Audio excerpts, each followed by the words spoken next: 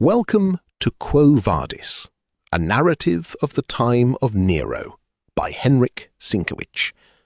The book will begin shortly. Please like and subscribe to support this channel. Thank you. Chapter 47. The Apostles' words put confidence in the souls of the Christians. The end of the world seemed ever near to them, but they began to think that the day of judgment would not come immediately, that first they would see the end of Nero's reign, which they looked on as the reign of Satan, and the punishment of God for Caesar's crimes, which were crying for vengeance. Strengthened in heart, they dispersed, after the prayer, to their temporary dwellings, and even to the Trans-Tiber, for news had come that the fire, set there in a number of places, had, with the change of wind, turned back toward the river, and, after devouring what it could here and there, had ceased to extend. The apostle, with Vinicius and Chilo, who followed him, left the excavation also.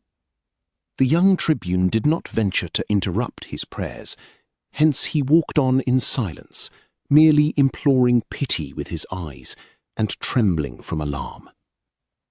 Many approached to kiss Peter's hands and the hem of his mantle. Mothers held out their children to him. Some knelt in the dark, long passage, and holding up tapers, begged a blessing. Others, going alongside, sang, so there was no chance for question or answer. Thus it was in the narrow passage. Only when they came out to broader spaces from which the burning city was in view did the apostle bless them 3 times, and say, turning to Vinicius, "Fear not, the hut of the quarryman is near. In it we shall find Linus and Lygia with her faithful servant. Christ, who predestined her to thee, has preserved her."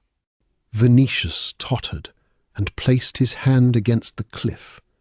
The road from Antium, the events at the wall, the search for Lygia amidst burning houses, sleeplessness, and his terrible alarm had exhausted him.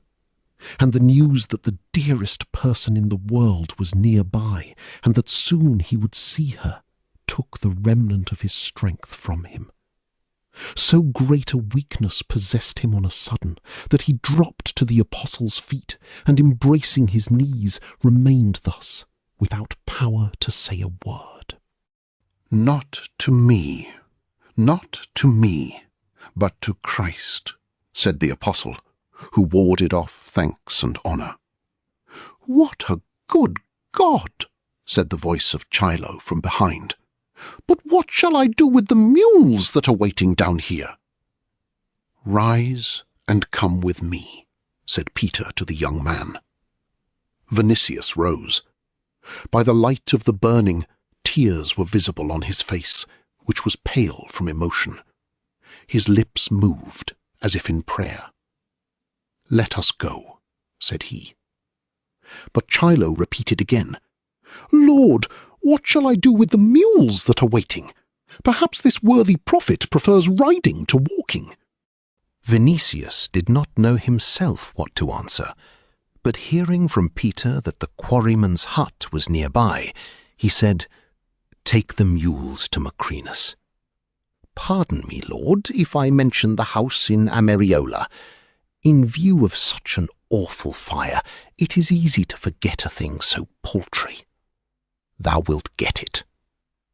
"O grandson of Numa Pompilius, I have always been sure, but now, when this magnanimous prophet also has heard the promise, I will not remind thee even of this, that thou hast promised me a vineyard.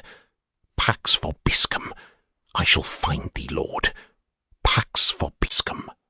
They answered, "And peace with thee." Then both turned to the right toward the hills. Along the road, Vinicius said, "Lord, wash me with the water of baptism, so that I may call myself a real confessor of Christ, for I love him with all the power of my soul. Wash me quickly, for I am ready in heart, and what thou commandest I will do, but tell me, so that I may do it in addition." "Love men as thy own brothers," answered the apostle, "for only with love mayest thou serve him." Yes, I understand and feel that. When a child, I believed in the Roman gods, though I did not love them. But I so love him, the one God, that I would give my life for him gladly. And he looked toward the sky, repeating with exultation, "For he is one, for he alone is kind and merciful. Hence let not only this city perish, but the whole world. Him alone will I confess and recognize. And he will bless thee and thy house," concluded the apostle. Meanwhile, they turned into another ravine, at the end of which a faint light was visible. Peter pointed to it and said, "There is the hut of the quarryman, who gave us a refuge when, on the way from Ostrianum with the sick Linus, we could not go to the Trans-Tiber." After a while they arrived. The hut was rather a cave, rounded out in an indentation of the hill, and was faced outside with a wall made of reeds. The door was closed, but through an opening, which served for a window, the interior was visible, lighted by a fire. Some dark giant figure rose up to meet them, and inquired, "Who are ye?" "Servants of Christ," answered Peter. "Peace be with thee, Ursus."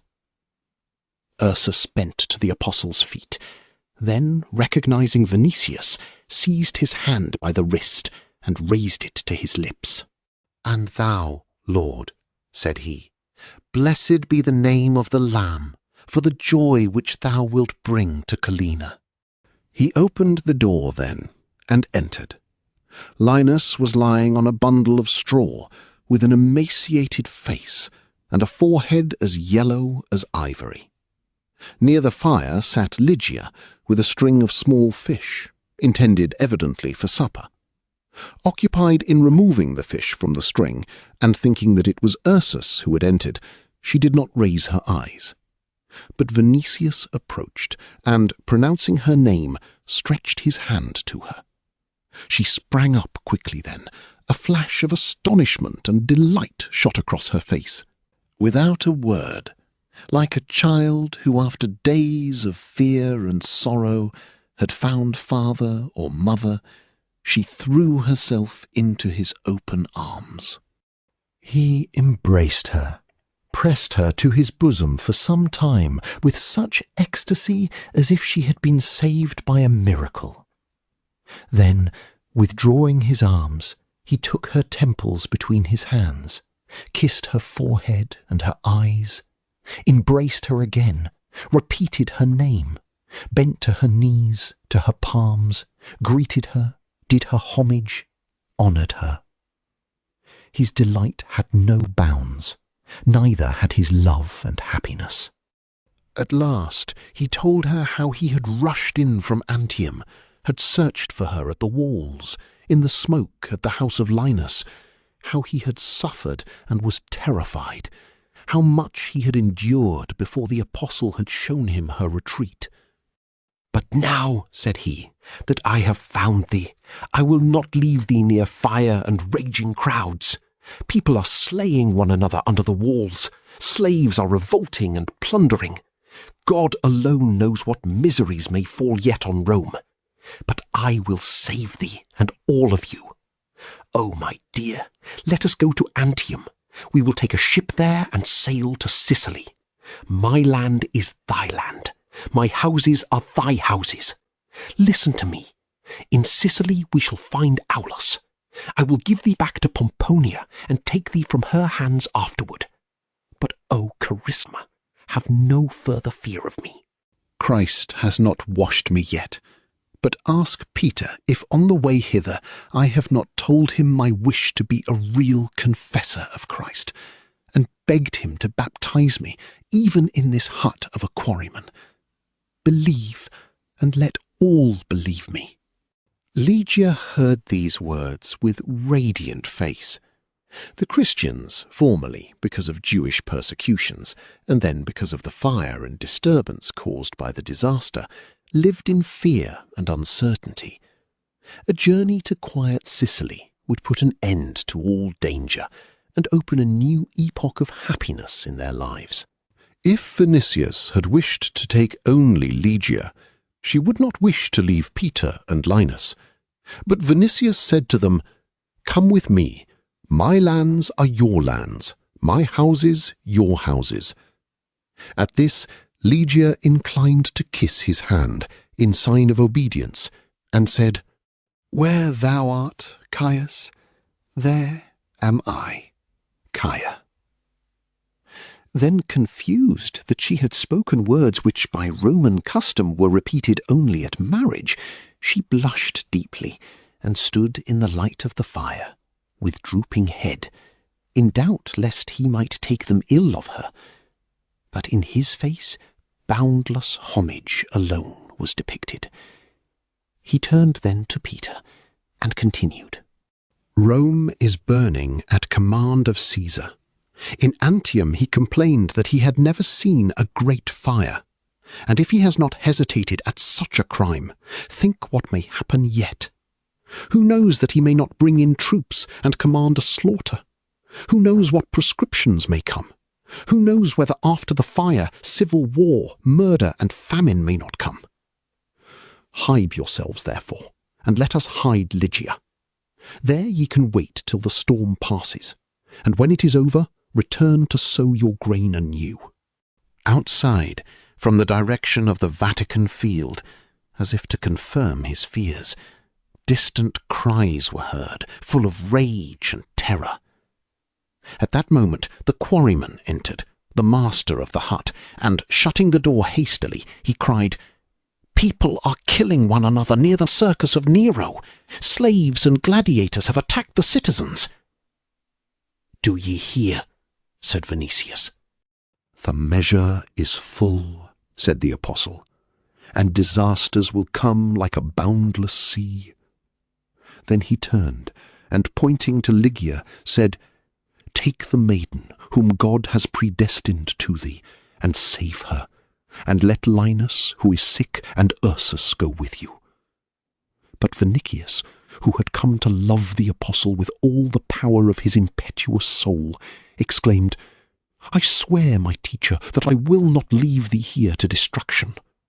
"The Lord bless thee for thy wish," answered Peter. "But hast thou not heard that Christ repeated thrice on the lake to me, 'Feed my lambs'?" Vinicius was silent.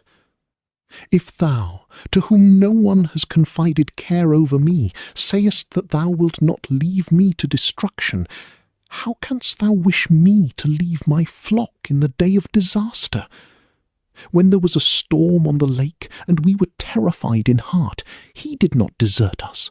Why should I, a servant, not follow my master's example?"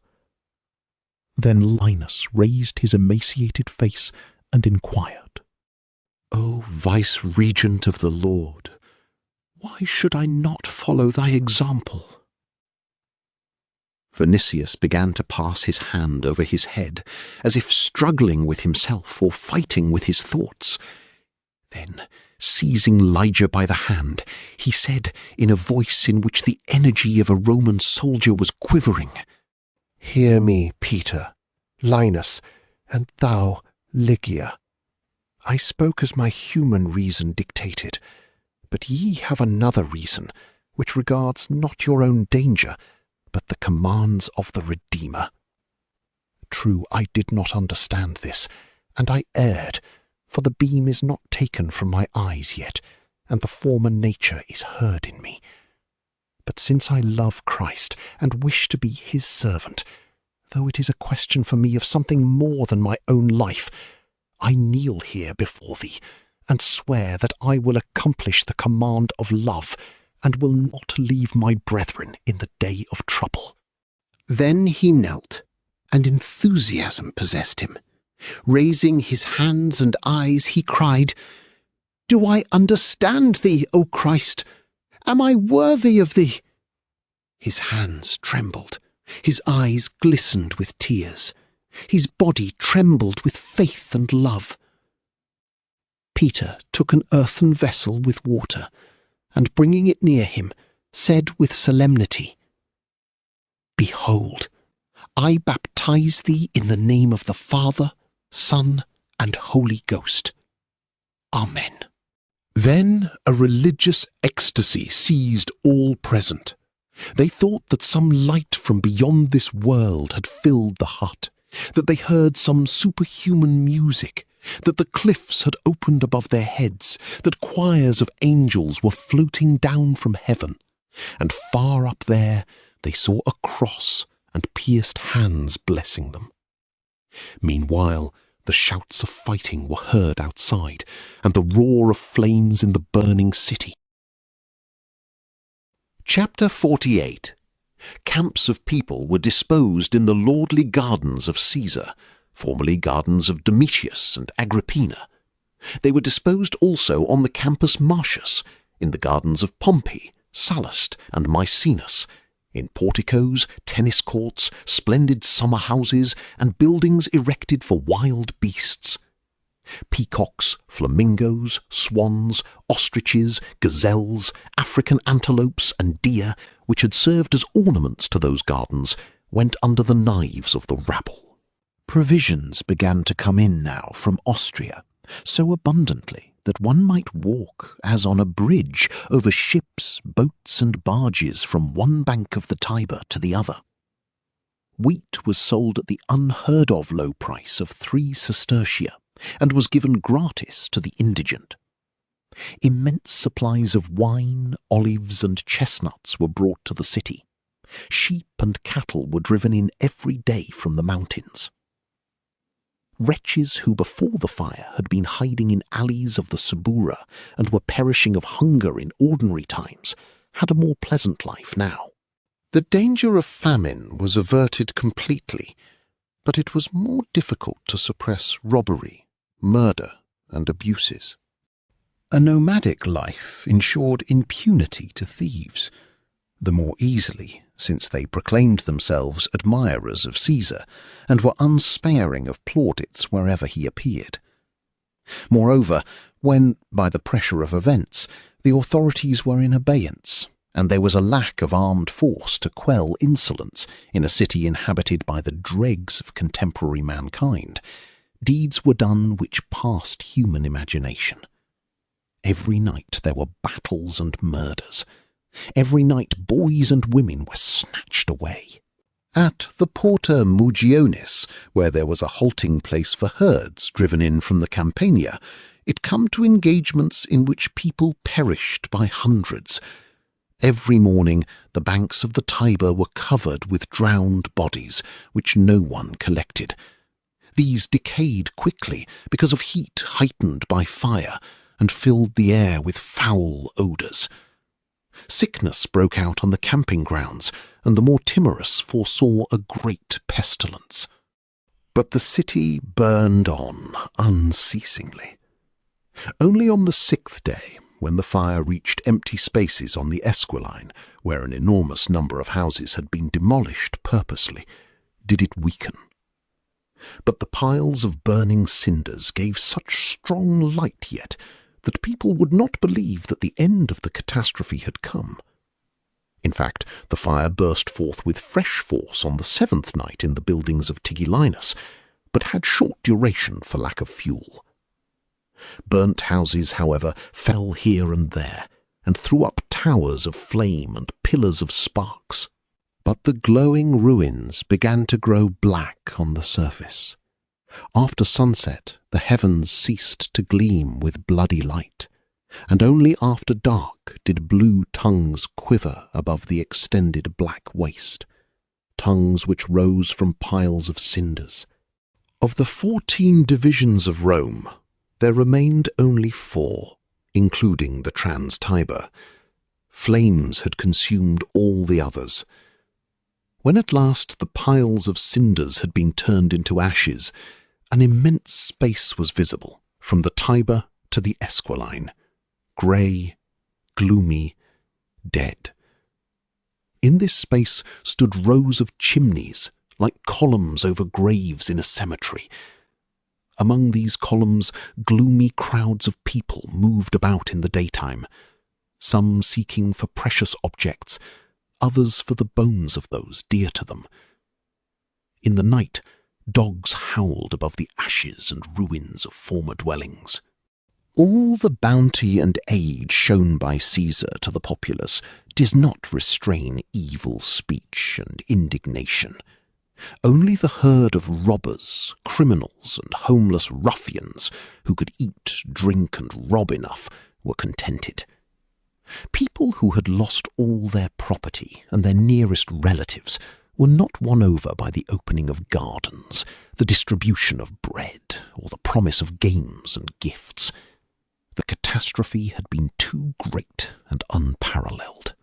Others, in whom was hidden yet some spark of love for the city and their birthplace, were brought to despair by news that the old name, Roma, was to vanish, and that from the ashes of the capital Caesar would erect a new city called Neropolis. A flood of hatred rose and swelled every day, despite the flatteries of the Augustians and the calumnies of Tigellinus. Nero, more sensitive than any former Caesar to the favour of the populace, thought with alarm that in the sullen and mortal struggle which he was waging with patricians in the Senate, he might lack support. The Augustines themselves were not less alarmed, for any morning might bring them destruction. Tigellinus thought of summoning certain legions from Asia Minor. Vatinius, who laughed even when slapped on the face, lost his humour. Vitellius lost his appetite. Others were taking counsel among themselves how to avert the danger, for it was no secret that were an outburst to carry off Caesar, not one of the Augustians would escape, except perhaps Petronius. To their influence were ascribed the madnesses of Nero, to their suggestions all the crimes which he committed. Hatred for them almost surpassed that for Nero. Hence, some began to make efforts to rid themselves of responsibility for the burning of the city. But to free themselves, they must clear Caesar also from suspicion, or no one would believe that they had not caused the catastrophe. Tigellinus took counsel on this subject with Domitius Afer, and even with Seneca, though he hated him. Poppaea, who understood that the ruin of Nero would be her own sentence, took the opinion of her confidants and of Hebrew priests, for it had been admitted for years that she held the faith of Jehovah. Nero found his own methods, which, frequently terrible, were more frequently foolish, and fell now into terror, now into childish delight. But above all, he complained. On a time, a long and fruitless consultation was held in the house of Tiberius, which had survived the fire. Petronius thought it best to leave troubles, go to Greece, thence to Egypt and Asia Minor. The journey had been planned long before. Why defer it when in Rome was sadness and danger? Caesar accepted the counsel with eagerness, but Seneca, when he had thought a while, said, "It is easy to go, but it would be more difficult to return." "By Heracles," replied Petronius, "we may return at the head of Asiatic legions." "This will I do," exclaimed Nero.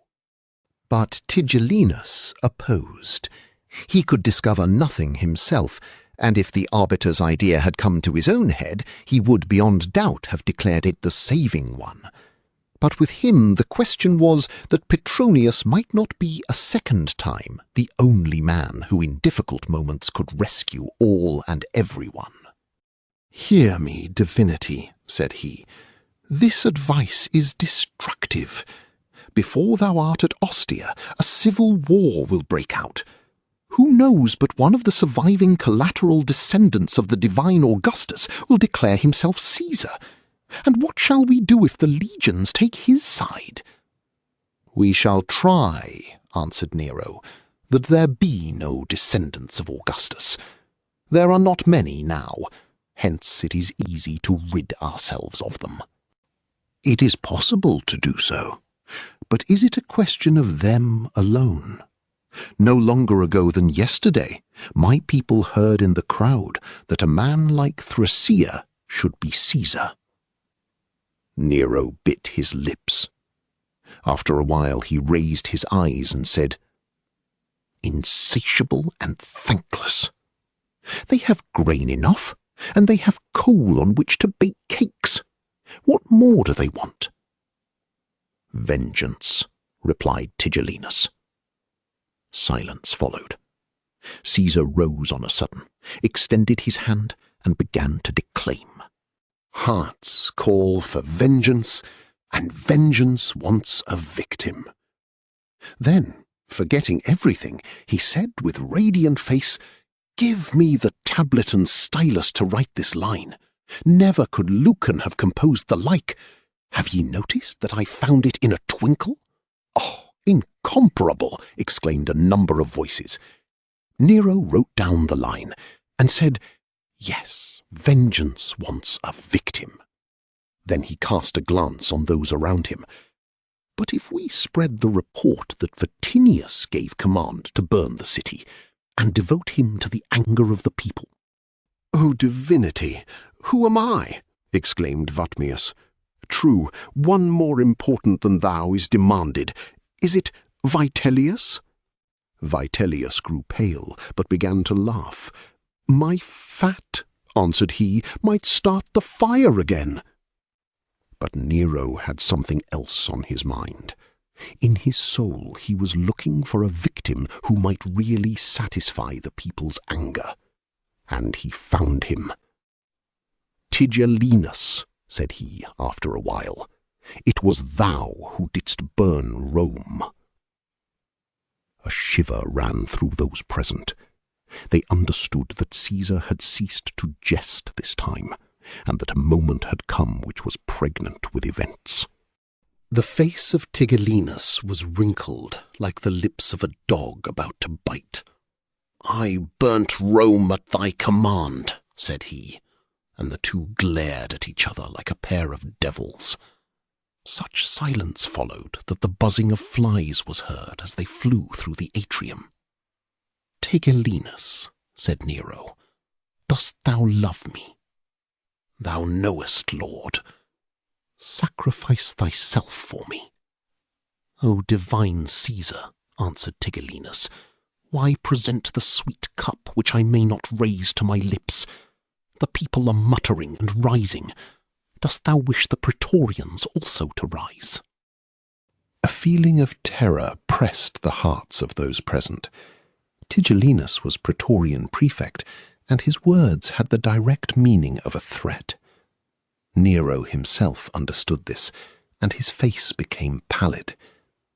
At that moment, Epaphroditus, Caesar's freedman, entered, announcing that the divine Augusta wished to see Tigellinus, as there were people in her apartments whom the prefect ought to hear. Tigellinus bowed to Caesar, and went out with a face calm and contemptuous. Now, when they had wished to strike him, he had shown his teeth.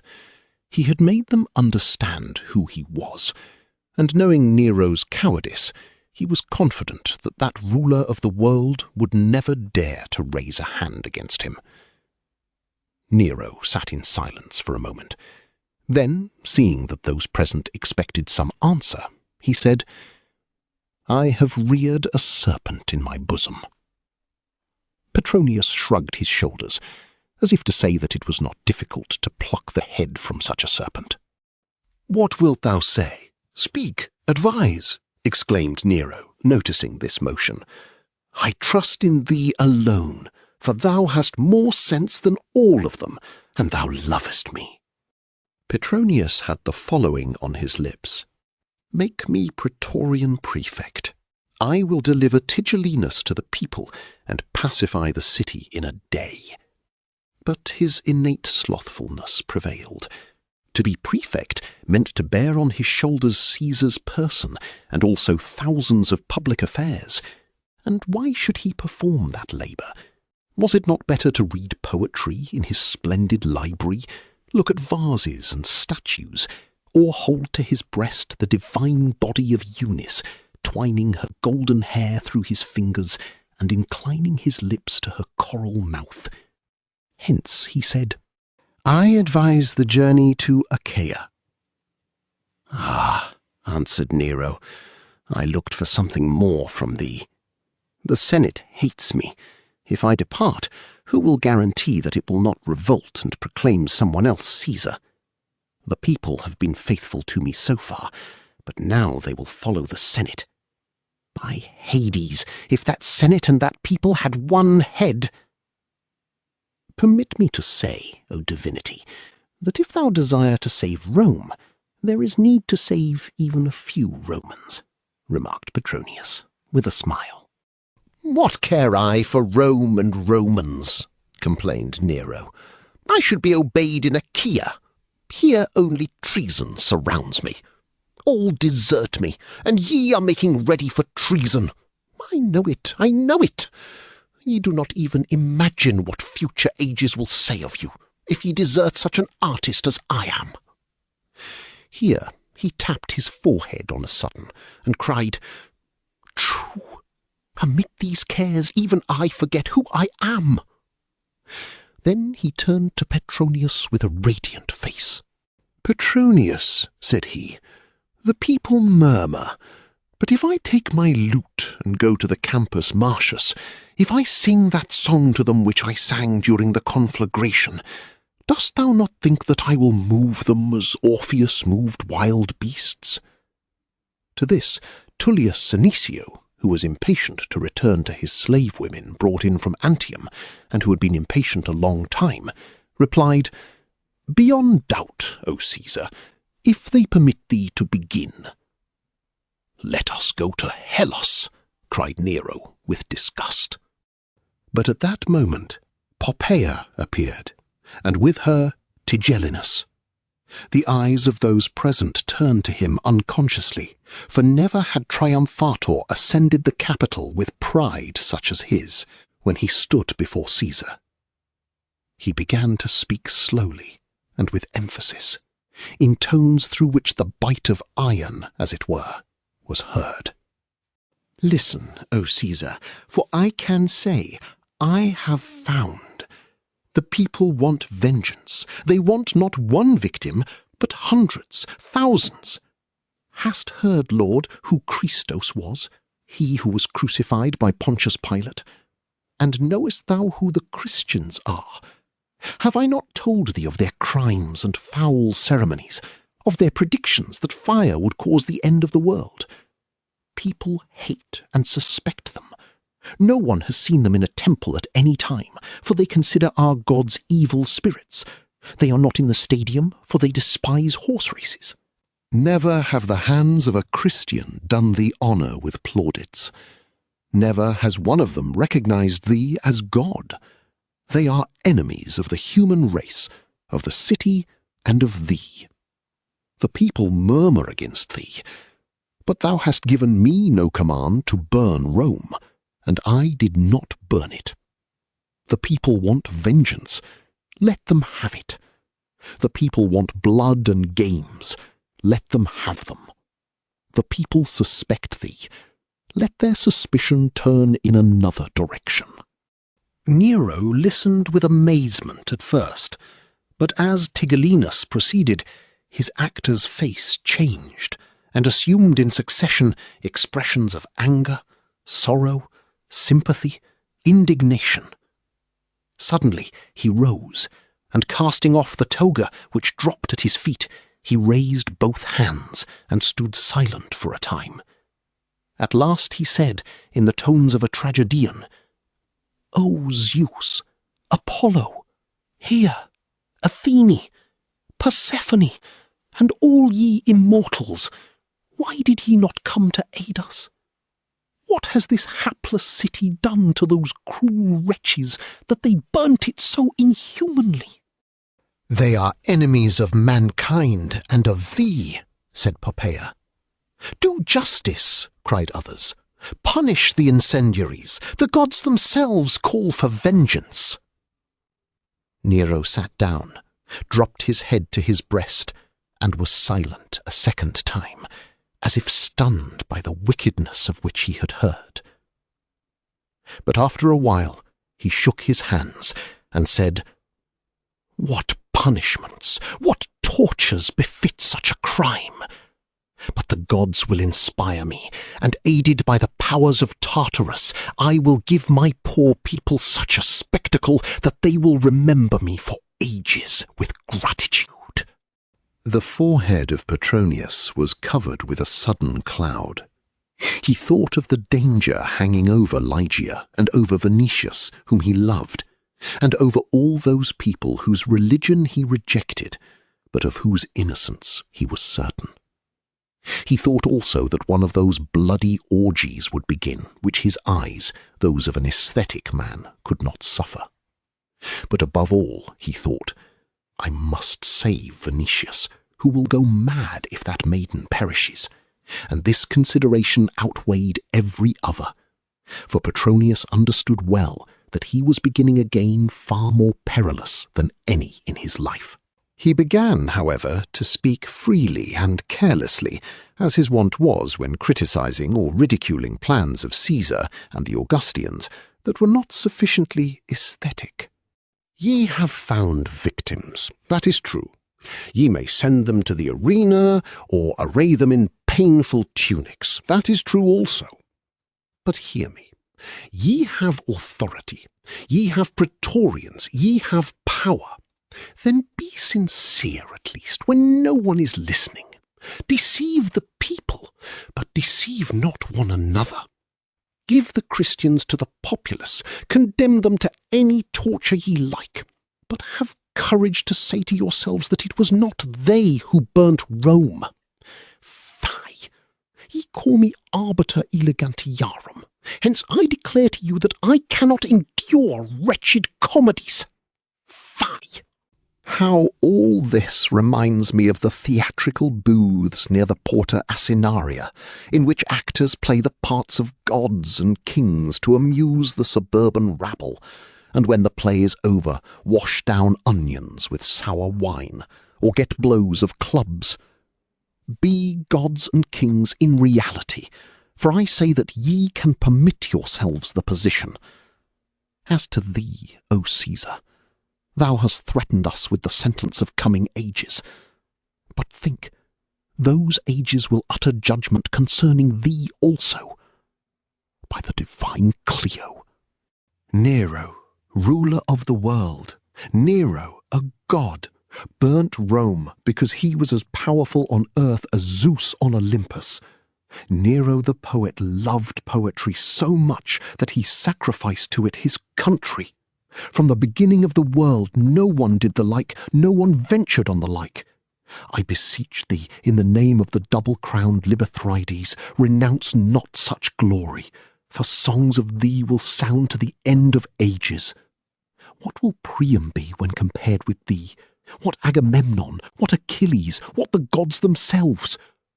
We need not say that the burning of Rome was good, but it was colossal and uncommon. I tell thee besides that the people will raise no hand against thee. It is not true that they will. Have courage, guard thyself against acts unworthy of thee, for this alone threatens thee, that future ages may say, Nero burned Rome, but as a timid Caesar and a timid poet he denied the great deed out of fear, and cast the blame of it on the innocent.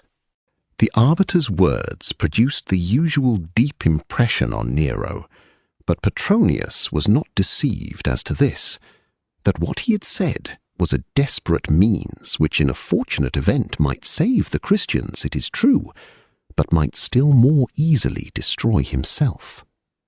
He had not hesitated, however, for it was a question at once of Venetius, whom he loved, and of hazard with which he amused himself.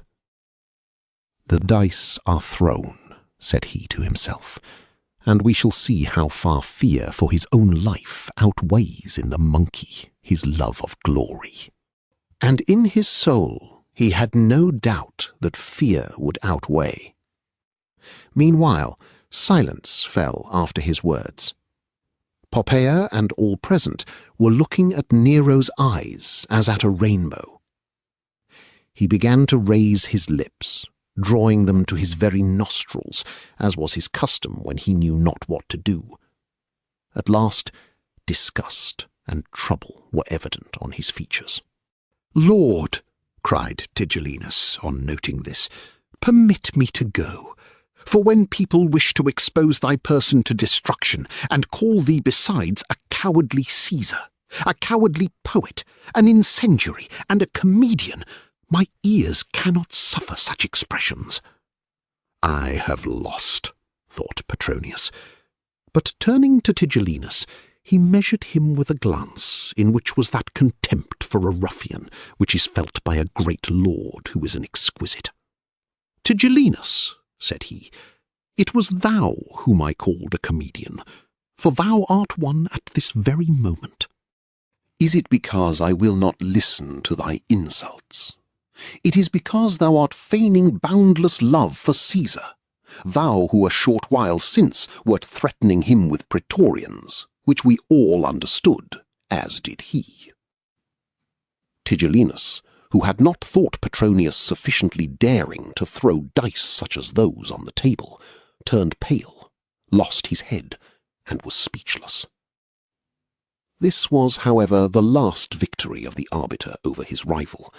For that moment, Poppaea said, "Lord, how permit that such a thought should even pass through the head of anyone, and all the more that anyone should venture to express it aloud in thy presence?"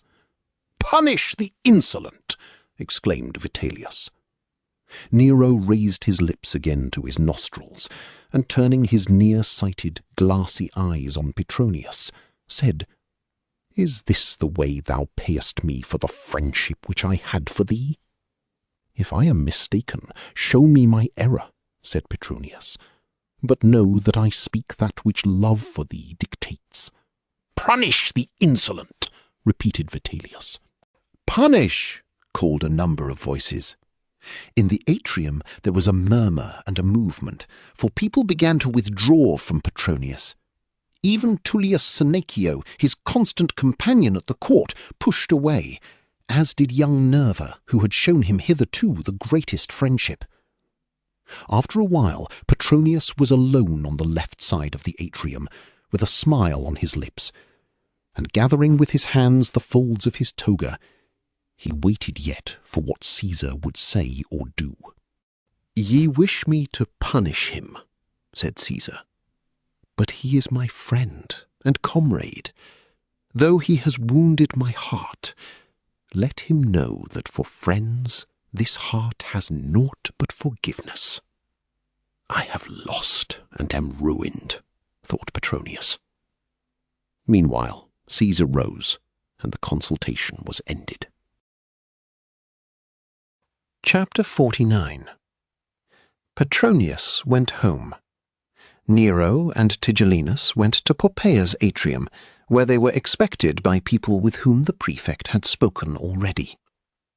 There were 2 trans-Tiber rabbis in long solemn robes and mitred, a young copyist, their assistant, together with Chilo.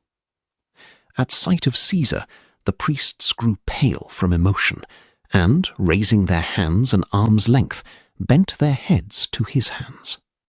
"Be greeted, O ruler of the earth, guardian of the chosen people, and Caesar, lion among men, whose reign is like sunlight, like the cedar of Lebanon, like a spring, like a palm, like the balsam of Jericho. Do ye refuse to call me God?" inquired Nero. The priests grew still paler. The chief one spoke again. "Thy words, O Lord, are as sweet as a cluster of grapes, as a ripe fig, for Jehovah filled thy heart with goodness. Thy father's predecessor, Caesar Caius, was stern. Still our envoys did not call him God, preferring death itself to violation of the law. And did not Caligula give command to throw them to the lions? No, Lord. Caesar Caius feared Jehovah's anger. And they raised their heads, for the name of the powerful Jehovah gave them courage. Confident in his might, they looked into Nero's eyes with more boldness. "Do ye accuse the Christians of burning Rome?" inquired Caesar. "We, Lord, accuse them of this alone, that they are enemies of the law, of the human race, of Rome, and of thee, that long since they have threatened the city and the world with fire. The rest will be told thee by this man, whose lips are unstained by a lie, for in his mother's veins flowed the blood of the chosen people." Nero turned to Chilo. "Who art thou?" "One who honours thee, O Cyrus, and, besides, a poor Stoic." "I hate the Stoics," said Nero. "I hate Thrasea. I hate Musonius and Cornutus. Their speech is repulsive to me. Their contempt for art, their voluntary squalor and filth. O Lord, thy master Seneca has 1,000 tables of citrus wood. At thy wish I will have twice as many. I am a Stoic from necessity. Dress my stoicism, O radiant one, in a garland of roses. Put a pitcher of wine before it. It will sing a Anacreon in such strains as to deafen every Epicurean." Nero, who was pleased by the title Radiant, smiled and said, "Thou dost please me." "This man is worth his weight in gold," cried Tigellinus. "Put thy liberality with my weight," answered Chilo, "or the wind will blow my reward away." "He would not outweigh Vitellius," put in Caesar. "Eheu, silver-bowed, my wit is not of lead." "I see that thy faith does not hinder thee from calling me a god." "O immortal, my faith is in thee. The Christians blaspheme against that faith, and I hate them." "What dost thou know of the Christians?" "Wilt thou permit me to weep, O divinity?" "No," answered Nero. "Weeping annoys me." "Thou art triply right, for eyes that have seen thee should be free of tears forever. O Lord, defend me against my enemies." "Speak of the Christians," said Poppaea, with a shade of impatience. "It will be at thy command, O Isis," answered Chilo. "From youth I devoted myself to philosophy and sought truth. I sought it among the ancient divine sages, in the Academy at Athens, and in the Serapeum at Alexandria. When I heard of the Christians, I judged that they formed some new school in which I could find certain kernels of truth, and to my misfortune I made their acquaintance. The first Christian whom evil fate brought near me was one Glaucus, a physician of Naples. From him I learned in time that they worship a certain Christos, who promised to exterminate all people and destroy every city on earth, but to spare them if they helped him to exterminate the children of Deucalion. For this reason, O lady, they hate men and poison fountains. For this reason, in their assemblies, they shower curses on Rome and on all temples in which our gods are honoured. Christos was crucified, but he promised that when Rome was destroyed by fire, he would come again and give Christians dominion over the world.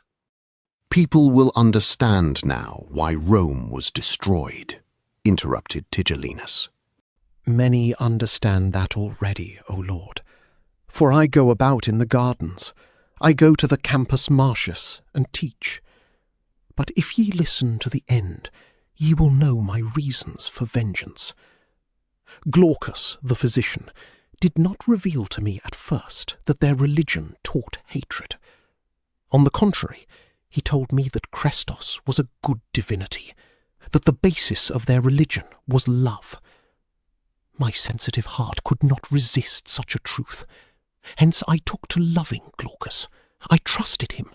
I shared every morsel of bread with him, every copper coin. And dost thou know, lady, how he repaid me?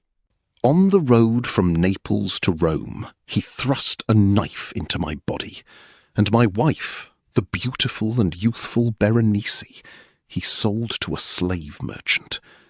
If Sophocles knew my history, but what do I say? One better than Sophocles is listening. Poor man, said Poppaea. Whoso has seen the face of Aphrodite is not poor, lady, and I see it at this moment. But then I sought consolation in philosophy. When I came to Rome, I tried to meet Christian elders to obtain justice against Glaucus. I thought that they would force him to yield up my wife. I became acquainted with their chief priest. I became acquainted with another named Paul, who was in prison in this city, but was liberated afterward. I became acquainted with the son of Zebedee, with Linus and Clitus and many others.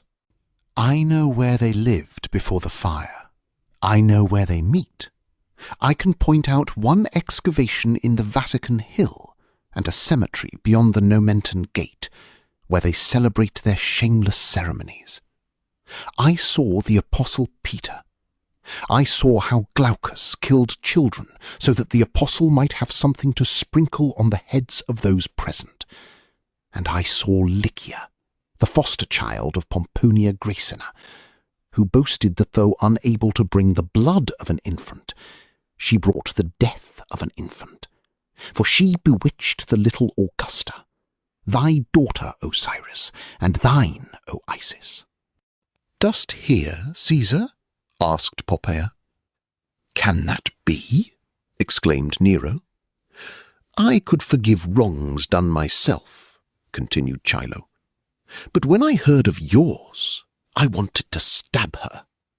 Unfortunately, I was stopped by the noble Vinicius, who loves her. Vinicius? But did she not flee from him? She fled, but he made search for her. He could not exist without her. For wretched pay I helped him in the search, and it was I who pointed out to him the house in which she lived among the Christians in the Trans-Tiber. We went there together, and with us thy wrestler Croton, whom the noble Vinicius hired to protect him. But Ursus, Lygia's slave, crushed Croton. That is a man of dreadful strength, O Lord, who can break a bull's neck as easily as another might a poppy stalk. Aulus and Pomponia loved him because of that. By Hercules, said Nero, the mortal who crushed Croton deserves a statue in the Forum. But, old man, thou art mistaken, or art inventing, for Vinicius killed Croton with a knife. That is how people calumniate the gods. O Lord, I myself saw Croton's ribs breaking in the arms of Ursus, who rushed then on Vinicius and would have killed him but for Lygia. Vinicius was ill for a long time after that, but they nursed him in the hope that through love he would become a Christian. In fact, he did become a Christian. Vinicius? Yes. And perhaps Petronius too? Inquired Tigellinus hurriedly. Chilo squirmed, rubbed his hands, and said, I admire thy penetration, O Lord. He may have become one, he may very well have become one. Now I understand why he defended the Christians. Nero laughed. Petronius a Christian, Petronius an enemy of life and luxury. Be not foolish, do not ask me to believe that, since I am ready not to believe anything. But the noble Vinicius became a Christian, Lord. I swear by that radiance which comes from thee that I speak the truth, and that nothing pierces me with such disgust as lying. Pomponia Graecina is a Christian, little Aulus is a Christian, Lygia is a Christian, and so is Vinicius. I served him faithfully, and in return, at the desire of Glaucus the physician, he gave command to flog me, though I am old and was sick and hungry. And I have sworn by Hades that I will not forget that for him. O Lord, avenge my wrongs on them, and I will deliver to thee Peter the Apostle, and Linus, and Clitus, and Glaucus, and Crispus, the highest ones, and Lygia, and Ursus. I will point out hundreds of them to you, thousands. I will indicate their houses of prayer, the cemeteries. All thy prisons will not hold them. Without me ye could not find them.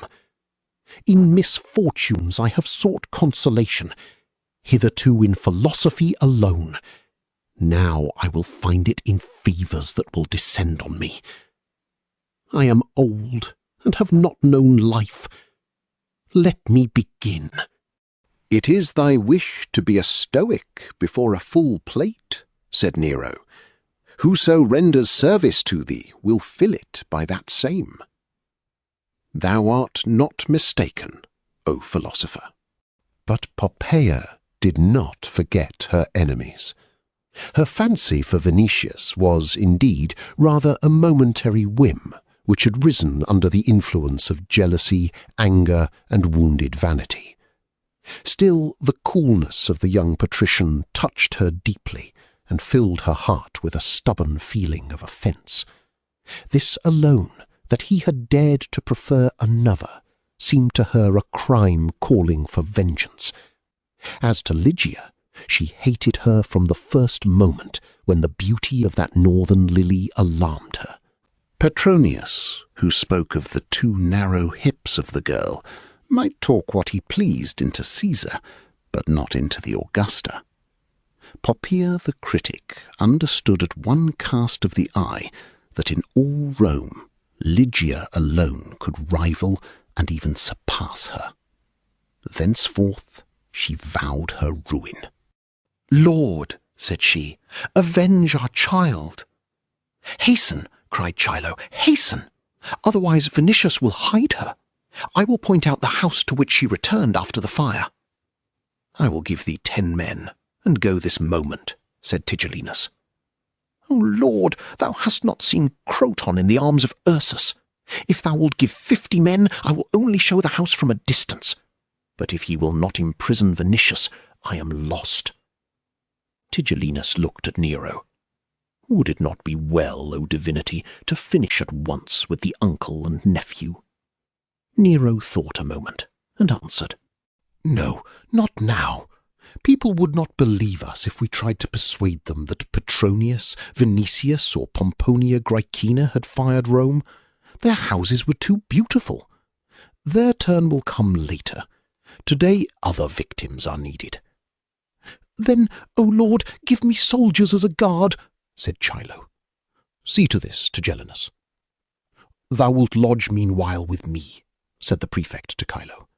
Delight beamed from the face of the Greek. "I will give up all. Only hasten, hasten," cried he, with a hoarse voice. Chapter 50. On leaving Caesar, Petronius had himself borne to his house on the Caerini, which, being surrounded on 3 sides by a garden, and having in front the small Sicilian Forum, escaped the fire luckily. For this cause other Augustians, who had lost their houses and in them vast wealth and many works of art, called Petronius fortunate. For years it had been repeated that he was the firstborn of fortune, and Caesar's growing friendship in recent times seemed to confirm the correctness of this statement. But that firstborn of fortune might meditate now on the fickleness of his mother, or rather on her likeness to Kronos, who devoured his own children. "Were my house burnt," said he to himself, "and with it my gems, Etruscan vases, Alexandrian glass, and Corinthian bronze, Nero might indeed have forgotten the offence. By Pollux! And to think that it depended on me alone to be Praetorian prefect at this moment. I should proclaim Tigellinus the incendiary, which he is really, I should array him in the painful tunic and deliver him to the populace, protect the Christians, rebuild Rome. Who knows, even if a better epoch would not begin thus for honest people. I ought to have taken the office simply out of regard for Venetius. In case of overwork, I could have surrendered command to him, and Nero would not have even tried to resist. Then let Venetius baptize all the praetorians, nay, Caesar himself. What harm could that be to me? Nero pious, Nero virtuous and merciful. This would be even an amusing spectacle. And his carelessness was so great that he began to laugh. But after a time his thoughts turned in another direction. It seemed to him that he was in Antium, that Paul of Tarsus was saying to him, "Ye call us enemies of life, but answer me, Petronius, if Caesar were a Christian and acted according to our religion, would not life be safer and more certain?" And remembering these words, he continued, "By Castor, no matter how many Christians they murder here, Paul will find as many new ones, for he is right, unless the world can rest on scoundrelism. But who knows that this will not be the case soon? I myself, who have learned not a little, did not learn how to be a great enough scoundrel. Hence I shall have to open my veins. But in every case it must have ended thus, and if not thus, in some other way. I am sorry for Eunice and my Murine vase, but Eunice is free, and the vase will go with me. Anobarbus will not get it in any event. I am sorry also for Venicius, but though I was bored less of late than before, I am ready. In the world things are beautiful, but people are so vile for the greater part that life is not worth a regret. He who knew how to live should know how to die. Though I belong to the Augustians, I was freer than they supposed." Here he shrugged his shoulders. "They may think that my knees are trembling at this moment, and that terror has raised the hair on my head. But on reaching home, I will take a bath in violet water. My golden-haired herself will anoint me. Then, after refreshment, we will have sung to us that hymn to Apollo composed by Anthemios. I said once to myself that it was not worth while to think of death, for death thinks of us without our assistance. It would be a wonder if there are really Elysian fields, and in them shades of people. Eunice would come in time to me, and we should wander together over asphodel meadows. I should find, too, society better than this. What buffoons, tricksters, a vile herd without taste or polish. Tens of arbiters elegantiarum could not transform those trimalchilons into decent people. By Persephone, I have had enough." And he noted with astonishment that something separated him from those people already. He had known them well earlier, and had known what to think of them. Still they seemed to him now as farther away and more deserving of contempt than usual. Indeed, he had had enough of them. But afterward he began to think over his position. Thanks to his acuteness, he knew that destruction was not threatening him directly. Nero had seized an appropriate occasion to utter a few select, lofty phrases about friendship and forgiveness, thus binding himself for the moment. He will have to seek pretexts, and before he finds them much time may pass. First of all, he will celebrate the games with Christians, said Petronius to himself. Only then will he think of me. And if that be true, it is not worth while to take trouble or change my course of life. Nearer danger threatens Venetius. And thenceforth he thought only of Venetius, whom he resolved to rescue. 4 sturdy Bithyans bore his litter quickly through ruins ash heaps and stones with which the Carinae was filled yet, but he commanded them to run swiftly so as to be home at the earliest. Venetius, whose insula had been burned, was living with him and was at home, fortunately. "Hast seen Lygia today?" were the first words of Petronius. "I have just come from her." "Hear what I tell thee, and lose no time in questions. It has been decided this morning at Caesar's to lay the blame of burning Rome on the Christians. Persecutions and tortures threaten them. Pursuit may begin any instant. Take Lygia and flee at once beyond the Alps even, or to Africa, and hasten, for the Palatine is nearer the Trans-Tiber than is this place." Venetius was, indeed, too much of a soldier to lose time in useless queries. He listened with frowning brows and a face intent and terrible, but fearless. Evidently the first feeling of his nature in presence of peril was a wish to defend and give battle. "I go," said he. "One word more. Take a purse of gold, take weapons, and a handful of thy Christians. In case of need, rescue her." Venetius was in the door of the atrium already.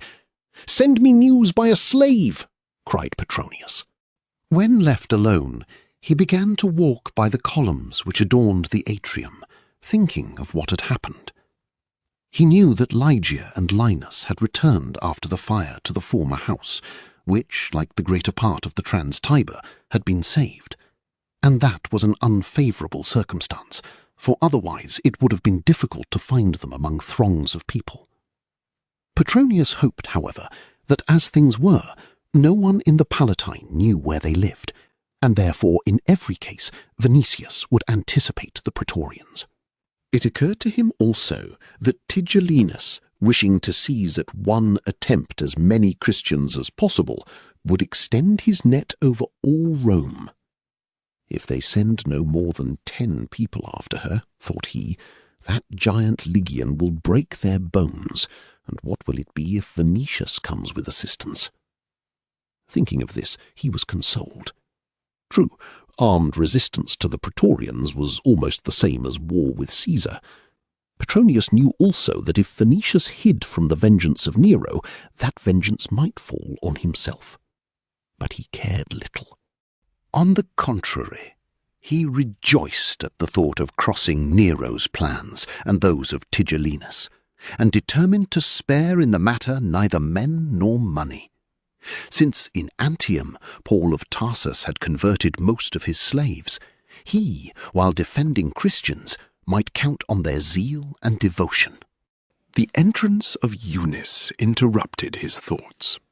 At sight of her, all his cares and troubles vanished without a trace. He forgot Caesar, the disfavour into which he had fallen, the degraded Augustians, the persecution threatening the Christians, Venetius, Lygia, and looked only at her, with the eyes of an anthetic man enamoured of marvellous forms, and of a lover for whom love breathes from those forms. She, in a transparent violet robe called Quo Vadis, through which her maiden-like form appeared, was really as beautiful as a goddess. Feeling herself admired, meanwhile, and loving him with all her soul, ever eager for his fondling, she blushed with delight, as if she had been an innocent maiden. "What wilt thou say to me, Charis?" asked Petronius, stretching his hands to her. She, inclining her golden head to him, answered, "Anthemios has come with his choristers, and asks if 'tis thy wish to hear him." "Let him stay. He will sing to us during dinner the hymn to Apollo. By the groves of Paphos, when I see thee in that Coan gauze, I think that Aphrodite has veiled herself with a piece of the sky and is standing before me. O Lord! Come hither, Eunice, embrace me with thy arms, and give thy lips to me. Dost thou love me? I should not have loved Zeus more." Then she pressed her lips to his, while quivering in his arms from happiness. After a while, Petronius asked, "But if we should have to separate?" Eunice looked at him with fear in her eyes. "How is that, Lord?" "Fear not. I ask, for who knows but I may have to set out on a long journey." "Take me with thee." Petronius changed the conversation quickly and said, "Tell me, are there asphodels on the grass plot in the garden?" "The cypresses and the grass plots are yellow from the fire. The leaves have fallen from the myrtles, and the whole garden seems dead. All Rome seems dead, and soon it will be a real graveyard. Dost thou know that an edict against the Christians is to be issued, and a persecution will begin, during which thousands will perish?" "Why punish the Christians, Lord? They are good and peaceful." "For that very reason. Let us go to the sea. Thy beautiful eyes do not like to see blood." "Well, but meanwhile I must bathe. Come to the Eleothesium to anoint my arms. By the girdle of Cypris, never hast thou seemed to me so beautiful. I will give command to make a bath for thee in the form of a shell. Thou wilt be like a costly pearl in it. Come, golden-haired." He went out, and an hour later, both in garlands of roses and with misty eyes, were resting before a table covered with a service of gold. They were served by boys dressed as cupids. They drank wine from ivy-wreathed goblets, and heard the hymn to Apollo sung to the sound of harps, under direction of Anthemius. What cared they if around the villa chimneys pointed up from the ruins of houses, and gusts of wind swept the ashes of burnt Rome in every direction? They were happy, thinking only of love, which had made their lives like a divine dream. But before the hymn was finished, a slave, the chief of the atrium, entered the hall. "Lord," said he, in a voice quivering with alarm, "a centurion with a detachment of praetorians is standing before the gate, and, at command of Caesar, wishes to see thee."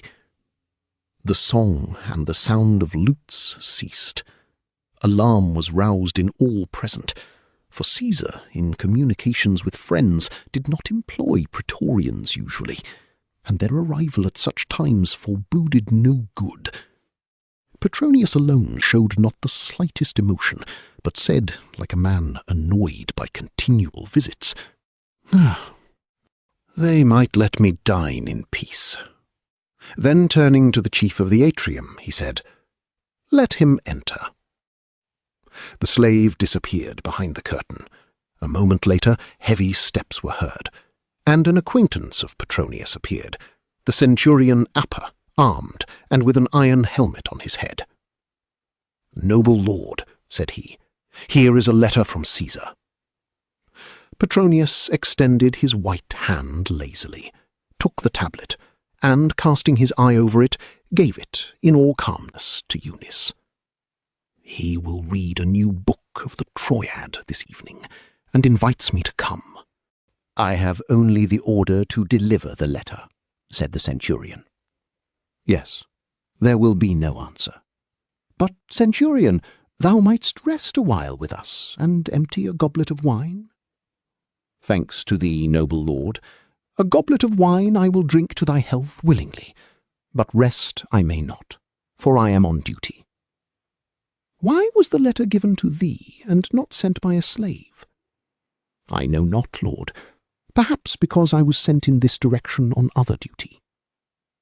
"I know. Against the Christians?" "Yes, lord." "Is it long since the pursuit was begun?" "Some divisions were sent to the Trans-Tiber before midday." When he had said this, the centurion shook a little wine from the goblet in honour of Mars. Then he emptied it, and said, "May the gods grant thee, Lord, what thou desirest."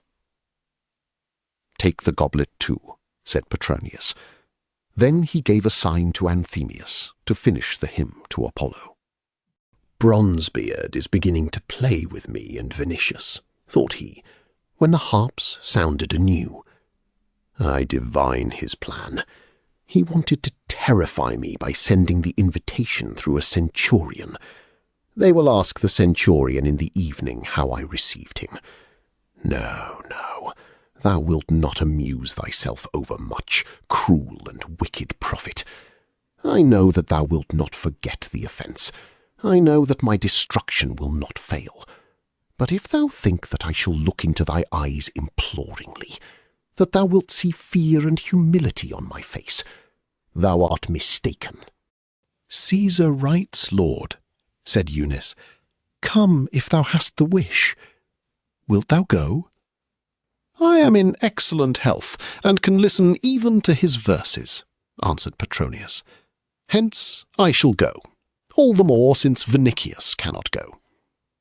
In fact, after the dinner was finished, and after the usual walk, he gave himself into the hands of hairdressers and of slaves who arranged his robes, and an hour later, beautiful as a god, he gave command to take him to the Palatine. It was late. The evening was warm and calm. The moon shone so brightly that the lampadari going before the litter put out their torches. On the streets and among the ruins, crowds of people were pushing along, drunk with wine, in garlands of ivy and honeysuckle, bearing in their hands branches of myrtle and laurel taken from Caesar's gardens. Abundance of grain and hopes of great games filled the hearts of all with gladness. Here and there songs were sung, magnifying the divine night and love. Here and there they were dancing by the light of the moon, and the slaves were forced repeatedly to demand space for the litter of the noble Petronius, and then the crowd pushed apart, shouting in honour of their favourite. He was thinking of Vinicius, and wondering why he had no news from him. He was an Epicurean and an egotist, but passing time, now with Paul of Tarsus, now with Vinicius, hearing daily of the Christians, he had changed somewhat, without his own knowledge. A certain breeze from them had blown on him. This cast new seeds into his soul. Besides his own person, others began to occupy him. Moreover, he had been always attached to Vinicius, for in childhood he had loved greatly his sister, the mother of Vinicius. At present, therefore, when he had taken part in his affairs, he looked on them with that interest with which he would have looked on some tragedy. Petronius did not lose hope that Vinicius had anticipated the Praetorians and fled with Lygia, or, in the worst case, had rescued her, but he would have preferred to be certain, since he foresaw that he might have to answer various questions for which he would better be prepared. Stopping before the house of Tiberius, he alighted from the litter, and after a while entered the atrium, filled already with Augustians. Yesterday's friends, though astonished that he was invited, still pushed back, but he moved on among them, beautiful, free, unconcerned, as self-confident as if he himself had the power to distribute favours. Some, seeing him thus, were alarmed in spirit, lest they had shown him indifference too early. Caesar, however, feigned not to see him, and did not return his obeisance, pretending to be occupied in conversation. But Tigellinus approached, and said, "Good evening, Arbiter Elegantiarum.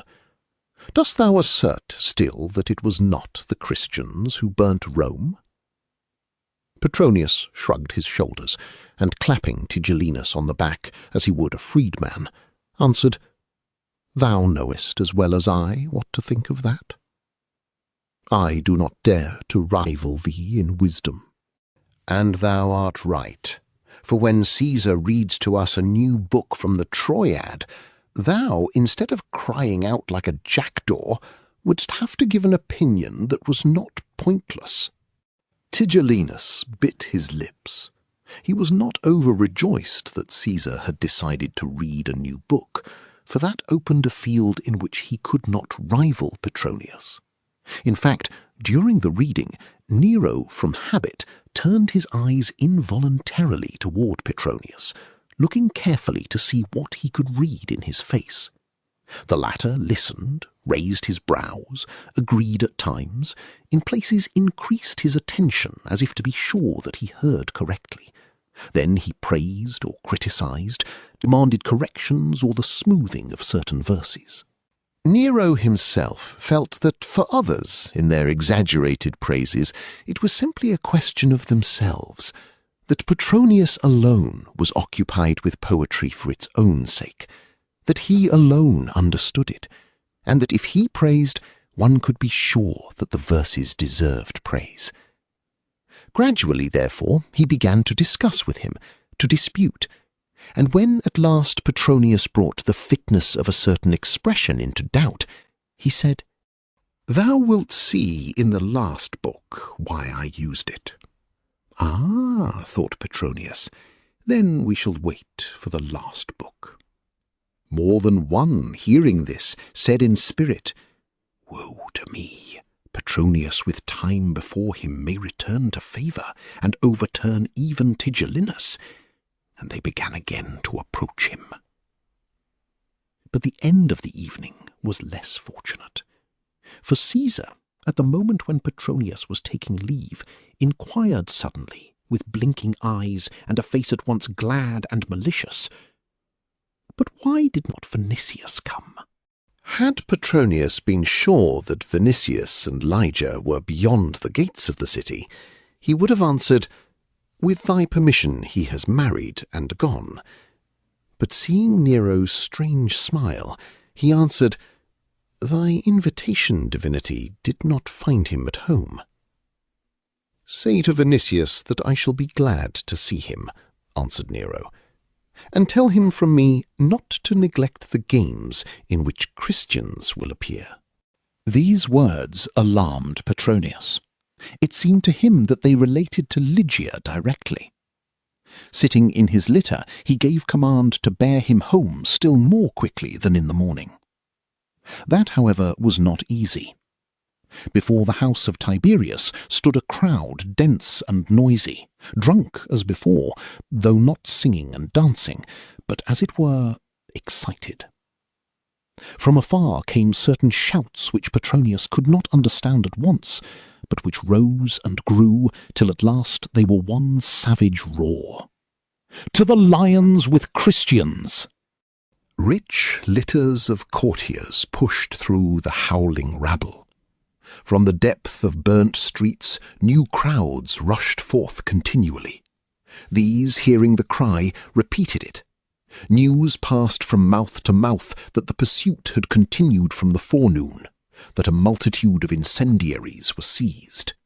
And immediately along the newly cleared and the old streets, through alleys lying among ruins around the Palatine, over all the hills and gardens were heard through the length and breadth of Rome shouts of swelling rage. "To the lions with Christians!" "Heard," repeated Petronius with contempt, "a people worthy of Caesar." And he began to think that a society resting on superior force, on cruelty of which even barbarians had no conception, on crimes and mad profligacy, could not endure. Rome ruled the world, but was also its ulcer. The odour of a corpse was rising from it. Over its decaying life, the shadow of death was descending. More than once this had been mentioned even among the Augustians, but never before had Petronius had a clearer view of this truth, that the laurelled chariot on which Rome stood in the form of a triumphator, and which dragged behind a chained herd of nations, was going to the precipice. The life of that world-ruling city seemed to him a kind of mad dance, an orgy, which must end. He saw then that the Christians alone had a new basis of life, but he judged that soon there would not remain a trace of the Christians. And what then? The mad dance would continue under Nero, and if Nero disappeared, another would be found of the same kind or worse, for with such a people and such patricians, there was no reason to find a better leader. There would be a new orgy, and moreover a fouler and a viler one. But the orgy could not last forever, and there would be need of sleep when it was over, even because of simple exhaustion. While thinking of this, Petronius felt immensely wearied.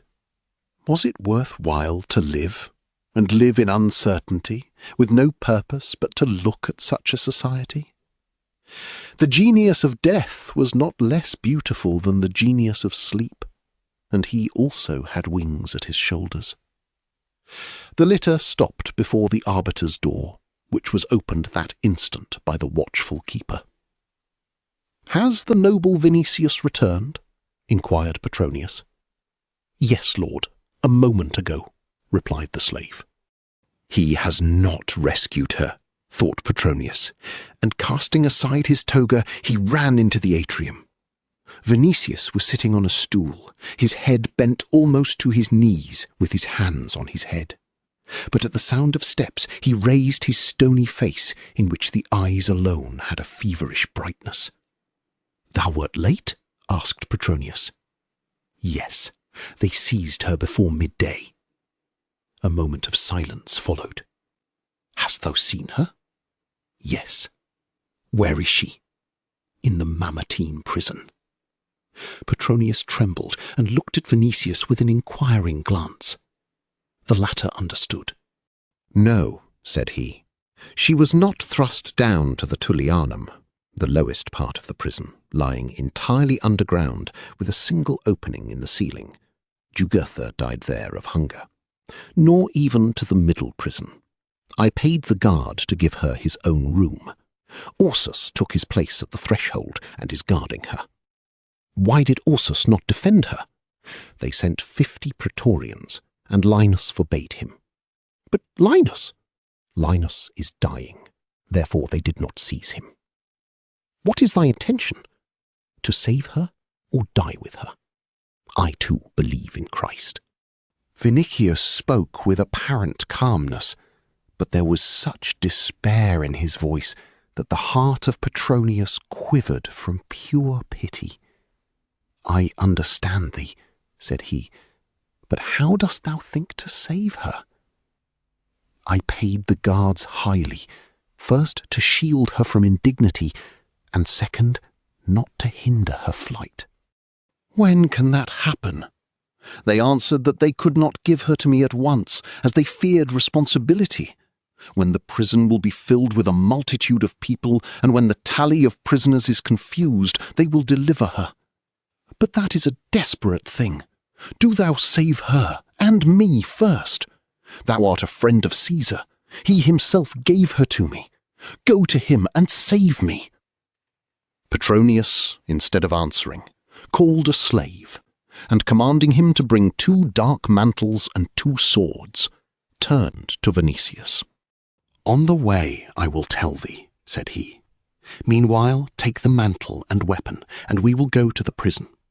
There give the guards 100,000 sestertia. Give them twice and 5 times more if they will free Lygia at once. Otherwise it will be too late." "Let us go," said Vinicius. After a while, both were on the street. "Now listen to me," said Petronius. "I did not wish to lose time. I am in disfavour, beginning with today. My own life is hanging on a hair. Hence I can do nothing with Caesar. Worse than that, I am sure that he would act in opposition to my request. If that were not the case, would I advise thee to flee with Lygia, or to rescue her? Besides, if thou escape, Caesar's wrath will turn on me. Today he would rather do something at thy request than at mine. Do not count on that, however. Get her out of the prison and flee. Nothing else is left. If that does not succeed, there will be time for other methods. Meanwhile, know that Lygia is in prison, not alone for belief in Christ, Poppaea's anger is pursuing her and thee. Thou hast offended the Augusta by rejecting her, dost remember? She knows that she was rejected for Lygia, whom she hated from the first cast of the eye. Nay, she tried to destroy Lygia before by ascribing the death of her own infant to her witchcraft. The hand of Poppaea is in this. How explain that Lygia was the first to be imprisoned? Who could point out the house of Linus? But I tell thee that she has been followed this long time. I know that I wring thy soul, and take the remnant of thy hope from thee. But I tell thee this purposely, for the reason that if thou free her not before they come at the idea that thou wilt try, ye are both lost. Yes, I understand, muttered Vinicius. The streets were empty because of the late hour. Their further conversation was interrupted, however, by a drunken gladiator who came toward them. He reeled against Petronius, put one hand on his shoulder, covering his face with a breath filled with wine, and shouted in a hoarse voice, "To the lions with Christians!" "Myrmilion," answered Petronius quietly, "listen to good counsel. Go thy way." With his other hand, the drunken man seized him by the arm. "Shout with me, or I'll break thy neck! Christians to the lions!" But the arbiter's nerves had had enough of those shouts. From the time that he had left the Palatine, they had been stifling him like a nightmare and rending his ears. So when he saw the fist of the giant above him, the measure of his patience was exceeded. "Friend," said he, "thou hint the smell of wine, and art stopping my way." Thus speaking, he drove into the man's breast to the hilt the short sword which he had brought from home. Then, taking the arm of Vinicius, he continued as if nothing had happened. "Caesar said today, 'Tell Vinicius from me to be at the games in which Christians will appear.' Dost understand what that means? They wish to make a spectacle of thy pain. That is a settled affair. Perhaps that is why thou and I are not imprisoned yet. If thou art not able to get her at once, I do not know. Acte might take thy part, but can she effect anything? Thy Sicilian lands too might tempt Tigellinus. Make the trial." "I will give him all that I have," answered Vinicius. From the Carinae to the Forum was not very far, hence they arrived soon. The night had begun to pale, and the walls of the castle came out definitely from the shadow. Suddenly, as they turned toward the Mamertine prison, Petronius stopped and said, "Praetorians, too late." In fact, the prison was surrounded by a double rank of soldiers. The morning dawn was silvering their helmets and the points of their javelins. Vinicius grew as pale as marble. "Let us go on," said he. After a while, they halted before the line. Gifted with an uncommon memory, Petronius knew not only the officers, but nearly all the Praetorian soldiers. Soon he saw an acquaintance, a leader of a cohort, and nodded to him. "But what is this, Niger?" asked he. "Are ye commanded to watch the prison?" "Yes, noble Petronius. The prefect feared lest they might try to rescue the incendiaries." "Have ye the order to admit no one?" inquired Vinicius. "We have not. Acquaintances will visit the prisoners, and in that way we shall seize more Christians." "Then let me in," said Vinicius. And pressing Petronius's hand, he said, "See Acte. I will come to learn her answer." "Come," responded Petronius. At that moment, under the ground and beyond the thick walls, was heard singing. The hymn, at first low and muffled, rose more and more. The voices of men, women, and children were mingled in one harmonious chorus. The whole prison began to sound in the calmness of dawn like a harp. But those were not voices of sorrow or despair. On the contrary, gladness and triumph were heard in them. The soldiers looked at one another with amazement. The first golden and rosy gleams of the morning appeared in the sky. Chapter 51. The cry, "Christians to the lions," was heard increasingly in every part of the city. At first, not only did no one doubt that they were the real authors of the catastrophe, but no one wished to doubt, since their punishment was to be a splendid amusement for the populace. Still, the opinion spread that the catastrophe would not have assumed such dreadful proportions but for the anger of the gods.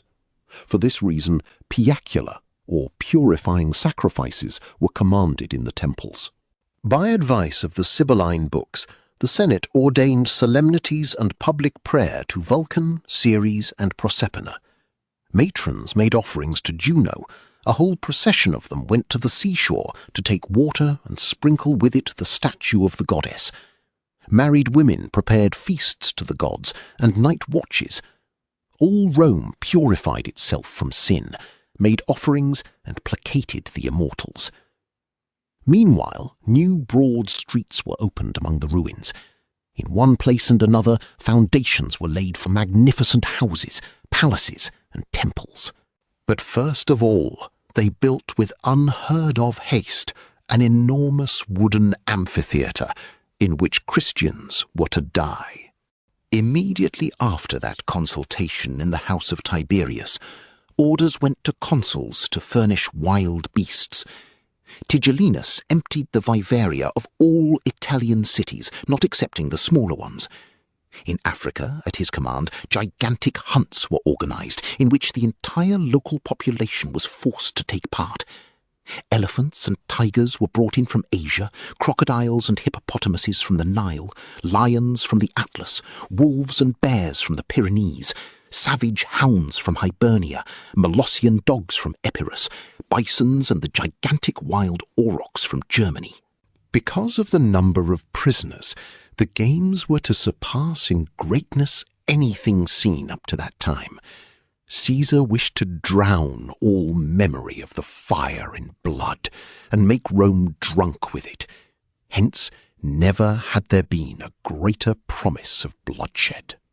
The willing people helped guards and praetorians in hunting Christians.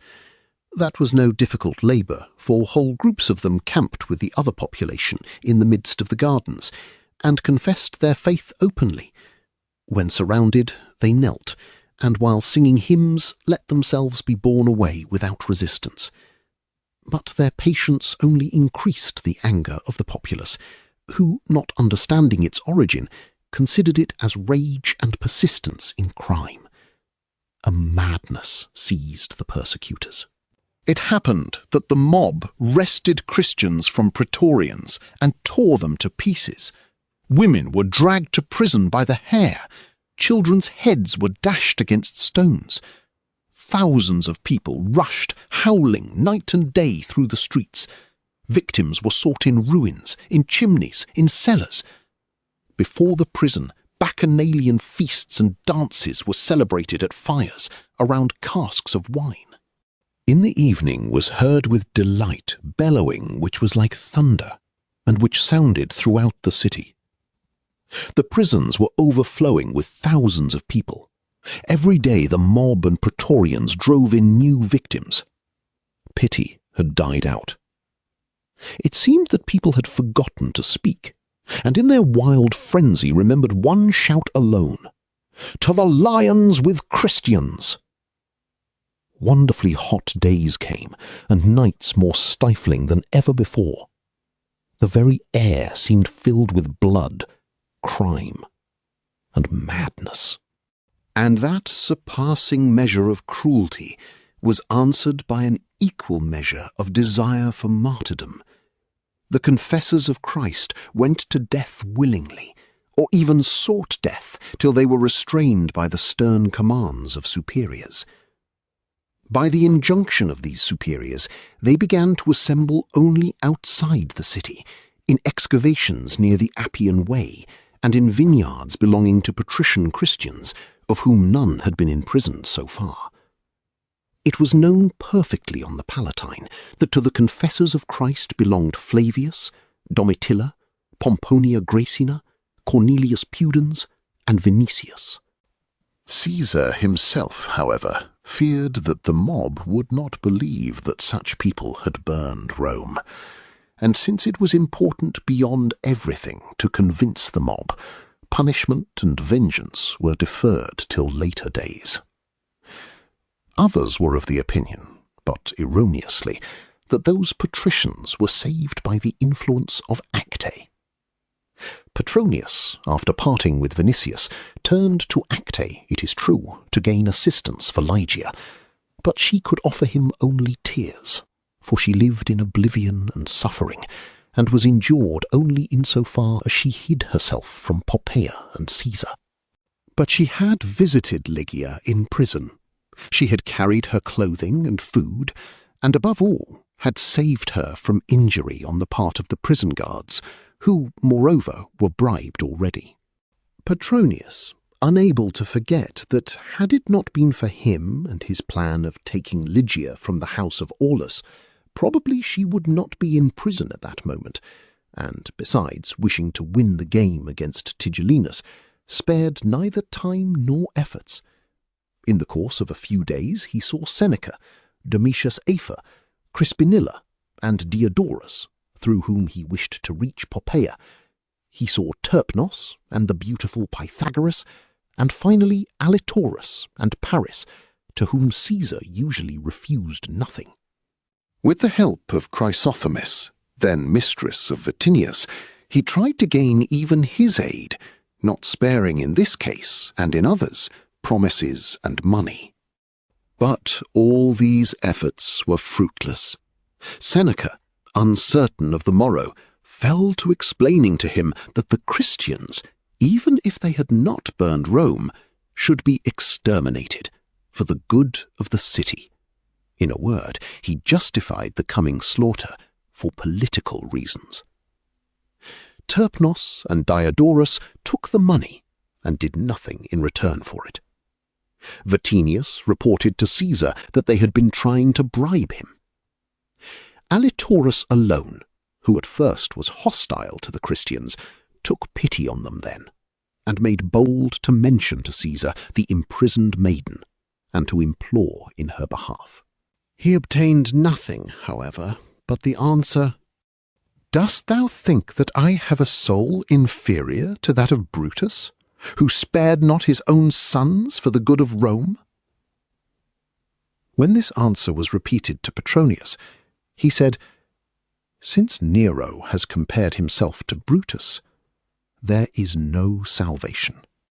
But he was sorry for Vinicius, and dread seized him lest he might attempt his own life. "Now," thought the arbiter, "he is upheld by the efforts which he makes to save her, by the sight of her, and by his own suffering. But when all means fail, and the last ray of hope is quenched, by Castor he will not survive. He will throw himself on his sword." Petronius understood better how to die thus than to love and suffer like Vinicius. Meanwhile, Vinicius did all that he could think of to save Lygia. He visited Augustians, and he, once so proud, now begged their assistance. Through Vitellius he offered Tigellinus all his Sicilian estates and whatever else the man might ask, but Tigellinus, not wishing apparently to offend the Augusta, refused. To go to Caesar himself, embrace his knees and implore, would lead to nothing. Vinicius wished, it is true, to do this, but Petronius, hearing of his purpose, inquired, "But should he refuse thee, or answer with a jest or a shameless threat? What wouldst thou do?" At this the young tribune's features contracted with pain and rage, and from his fixed jaws a gritting sound was heard. "Yes," said Petronius, "I advise thee against this, because thou wouldst close all paths of rescue."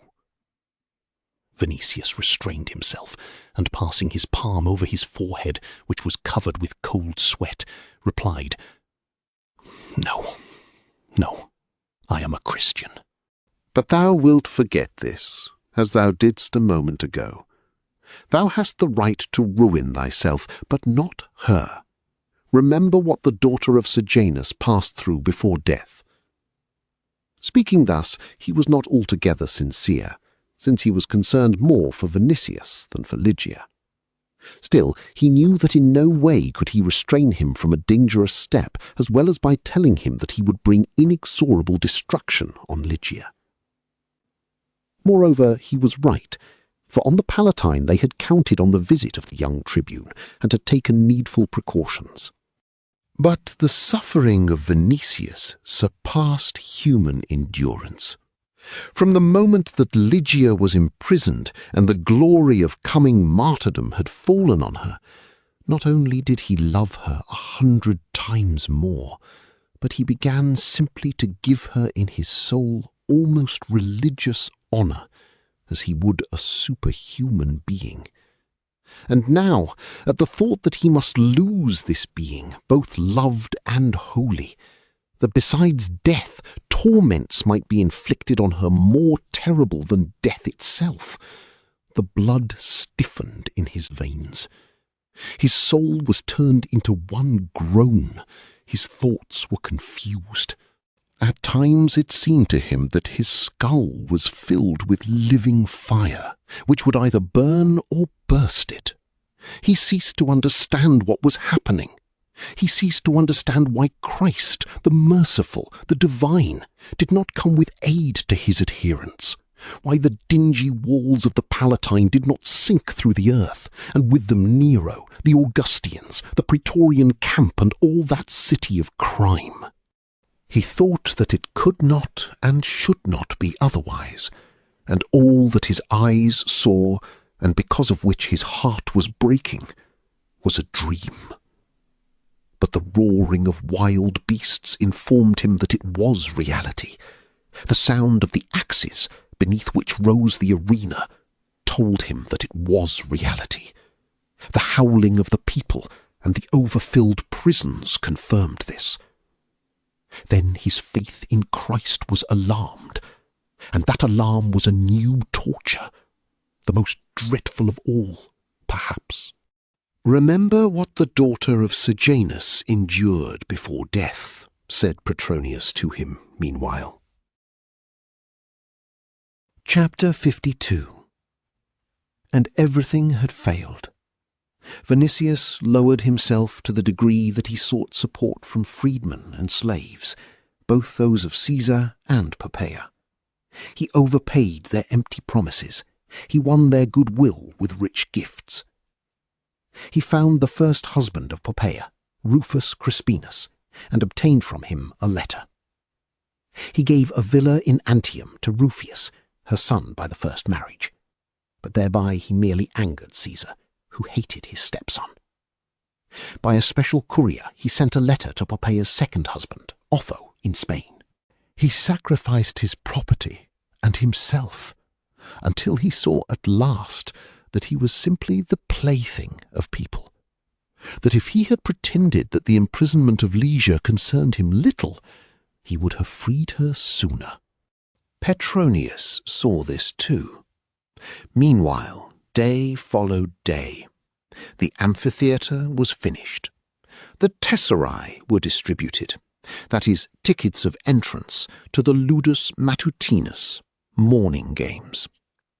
But this time, the morning games, because of the unheard-of number of victims, were to continue for days, weeks, and months. It was not known where to put the Christians. The prisons were crammed, and fever was raging in them. The puticuli, common pits in which slaves were kept, began to be overfilled. There was fear that diseases might spread over the whole city, hence haste. All these reports struck the ears of Vinicius, extinguishing in him the last hope. While there was yet time, he might delude himself with the belief that he could do something. But now there was no time. The spectacles must begin. Lygia might find herself any day in a cuniculum of the circus, whence the only exit was to the arena. Vinicius, not knowing whither fate and the cruelty of superior force might throw her, visited all the circuses, bribed guards and beast-keepers, laying before them plans which they could not execute. In time, he saw that he was working for this only, to make death less terrible to her. And just then, he felt that instead of brains, he had glowing coals in his head. For the rest, he had no thought of surviving her, and determined to perish at the same time. But he feared lest pain might burn his life out before the dreadful hour came. His friends and Petronius thought also that any day might open the kingdom of shadows before him. His face was black and resembled those waxen masks kept in Luraria. In his features astonishment had grown frigid, as if he had no understanding of what had happened and what might happen. When anyone spoke to him, he raised his hands to his face mechanically, and pressing his temples, looked at the speaker with an inquiring and astonished gaze. He passed whole nights with Ursus at Lygia's door in the prison. If she commanded him to go away and rest, he returned to Petronius and walked in the atrium till morning. The slaves found him frequently kneeling with upraised hands, or lying with his face to the earth. He prayed to Christ, for Christ was his last hope. Everything had failed him. Only a miracle could save Lygia. Hence he beat the stone flags with his forehead and prayed for the miracle. But he knew enough yet to understand that Peter's prayers were more important than his own. Peter had promised him Lygia. Peter had baptized him. Peter had performed miracles. Let him give aid and rescue. And a certain night he went to seek the apostle. The Christians, of whom not many remained, had concealed him now carefully, even from other brethren, lest any of the weaker in spirit might betray him, wittingly or unwittingly. Vinicius, amid the general confusion and disaster, occupied also in efforts to get Lygia out of prison, had lost sight of Peter. He had barely seen him once from the time of his own baptism till the beginning of the persecution. But betaking himself to that quarryman in whose hut he was baptized, he learned that there would be a meeting outside the Porta Salaria in a vineyard which belonged to Cornelius Pudens. The quarryman offered to guide him and declared that he would find Peter there. They started about dusk, and passing beyond the wall through hollows overgrown with reeds, reached the vineyard in a wild and lonely place. The meeting was held in a wine shed. As Vinicius drew near, the murmur of prayer reached his ears. On entering, he saw by dim lamplight a few tens of kneeling figures sunk in prayer. They were saying a kind of litany, a chorus of voices, male and female, repeated every moment, "Christ, have mercy on us." In those voices, deep, piercing sadness and sorrow were heard. Peter was present. He was kneeling in front of the others before a wooden cross nailed to the wall of the shed, and was praying. From a distance, Vinicius recognized his white hair and his upraised hands. The first thought of the young patrician was to pass through the assembly, cast himself at the apostles' feet, and cry, "Save!" But whether it was the solemnity of the prayer, or because weakness bent the knees under Vinicius, he began to repeat, while he groaned and clasped his hands, "Christ, have mercy." Had he been conscious, he would have understood that his was not the only prayer in which there was a groan, that he was not the only one who had brought with him his pain, alarm, and grief. There was not in that assembly one soul which had not lost persons dear to the heart. and when the most zealous and courageous confessors were in prison already, when with every moment new tidings were borne about of insults and tortures inflicted on them in the prisons, when the greatness of the calamity exceeded every imagination, when only that handful remained, there was not one heart there which was not terrified in its faith, which did not ask doubtfully, "Where is Christ? And why does he let evil be mightier than God?" Meanwhile they implored him despairingly for mercy, since in each soul there still smouldered a spark of hope that he would come, hurl Nero into the abyss, and rule the world. They looked yet toward the sky, they listened yet, they prayed yet with trembling. Vinicius too, in proportion as they repeated, "Christ have mercy on us," was seized by such an ecstasy as formerly in the quarryman's hut. Now, from the depths they call on him in the profoundness of their sorrow. Now Peter calls on him, so any moment the heavens may be rent, the earth tremble to its foundations, and he appear in infinite glory, with stars at his feet, merciful but awful. He will raise up the faithful, and command the abysses to swallow the persecutors. Vinicius covered his face with both hands and bowed to the earth. Immediately silence was around him, as if fear had stopped further breathing on the lips of all present. And it seemed to him that something must happen surely, that a moment of miracle would follow. He felt certain that when he rose and opened his eyes, he would see a light from which mortal eyes would be blinded, and hear a voice from which hearts would grow faint. But the silence was unbroken. It was interrupted at last by the sobbing of women. Vinicius rose and looked forward with dazed eyes. In the shed, instead of glories not of earth, shone the faint gleam of lanterns, and rays of the moon, entering through an opening in the roof, filled the place with silvery light. The people kneeling around Vinicius raised their tearful eyes toward the cross in silence. Here and there sobbing was heard, and from outside came the warning whistles of watchmen. Meanwhile Peter rose, and turning to the assembly, said, "Children, raise your hearts to the Redeemer, and offer him your tears." After that, he was silent. All at once was heard the voice of a woman, full of sorrowful complaint and pain. "I am a widow. I had one son who supported me. Give him back, O Lord." Silence followed again. Peter was standing before the kneeling audience, old, full of care. In that moment he seemed to them decrepitude and weakness personified. With that a second voice began to complain. "Executioners insulted my daughter, and Christ permitted them." Then a third, "I alone have remained to my children, and when I am taken, who will give them bread and water?" Then a fourth, "Linus, spared at first, they have taken now and put to torture, O Lord."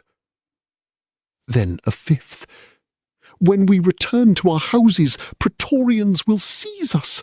We know not where to hide. Woe to us! Who will protect us?" And thus, in that silence of the night, complaint after complaint was heard. The old fisherman closed his eyes and shook his white head over that human pain and fear. New silence followed. The watchman merely gave out low whistles beyond the shed. Vinicius sprang up again so as to break through the crowd to the apostle and demand salvation. But on a sudden he saw before him, as it were, a precipice, the sight of which took strength from his feet. What if the apostle were to confess his own weakness, affirm that the Roman Caesar was stronger than Christ the Nazarene? And at that thought, terror raised the hair on his head, for he felt that in such a case not only the remnant of his hope would fall into that abyss, but with it he himself, and all through which he had life, and there would remain only night and death, resembling a shoreless sea. Meanwhile, Peter began to speak in a voice so low at first that it was barely possible to hear him. My children, on Golgotha I saw them nail God to the cross. I heard the hammers, and I saw them raise the cross on high, so that the rabble might gaze at the death of the Son of Man. I saw them open his side, and I saw him die. When returning from the cross, I cried in pain, as ye are crying, Woe! Woe! O Lord, thou art God! Why hast thou permitted this? Why hast thou died, and why hast thou tormented the hearts of us who believed that thy kingdom would come? But he, our Lord and God, rose from the dead the third day, and was among us till he entered his kingdom in great glory. And we, seeing our little faith, became strong in heart, and from that time we are sowing his grain. Here, turning toward the place whence the first complaint came, he began in a voice now stronger. Why do ye complain? God gave himself to torture and death, and ye wish him to shield you from the same? People of little faith, have ye received his teaching? Has he promised you nothing but life? He comes to you and says, Follow in my path. He raises you to himself, and ye catch at this earth with your hands, crying, Lord, save us. I am dust before God, but before you I am his apostle and vice-regent. I speak to you in the name of Christ. Not death is before you, but life. Not tortures, but endless delights. Not tears and groans, but singing. Not bondage, but rule. I, God's apostle, say this. O widow, thy son will not die. He will be born into glory, into eternal life, and thou wilt rejoin him. To thee, O Father, whose innocent daughter was defiled by executioners, I promise that thou shalt find her whiter than the lilies of Hebron. To you, mothers, whom they are tearing away from your orphans, to you who lose fathers, to you who complain, to you who will see the death of loved ones, to you, the careworn, the unfortunate, the timid, to you who must die. In the name of Christ I declare that ye will wake as if from sleep to a happy waking, as if from night to the light of God. In the name of Christ, let the beam fall from your eyes, and let your hearts be inflamed. When he had said this, he raised his hand as if commanding, and they felt new blood in their veins, and also a quiver in their bones. For before them was standing not a decrepit and careworn old man, but a potentate, who took their souls and raised them from dust and terror. Amen, called a number of voices. From the apostle's eyes came a light ever increasing. Power issued from him, majesty issued from him, and holiness. Heads bent before him, and he, when the Amen ceased, continued. Ye sow in tears to reap in joy. Why fear ye the power of evil? Above the earth, above Rome, above the walls of cities is the Lord, who has taken his dwelling within you. The stones will be wet from tears, the sand steeped in blood, the valleys will be filled with your bodies. But I say that ye are victorious. The Lord is advancing to the conquest of this city of crime, oppression, and pride, and ye are his legions. He redeemed with his own blood and torture the sins of the world. So he wishes that ye should redeem with torture and blood this nest of injustice. This he announces to you through my lips. And he opened his arms and fixed his eyes upward. The hearts almost ceased to beat in their breasts, for they felt that his glance beheld something which their mortal sight could not see. In fact, his face had changed and was overspread with serenity. He gazed some time in silence, as if speechless from ecstasy. But after a while, they heard his voice. Thou art here, O Lord, and dost show thy ways to me. True, O Christ, not in Jerusalem, but in this city of Satan wilt thou fix thy capital. Here, out of these tears and this blood dost thou wish to build thy church.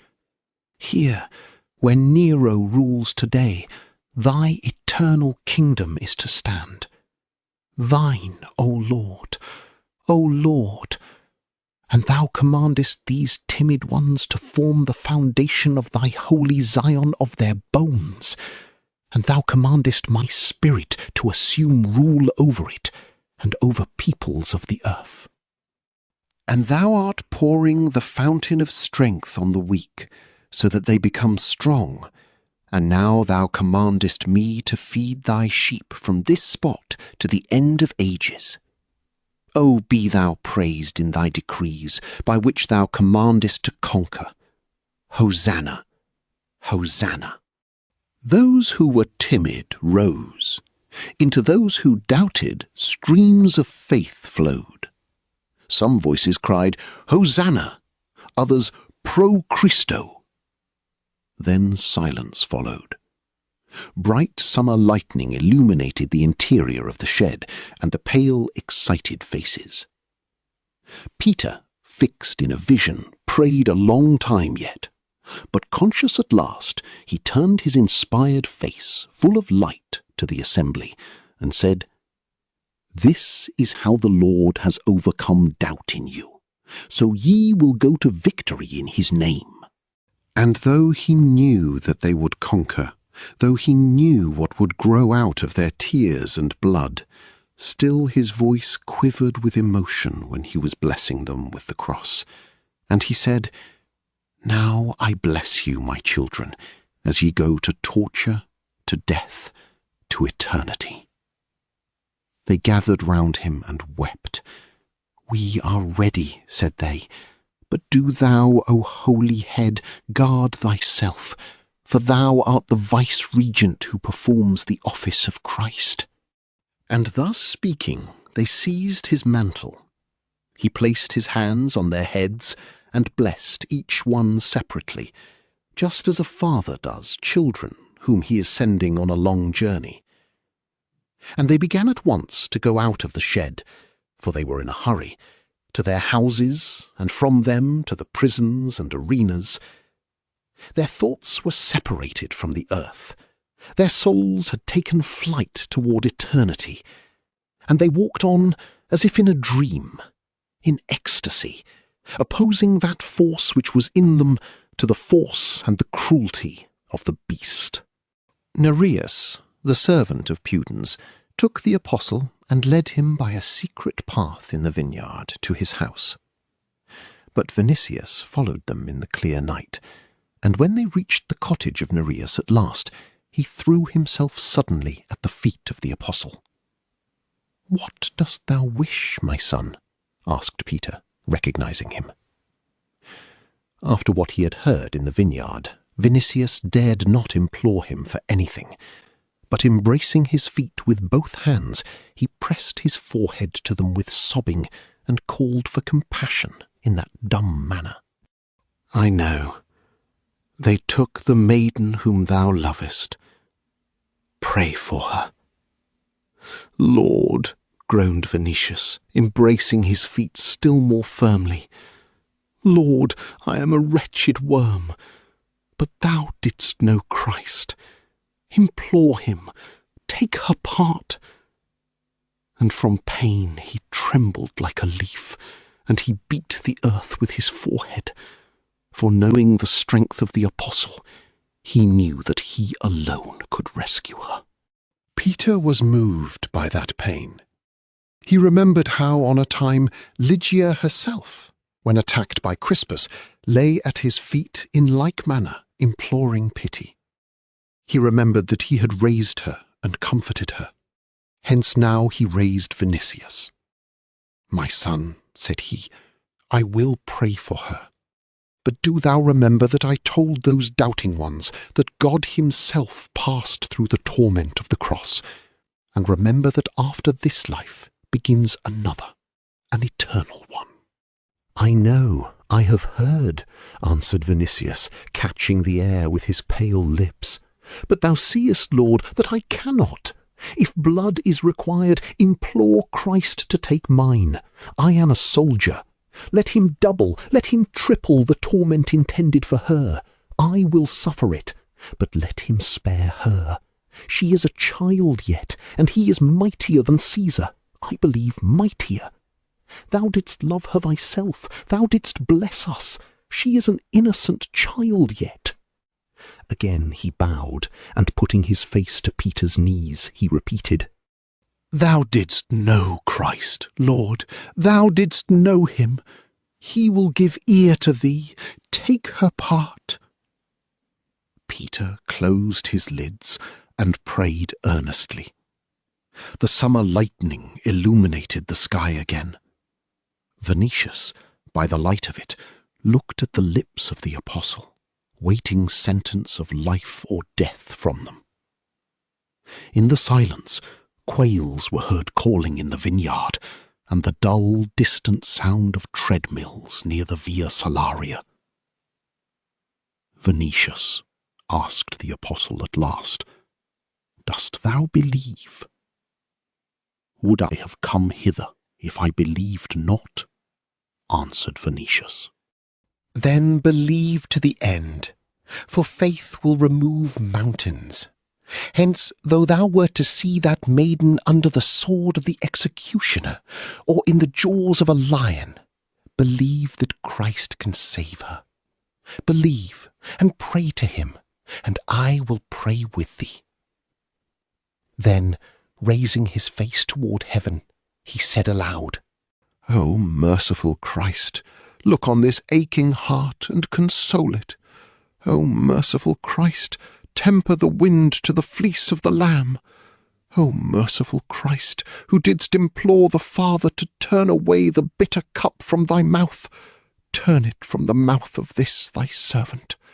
Amen."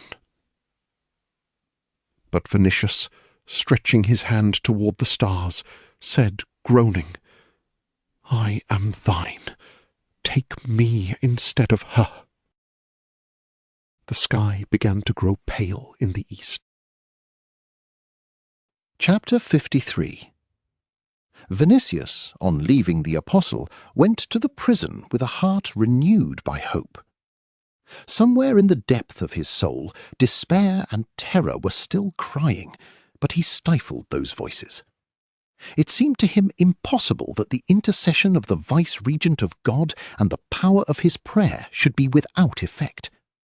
He feared to hope. He feared to doubt.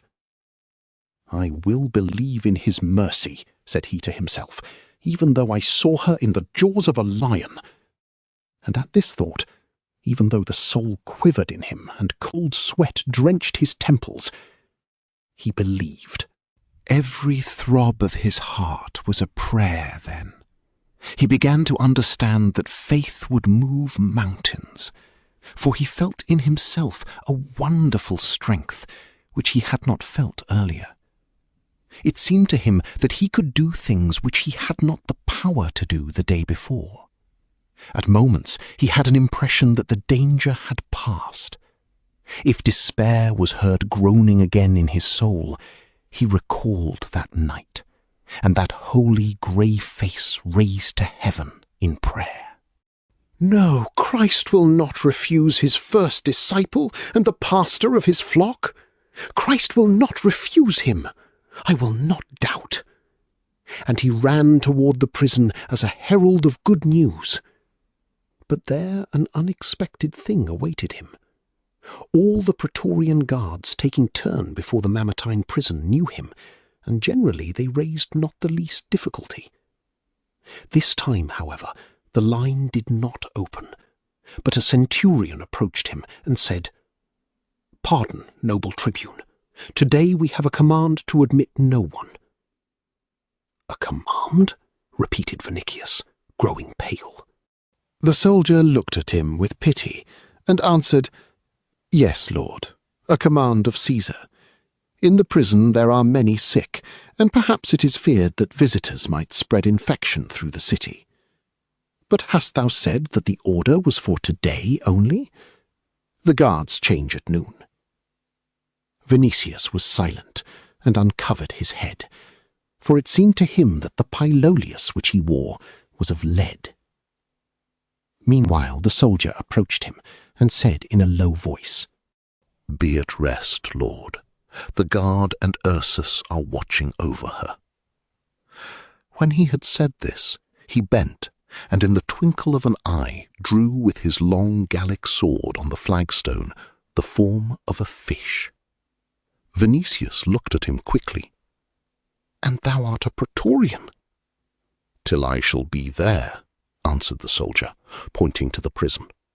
"And I too worship Christ." "May his name be praised. I know, Lord, I cannot admit thee to the prison, but write a letter. I will give it to the guard. Thanks to thee, brother." He pressed the soldier's hand and went away. The pylolius ceased to weigh like lead. The morning sun rose over the walls of the prison, and with its brightness, consolation began to enter his heart again. That Christian soldier was for him a new witness of the power of Christ. After a while he halted, and fixing his glance on the rosy clouds above the Capitol and the temple of Jupiter Stator, he said, "I have not seen her today, O Lord, but I believe in thy mercy." At the house he found Petronius, who, making day out of night as usual, had returned not long before. He had succeeded, however, in taking his bath and anointing himself for sleep. "I have news for thee," said he. "Today I was with Tullius Senecio, whom Caesar also visited. I know not whence it came to the mind of the Augusta to bring little Rufius with her, perhaps to soften the heart of Caesar by his beauty. Unfortunately, the child, wearied by drowsiness, fell asleep during the reading, as Vespasian did once. Seeing this, Ahenobarbus hurled a goblet at his stepson, and wounded him seriously. Poppaea fainted. All heard how Caesar said, 'I have enough of this brood.' And that, knowest thou, means as much as death." "The punishment of God was hanging over the Augusta," answered Vinicius. "But why dost thou tell me this?" "I tell thee because the anger of Poppaea pursued thee and Ligia. Occupied now by her own misfortune, she may leave her vengeance and be more easily influenced. I will see her this evening and talk with her." "Thanks to thee, thou givest me good news. But do thou bathe and rest. Thy lips are blue, and there is not a shadow of thee left." "Is not the time of the first ludus matutinus announced?" inquired Vinicius. "In 10 days, but they will take other prisons first. The more time that remains to us, the better. All is not lost yet." But he did not believe this, for he knew perfectly that since to the request of Aliturus Caesar had found the splendidly sounding answer in which he compared himself to Brutus, there was no rescue for Ligia. He hid also, through pity, what he had heard at Senecio's, that Caesar and Tigellinus had decided to select for themselves and their friends the most beautiful Christian maidens and defile them before the torture. The others were to be given on the day of the games to praetorians and beast-keepers. Knowing that Vinicius would not survive Ligia in any case, He strengthened hope in his heart designedly, first through sympathy for him, and second, because he wished that if Vinicius had to die, he should die beautiful, not with a face deformed and black from pain and watching. "Today I will speak more or less thus to Augusta," said he. "Save Lygia for Vinicius. I will save Rufus for thee, and I will think of that seriously. One word spoken to Ahenobarbus at the right moment may save or ruin anyone. In the worst case, we will gain time." "Thanks to thee," repeated Vinicius. "Thou wilt thank me best if thou eat and sleep. By Athene, in the greatest straits Odysseus had sleep and food in mind. Thou hast spent the whole night in prison, of course?" "No," answered Vinicius. "I wished to visit the prison today, but there is an order to admit no one. Learn, O Petronius, if the order is for today alone or till the day of the games." "I will discover this evening, and tomorrow morning will tell thee for what time and why the order was issued. But now, even were Helios to go to Cimmerian regions from sorrow, I shall sleep, and do thou follow my example." They separated, but Vinicius went to the library and wrote a letter to Lygia. When he had finished, he took it himself to the Christian centurion, who carried it at once to the prison. After a while, he returned with a greeting from Lygia, and promised to deliver her answer that day. Vinicius did not wish to return home, but sat on a stone and waited for Lygia's letter. The sun had risen high in the heavens, and crowds of people flowed in, as usual, through the Clivus Argentarius to the Forum. Hucksters called out their wares, soothsayers offered their services to passers-by. Citizens walked with deliberate steps toward the rostra to hear orators of the day, or tell the latest news to one another. As the heat increased, crowds of idlers betook themselves to the porticos of the temples, from under which flew from moment to moment, with great rustle of wings, flocks of doves, whose white feathers glistened in the sunlight and in the blue of the sky. From excess of light, and the influence of bustle, heat, and great weariness, the eyes of Vinicius began to close. The monotonous calls of boys playing mora and the measured tread of soldiers lulled him to sleep. He raised his head still a number of times and took in the prison with his eyes. Then he leaned against a stone, sighed like a child drowsy after long weeping, and dropped asleep. Soon dreams came. It seemed to him that he was carrying Lygia in his arms at night through a strange vineyard.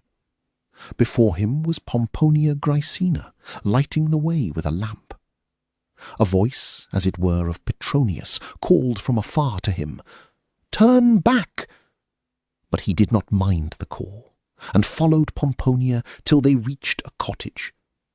At the threshold of the cottage stood Peter. He showed Peter Lygia, and said, "We are coming from the arena, Lord, but we cannot wake her. Wake her thou." "Christ himself will come to wake her," answered the apostle. Then the pictures began to change. Through the dream he saw Nero and Poppaea holding in her arms little Rufus with bleeding head, which Petronius was washing. And he saw Tigellinus sprinkling ashes on tables covered with costly dishes, and Vitellius devouring those dishes, while a multitude of other Augustians were sitting at the feast. He himself was resting near Lygia, but between the tables walked lions, from out whose yellow manes trickled blood. Lygia begged him to take her away, but so terrible a weakness had seized him that he could not even move. Then still greater disorder involved his visions, and finally all fell into perfect darkness. He was roused from deep sleep at last by the heat of the sun, and shouts given forth right there around the place where he was sitting. Vinicius rubbed his eyes, The street was swarming with people, but two runners wearing yellow tunics pushed aside the throng with long staffs, crying and making room for a splendid litter which was carried by 4 stalwart Egyptian slaves. In the litter sat a man in white robes, whose face was not easily seen, for he held close to his eyes a roll of papyrus and was reading something diligently. "Make way for the noble Augustan!" cried the runners. But the street was so crowded that the litter had to wait a while. The Augustan put down his roll of papyrus and bent his head, crying, "Push aside those wretches! Make haste!" Seeing Vinicius suddenly, he drew back his head and raised the papyrus quickly. Vinicius drew his hand across his forehead, thinking that he was dreaming yet. In the litter was sitting Chilo. Meanwhile, the runners had opened the way, and the Egyptians were ready to move, when the young tribune, who in one moment understood many things which till then had been incomprehensible, approached the litter. "A greeting to thee, O Chilo," said he. "Young man," answered the Greek, with pride and importance, endeavouring to give his face an expression of calmness which was not in his soul, "be greeted, but detain me not, for I am hastening to my friend, the noble Tigellinus." Vinicius, grasping the edge of the litter and looking him straight in the eyes, said with a lowered voice, "Didst thou betray Lygia?" "Colossus of Memnon!" cried Chilo, with fear. But there was no threat in the eyes of Vinicius, hence the old Greek's alarm vanished quickly. He remembered that he was under the protection of Tigellinus and of Caesar himself, that is, of a power before which everything trembled, that he was surrounded by sturdy slaves, and that Vinicius stood before him unarmed, with an emaciated face and body bent by suffering. At this thought, his insolence returned to him. He fixed on Vinicius his eyes, which were surrounded by red lids, and whispered in answer, "But thou, when I was dying of hunger, didst give command to flog me." For a moment both were silent. Then the dull voice of Vinicius was heard. "I wronged thee, Chilo." The Greek raised his head, and, snapping his fingers, which in Rome was a mark of slight and contempt, said so loudly that all could hear him, "Friend, if thou hast a petition to present, come to my house on the Esquiline in the morning hour, when I receive guests and clients after my bath." And he waved his hand. At that sign the Egyptians raised the litter, and the slaves, dressed in yellow tunics, began to cry as they brandished their staffs, "Make way for the litter of the noble Chilo Chilonides! Make way! Make way!" Chapter 54. Lygia, in a long letter written hurriedly, took farewell to Vinicius forever. She knew that no one was permitted to enter the prison, and that she could see Vinicius only from the arena. She begged him, therefore, to discover when the turn of the Mamertine prisoners would come, and to be at the games, for she wished to see him once more in life. No fear was evident in her letter. She wrote that she and the others were longing for the arena, where they would find liberation from imprisonment. She hoped for the coming of Pomponia and Aulus. She entreated that they too be present. Every word of her showed ecstasy, and that separation from life in which all the prisoners lived, and at the same time an unshaken faith that all promises would be fulfilled beyond the grave.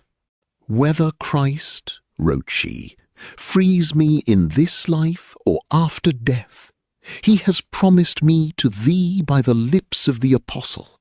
Therefore I am thine." She implored him not to grieve for her, and not to let himself be overcome by suffering. For her death was not a dissolution of marriage.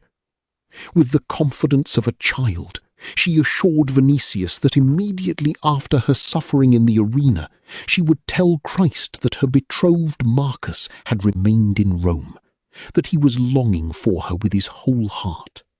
And she thought that Christ would permit her soul, perhaps, to return to him for a moment, to tell him that she was living, that she did not remember her torments, and that she was happy. Her whole letter breathed happiness and immense hope. There was only one request in it connected with affairs of earth, that Vinicius should take her body from the spolarium and bury it as that of his wife in the tomb in which he himself would rest some time. He read this letter with a suffering spirit, but at the same time it seemed to him impossible that Lygia should perish under the claws of wild beasts, and that Christ would not take compassion on her. But just in that were hidden hope and trust. When he returned home, he wrote that he would come every day to the walls of the Tullianum to wait till Christ crushed the walls and restored her. He commanded her to believe that Christ could give her to him, even in the circus, that the great apostle was imploring him to do so, and that the hour of liberation was near. The converted centurion was to bear this letter to her on the morrow. But when Vinicius came to the prison next morning, the centurion left the rank, approached him first, and said, "Listen to me, Lord. Christ, who enlightened thee, has shown thee favour. Last night Caesar's freedmen and those of the prefect came to select Christian maidens for disgrace. They inquired for thy betrothed, but our Lord sent her a fever, of which prisoners are dying in the Tullianum, and they left her. Last evening she was unconscious, and blessed be the name of the Redeemer, for the sickness which has saved her from shame may save her from death." Vinicius placed his hand on the soldier's shoulder to guard himself from falling, but the other continued, "Thank the mercy of the Lord. They took and tortured Linus, but seeing that he was dying, they surrendered him. They may give her now to thee, and Christ will give back health to her." The young tribune stood some time with drooping head, then raised it, and said in a whisper, "True, centurion, Christ, who saved her from shame, will save her from death." And sitting at the wall of the prison till evening, he returned home to send people for Linus, and have him taken to one of his suburban villas. But when Petronius had heard everything, he determined to act also. He had visited the Augusta, now he went to her a second time. He found her at the bed of little Rufius. The child with broken head was struggling in a fever. His mother, with despair and terror in her heart, was trying to save him, thinking, however, that if she did save him, it might be only to perish soon by a more dreadful death. Occupied exclusively with her own suffering, she would not even hear of Vinicius and Lygia. But Petronius terrified her. "Thou hast offended," said he to her, "a new, unknown divinity. Thou, Augusta, art a worshipper, it seems, of the Hebrew Jehovah, but the Christians maintain that Christos is his son. Reflect, then, if the anger of the Father is not pursuing thee. Who knows but it is their vengeance which has struck thee? Who knows but the life of Rufius depends on this, how thou wilt act?" "What dost thou wish me to do?" asked Poppaea with terror. "Mollify the offended deities." "How?" "Lygia is sick. Influence Caesar or Tigellinus to give her to Vinicius." "Dost thou think that I can do that?" asked she in despair. "Thou canst do something else. If Lygia recovers, she must die. Go thou to the temple of Vesta, and ask the Virgo Magna to happen near the Tullianum at the moment when they are leading prisoners out to death. and give command to free that maiden. The chief vestal will not refuse thee. But if Lygia dies of the fever? The Christians say that Christ is vengeful but just. Maybe thou wilt soften him by thy wish alone. Let him give me some sign that will heal Rufius. Petronius shrugged his shoulders. I have not come as his envoy, O divinity. I merely say to thee, be on better terms with all the gods, Roman and foreign. I will go, said Poppaea with a broken voice. Petronius drew a deep breath. At last I have done something, thought he, and returning to Vinicius, he said to him, Implore thy God that Lygia die not of the fever, for should she survive, the chief vestal will give command to free her. The Augusta herself will ask her to do so. Christ will free her, said Vinicius, looking at him with eyes in which fever was glittering. Poppaea, who for the recovery of Rufius was willing to burn hecatombs to all the gods of the world, went that same evening through the forum to the vestals, leaving care over the sick child to her faithful nurse, Silvia, by whom she herself had been reared. But on the Palatine, sentence had been issued against the child already, for barely had Poppaea's litter vanished behind the great gate when two freedmen entered the chamber in which her son was resting. One of these threw himself on old Silvia and gagged her. The other, seizing a bronze statue of the Sphinx, stunned the old woman with the first blow. Then they approached Rufius. The little boy, tormented with fever and insensible, not knowing what was passing around him, smiled at them and blinked with his beautiful eyes, as if trying to recognize the men. Stripping from the nurse her girdle, they put it around his neck and pulled it. The child called once for his mother and died easily.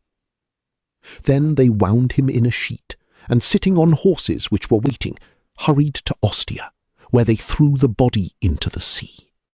Poppaea, not finding the Virgo Magna, who with other vestals was at the house of Vatinius, returned soon to the Palatine. Seeing the empty bed and the cold body of Silvia, she fainted, and when they restored her, she began to scream. Her wild cries were heard all that night and the day following. But Caesar commanded her to appear at a feast on the third day, so arraying herself in an amethyst-coloured tunic, she came and sat with stony face, golden-haired, silent, wonderful, and as ominous as an angel of death. Chapter 55. Before the Flavii had reared the Colosseum, amphitheatres in Rome were built of wood, mainly. For that reason, nearly all of them had burned during the fire. But Nero, for the celebration of the promised games, had given command to build several, and among them a gigantic one, for which they began, immediately after the fire was extinguished, to bring by sea and the Tiber great trunks of trees cut on the slopes of Atlas, for the games were to surpass all previous ones in splendour and the number of victims. Large spaces were given, therefore, for people and for animals. Thousands of mechanics worked at the structure night and day. They built and ornamented without rest. Wonders were told concerning pillars inlaid with bronze, amber, ivory, mother of pearl, and transmarine tortoise shells. Canals filled with ice-cold water from the mountains and running along the seats were to keep an agreeable coolness in the building, even during the greatest heat. A gigantic purple velarium gave shelter from the rays of the sun. Among the rows of seats were disposed vessels for the burning of Arabian perfumes. Above them were fixed instruments to sprinkle the spectators with dew of saffron and verbena. The renowned builders Severus and Sella put forth all their skill to construct an amphitheatre at once incomparable and fitted for such a number of the curious as none of those known before had been able to accommodate. Hence, the day when the ludus matutinus was to begin, throngs of the populace were awaiting from daylight the opening of the gates, listening with delight to the roars of lions, the hoarse growls of panthers, and the howls of dogs. The beasts had not been fed for 2 days, but pieces of bloody flesh had been pushed before them to rouse their rage and hunger all the more. At times, such a storm of wild voices was raised that people standing before the Certus could not converse, and the most sensitive grew pale from fear. With the rising of the sun were intoned in the enclosure of the circus hymns, resonant but calm. The people heard these with amazement and said one to another, "The Christians! The Christians!" In fact, many detachments of Christians had been brought to the amphitheatre that night, and not from one place, as planned at first, but a few from each prison. It was known in the crowd that the spectacles would continue through weeks and months, but they doubted that it would be possible to finish in a single day those Christians who had been intended for that one occasion. The voices of men, women, and children singing the morning hymn were so numerous that spectators of experience asserted that even if 100 or 200 persons were sent out at once, the beasts would grow tired, become sated, and not tear all to pieces before evening. Others declared that an excessive number of victims in the arena would divert attention and not give a chance to enjoy the spectacle properly. As the moment drew near for opening the vomitoria, or passages which led to the interior, people grew animated and joyous. They discussed and disputed about various things touching the spectacle. Parties were formed praising the greater efficiency of lions or tigers in tearing. Here and there bets were made. Others, however, talked about gladiators who were to appear in the arena earlier than the Christians. And again there were parties, some in favour of Samnites, others of Gauls, others of Myrmilons, others of Thracians, others of the Retiarii. Early in the morning, larger or smaller detachments of gladiators began to arrive at the amphitheatre, under the lead of masters called Lanistai. Not wishing to be wearied too soon, they entered unarmed, often entirely naked, often with green boughs in their hands, or crowned with flowers, young, beautiful, in the light of morning, and full of life. Their bodies, shining from olive oil, were strong as if chiselled from marble. They roused to delight people who loved shapely forms. Many were known personally, and from moment to moment were heard, "A greeting, Furnius! A greeting, Leo! A greeting, Maximus! A greeting, Diomed!" Young maidens raised to them eyes full of admiration. They, selecting the maiden most beautiful, answered with jests, as if no care weighed on them, sending kisses, or exclaiming, "Embrace me before death does." Then they vanished in the gates, through which many of them were never to come forth again. New arrivals drew away the attention of the throngs. Behind the gladiators came mastigophori, that is, men armed with scourges, whose office it was to lash and urge forward combatants.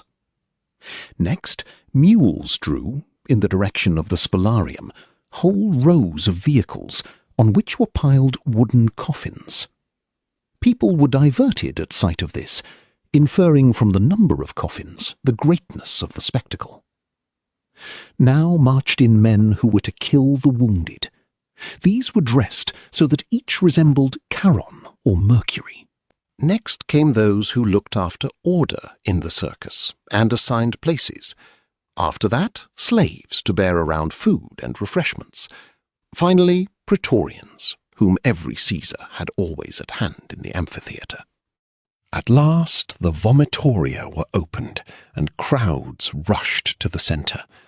But such was the number of those assembled that they flowed in for hours, till it was a marvel that the circus could hold such a countless multitude.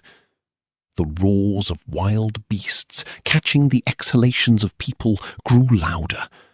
While taking their places, the spectators made an uproar like the sea in time of storm. Finally, the prefect of the city came, surrounded by guards, and after him, in unbroken line, appeared the litters of senators, consuls, praetors, aediles, officials of the government and the palace, of praetorian officers, patricians, and exquisite ladies. Some litters were preceded by lictors bearing maces in bundles of rods, others by crowds of slaves. In the sun gleamed the gilding of the litters, the white and varied-coloured stuffs, feathers, earrings, jewels, steel of the maces. From the circus came shouts with which the people greeted great dignitaries. Small divisions of praetorians arrived from time to time. The priests of various temples came somewhat later. Only after them were brought in the sacred virgins of Vesta, preceded by lictors. To begin the spectacle, they were waiting now only for Caesar, who, unwilling to expose the people to overlong waiting and wishing to win them by promptness, came soon in company with the Augusta and Augustians. Petronius arrived among the Augustians, having Vinicius in his litter. The latter knew that Lygia was sick and unconscious, but as access to the prison had been forbidden most strictly during the preceding days, and as the former guards had been replaced by new ones who were not permitted to speak with the jailers, or even to communicate the least information to those who came to inquire about prisoners, he was not even sure that she was not among the victims intended for the first day of spectacles. They might send out even a sick woman for the lions, though she were unconscious. But since the victims were to be sewed up in skins of wild beasts and sent to the arena in crowds, no spectator could be certain that one more or less might not be among them, and no man could recognize anyone. The jailers and all the servants of the amphitheatre had been bribed, and a bargain made with the beast-keepers to hide Lygia in some dark corner and give her at night into the hands of a confidant of Vinicius, who would take her at once to the Alban Hills. Petronius, admitted to the secret, advised Vinicius to go with him openly to the amphitheatre, and after he had entered, to disappear in the throng and hurry to the vaults, where, to avoid possible mistake, he was to point out Lygia to the guards personally. The guards admitted him through a small door by which they came out themselves. One of these, named Cyrus, led him at once to the Christians. On the way, he said, "I know not, Lord, that thou wilt find what thou art seeking. We inquired for a maiden named Lygia, but no one gave us answer. It may be, though, that they do not trust us." "Are there many?" asked Vinicius. "Many, Lord, had to wait till tomorrow. Are there sick ones among them?" "There were none who could not stand." Cyrus opened a door and entered, as it were, an enormous chamber, but low and dark, for the light came in only through grated openings which separated it from the arena. At first, Vinicius could see nothing. He heard only the murmur of voices in the room and the shouts of people in the amphitheatre. But after a time, when his eyes had grown used to the gloom, he saw crowds of strange beings, resembling wolves and bears. Those were Christians sewed up in skins of beasts. Some of them were standing, others were kneeling in prayer. Here and there one might divine by the long hair flowing over the skin that the victim was a woman. Women, looking like wolves, carried in their arms children sewed up in equally shaggy coverings. But from beneath the skins appeared bright faces and eyes which in the darkness gleamed with delight and feverishness. It was evident that the greater number of those people were mastered by one thought, exclusive and beyond the earth, a thought which during life made them indifferent to everything which happened around them and which could meet them. Some, when asked by Vinicius about Lygia, looked at him with eyes as if roused from sleep, without answering his questions. Others smiled at him, placing a finger on their lips or pointing to the iron grating through which bright streaks of light entered. But here and there children were crying, frightened by the roaring of beasts, the howling of dogs, the uproar of people, and the forms of their own parents who looked like wild beasts. Vinicius, as he walked by the side of Cyrus, looked into faces, searched, inquired, at times stumbled against bodies of people who had fainted from the crowd, the stifling air, the heat, and pushed further into the dark depth of the room, which seemed to be as spacious as a whole amphitheatre. But he stopped on a sudden, for he seemed to hear, near the grating, a voice known to him. He listened for a while, turned, and, pushing through the crowd, went near. Light fell on the face of the speaker, and Vinicius recognized under the skin of a wolf the emaciated and implacable countenance of Crispus. "Mourn for your sins," exclaimed Crispus, "for the moment is near. But whoso thinks by death itself to redeem his sins commits a fresh sin, and will be hurled into endless fire. With every sin committed in life ye have renewed the Lord's suffering. How dare ye think that that life which awaits you will redeem this one? Today the just and the sinner will die the same death, but the Lord will find his own. Woe to you! The claws of the lions will rend your bodies, but not your sins nor your reckoning with God. The Lord showed mercy sufficient when he let himself be nailed to the cross, but thenceforth he will be only the judge, who will leave no fault unpunished. Whoso among you has thought to extinguish his sins by suffering has blasphemed against God's justice, and will sink all the deeper. Mercy is at an end, and the hour of God's wrath has come. Soon ye will stand before the awful judge, in whose presence the good will hardly be justified. Bewail your sins, for the jaws of hell are open. Woe to you, husbands and wives! Woe to you, parents and children! And stretching forth his bony hands, he shook them above the bent heads.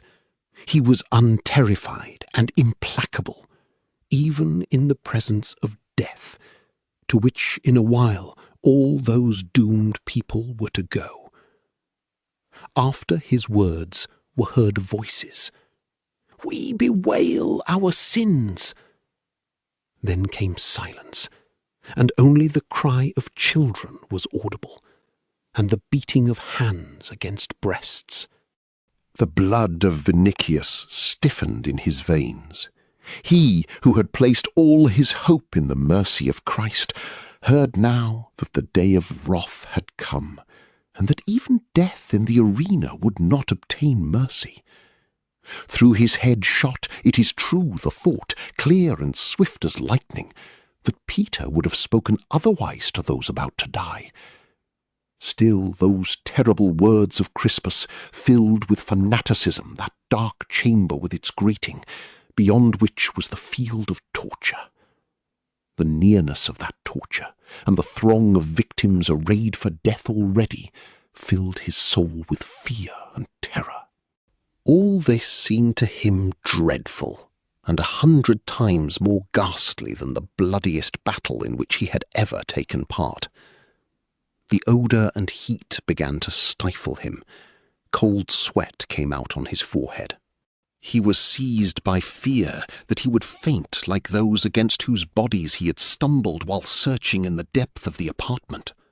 So when he remembered that they might open the grating any moment, he began to call Lygia and Ursus aloud, in the hope that, if not they, someone knowing them would answer. In fact, some man, clothed as a bear, pulled his toga and said, "Lord, they remained in prison. I was the last one brought out. I saw her sick on the couch." "Who art thou?" inquired Vinicius. "The quarryman, in whose hut the apostle baptized thee, Lord. They imprisoned me 3 days ago, and today I die." Vinicius was relieved. When entering, he had wished to find Lygia. Now he was ready to thank Christ that she was not there, and to see in that a sign of mercy. Meanwhile, the quarryman pulled his toga again, and said, "Dost remember, Lord, that I conducted thee to the vineyard of Cornelius, when the apostle discoursed in the shed?" "I remember. I saw him later, the day before they imprisoned me.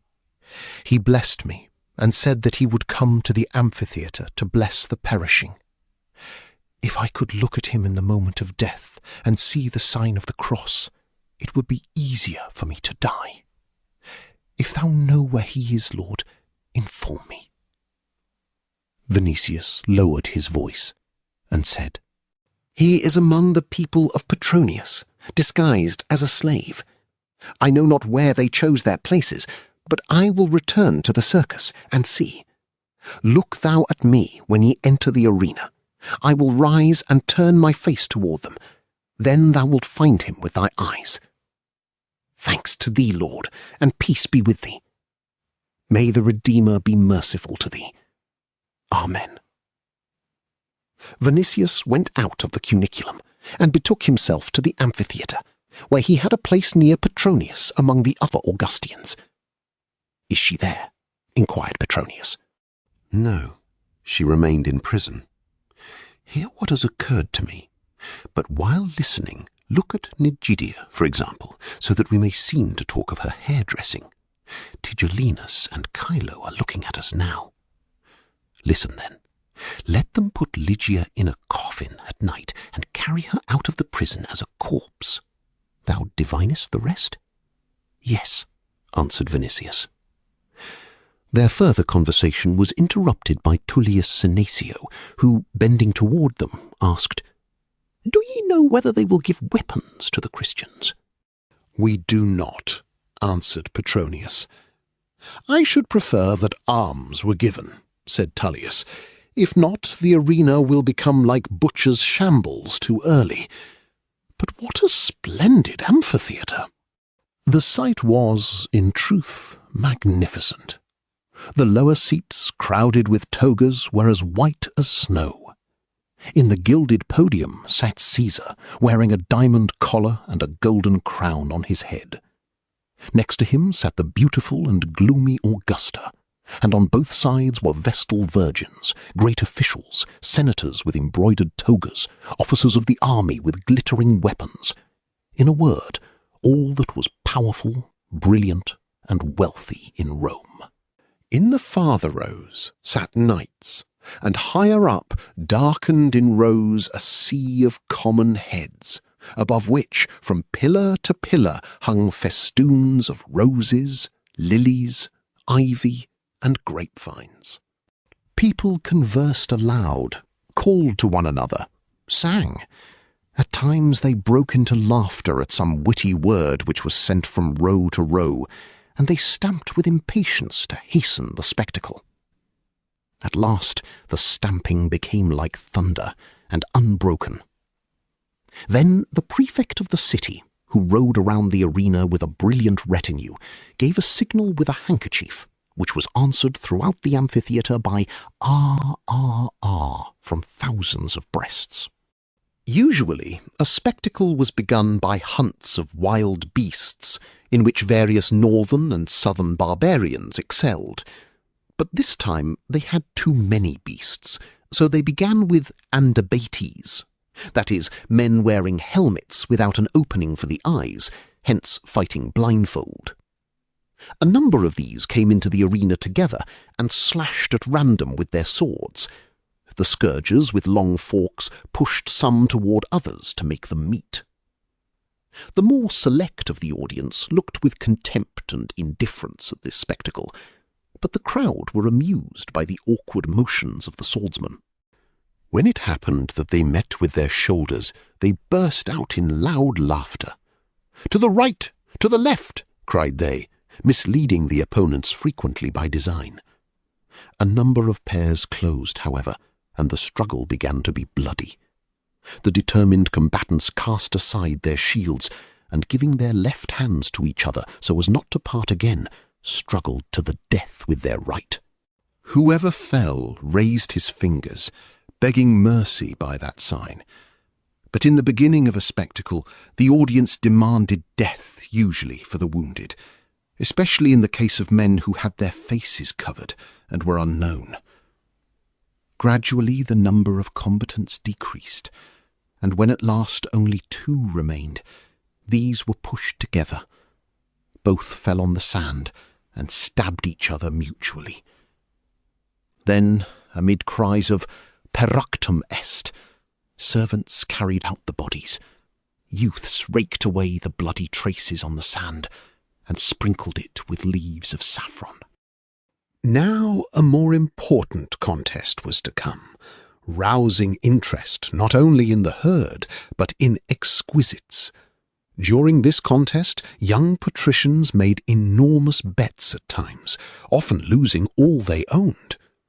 Straightway from hand to hand went tablets on which were written names of favourites, and also the number of sestertia which each man wagered on his favourite.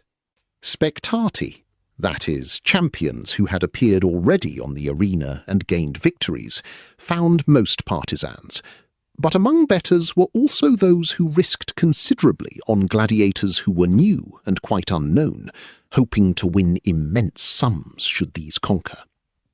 Caesar himself bet. Priests, vestals, senators, knights bet. The populace bet. People of the crowd, when money failed them, bet their own freedom frequently. They waited with heart beating and even with fear for the combatants, and more than one made audible vows to the gods to gain their protection for a favourite. In fact, when the shrill sound of trumpets was heard, there was a stillness of expectation in the amphitheatre. Thousands of eyes were turned to the great bolts, which a man approached dressed like Charon, and amid the universal silence struck 3 times with a hammer, as if summoning to death those who were hidden behind them. Then both halves of the gate opened slowly, showing a black gully, out of which gladiators began to appear in the bright arena. They came in divisions of 25, Thracians, Myrmidons, Samnites, Gauls, each nation separately, all heavily armed, and last the retiari, holding in one hand a net, in the other a trident. At sight of them, here and there on the benches rose applause, which soon turned into one immense and unbroken storm. From above to below were seen excited faces, clapping hands and open mouths, from which shouts burst forth. The gladiators encircled the whole arena with even and springy tread, gleaming with their weapons and rich outfit. They halted before Caesar's podium, proud, calm, and brilliant. The shrill sound of a horn stopped the applause. The combatants stretched their right hands upward, raised their eyes and heads toward Caesar, and began to cry, or rather to chant with drawling voice, "Ave Caesar Imperator, morituri te salutant." Then they pushed apart quickly, occupying their places on the arena. They were to attack one another in whole detachments, but first it was permitted the most famous fencers to have a series of single combats in which the strength, dexterity, and courage of opponents were best exhibited. In fact, from among the Gauls appeared a champion, well known to lovers of the amphitheatre under the name of Lanio, a victor in many games. With a great helmet on his head, and in mail which formed a ridge in front of his powerful breast and behind, he looked in the gleam of the golden arena like a giant beetle. The no less famous Retiarius Calendio came out against him. Among the spectators, people began to bet. 500 sestertia on the Gaul, 500 on Calendio. By Hercules, 1,000. 2,000. Meanwhile, The Gaul, reaching the centre of the arena, began to withdraw with pointed sword, and, lowering his head, watched his opponent carefully through the opening of his visor. The light retiarius, stately, statuesque, wholly naked save a belt around his loins, circled quickly about his heavy antagonist, waving the net with graceful movement, lowering or raising his trident, and singing the usual song of the retiarius, Non te pito, piscum pito, quid me fugis, Gale. I seek not thee, I seek a fish. Why flee from me, O Gaul? But the Gaul was not fleeing, for after a while he stopped, and standing in one place began to turn with barely a slight movement, so as to have his enemy always in front. In his form and monstrously large head there was now something terrible. The spectators understood perfectly that that heavy body encased in bronze was preparing for a sudden throw to decide the battle. The retiarius, meanwhile, sprang up to him, then sprang away, making with his three-toothed fork motions so quick that the eye hardly followed them. The sound of the teeth on the shield was heard repeatedly, but the Gaul did not quiver, giving proof by this of his gigantic strength. All his attention seemed fixed not on the trident, but the net, which was circling above his head like a bird of ill omen. The spectators held the breath in their breasts and followed the masterly play of the gladiators. The Gaul waited, chose the moment, and rushed at last on his enemy. The latter, with equal quickness, shot past under his sword, straightened himself with raised arm, and threw the net. The Gaul, turning where he stood, caught it on his shield. Then both sprang apart. In the amphitheatre, shouts of "Mocte!" thundered. In the lower rows, they began to make new bets. Caesar himself, who at first had been talking with Rubria, and so far had not paid much attention to the spectacle, turned his head toward the arena. They began to struggle again, so regularly and with such precision in their movements that sometimes it seemed that with them it was not a question of life or death, but of exhibiting skill. The Gaul, escaping twice more from the net, pushed toward the edge of the arena. Those who held bets against him, not wishing the champion to rest, began to cry, "Bear on!" The Gaul obeyed and attacked. The arm of the retiarius was covered on a sudden with blood, and his net dropped. The Gaul summoned his strength and sprang forward to give the final blow. That instant, Calendio, who feigned inability to wield the net, sprang aside, escaped the thrust, ran the trident between the knees of his opponent, and brought him to the earth. The Gaul tried to rise, but in a twinkle he was covered by the fatal meshes, in which he was entangled more and more by every movement of his feet and hands. Meanwhile, stabs of the trident fixed him time after time to the earth. He made one more effort, rested on his arm, and tried to rise. In vain. He raised to his head his falling hand, which could hold the sword no longer, and fell on his back. Calendio pressed his neck to the ground with the trident, and resting both hands on the handle of it, turned toward Caesar's box. The whole circus was trembling from plaudits and the roar of people.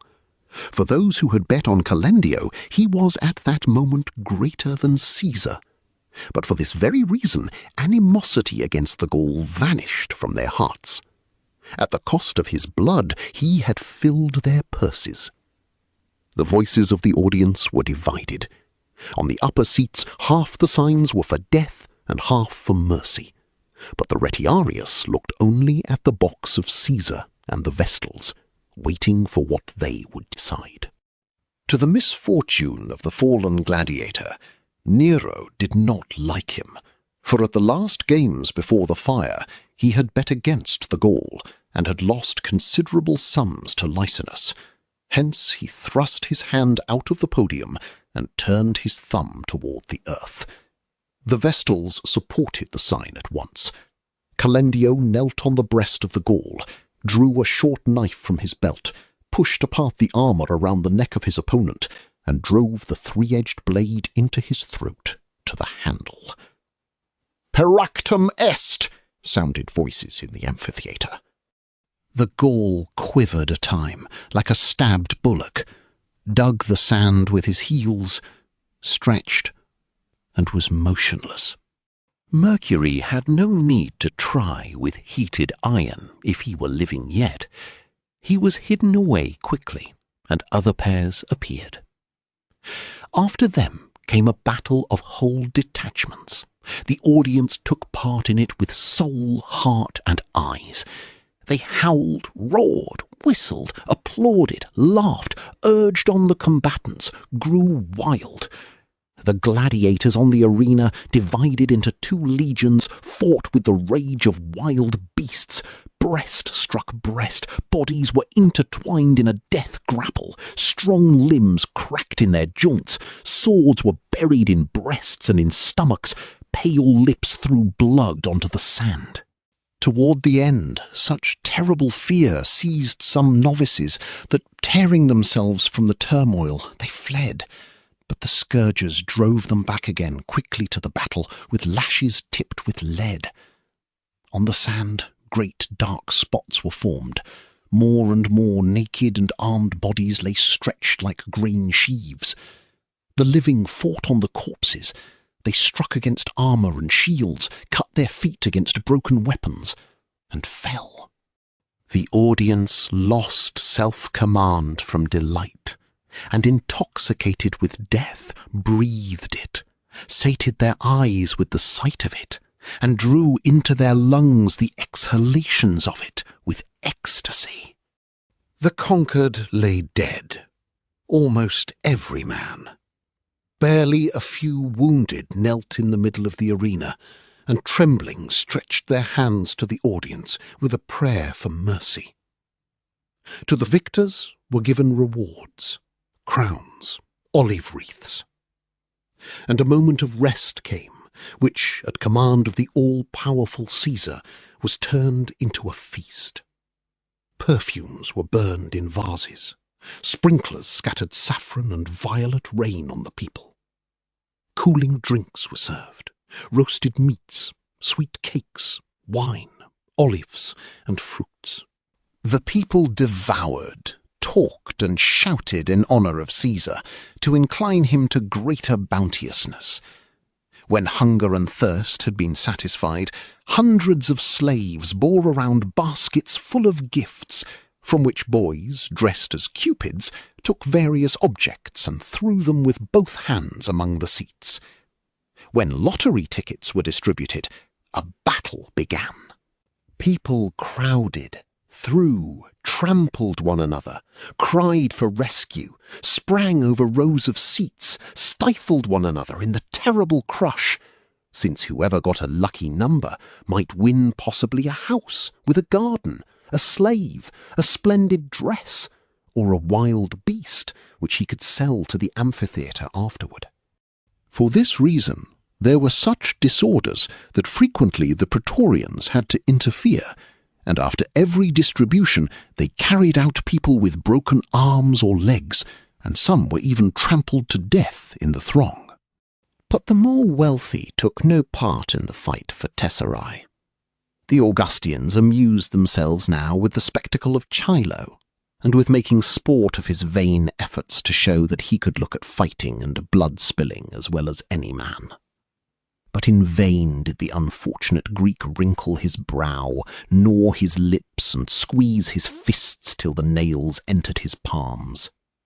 His Greek nature and his personal cowardice were unable to endure such sights.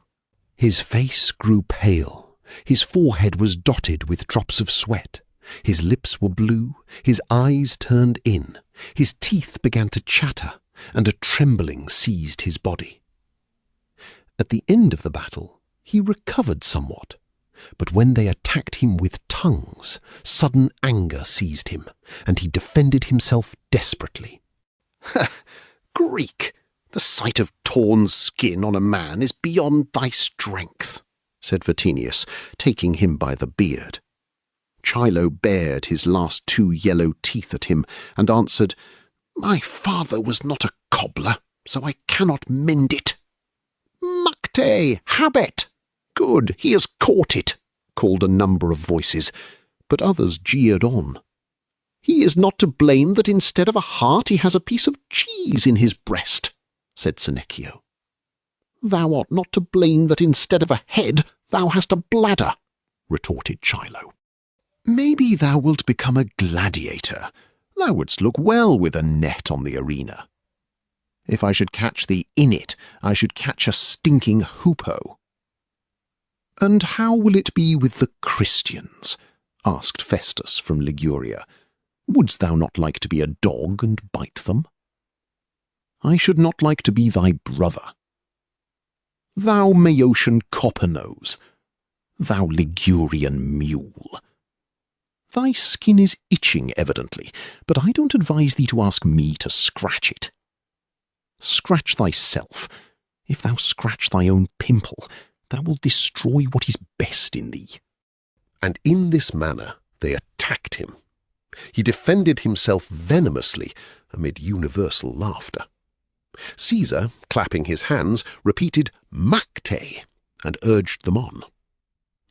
After a while, Petronius approached, and touching the Greek's shoulder with his carved ivory cane, said coldly, This is well, philosopher, but in one thing thou hast blundered. The gods created thee a pickpocket, and thou hast become a demon. That is why thou canst not endure. The old man looked at him with his red eyes, but this time somehow he did not find a ready insult.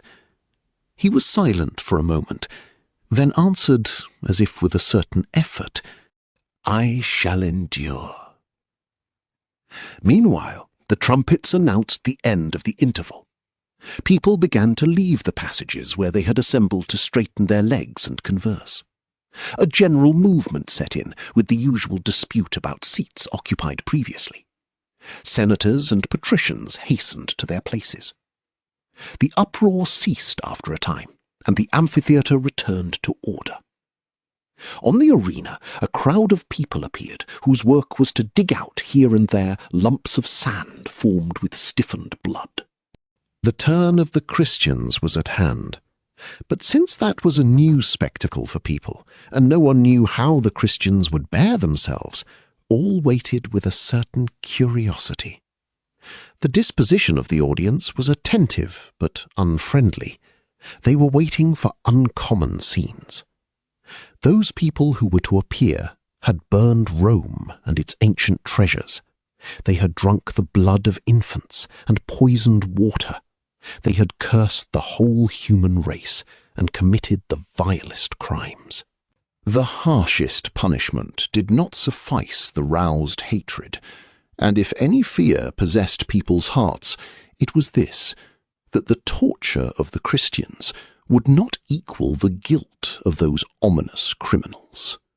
Meanwhile, the sun had risen high. Its rays, passing through the purple velarium, had filled the amphitheatre with blood-coloured light. The sand assumed a fiery hue, and in those gleams, in the faces of people, as well as in the empty arena, which after a time was to be filled with the torture of people and the rage of savage beasts, there was something terrible. Death and terror seemed hovering in the air. The throng, usually gladsome, became moody under the influence of hate and silence.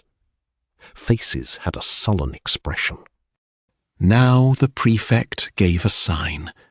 The same old man appeared, dressed as Charon, who had called the gladiators to death, and passing with slow step across the arena amid silence, he struck 3 times again on the door. Throughout the amphitheatre was heard the deep murmur, "The Christians! The Christians!" The iron gratings creaked. Through the dark openings were heard the usual cries of the scourgers, "To the sand!" And in one moment the arena was peopled with crowds, as it were, of satyrs, covered with skins. All ran quickly, somewhat feverishly, and reaching the middle of the circle, they knelt one by another, with raised heads. The spectators, judging this to be a prayer for pity, and enraged by such cowardice, began to stamp, whistle, throw empty wine vessels, bones from which the flesh had been eaten, and shout, "The beasts! The beasts!" But all at once, something unexpected took place. From out the shaggy assembly singing voices were raised, and then sounded that hymn heard for the first time in a Roman amphitheatre, Christus regnat. Astonishment seized the spectators. The condemned sang with eyes raised to the velarium. The audience saw faces pale, but as it were inspired. All understood that those people were not asking for mercy, and that they seemed not to see the circus, the audience, the Senate, or Caesar. Christus regnat rose ever louder, and in the seats far up to the highest, among the rows of spectators, more than one asked himself the question, "What is happening? And who is that Christus who reigns in the mouths of those people who are about to die?" But meanwhile, a new grating was opened, and into the arena rushed, with mad speed and barking, whole packs of dogs, gigantic yellow Molossians from the Peloponnesus, pied dogs from the Pyrenees, and wolf-like hounds from Hibernia, purposely famished, their sides lank and their eyes bloodshot. Their howls and whines filled the amphitheatre. When the Christians had finished their hymn, they remained kneeling, motionless, as if petrified, merely repeating in one groaning chorus, "Pro Christo, pro Christo." The dogs, catching the odour of people under the skins of beasts, and surprised by their silence, did not rush on them at once. Some stood against the walls of the boxes, as if wishing to go among the spectators. Others ran around, barking furiously, as though chasing some unseen beast.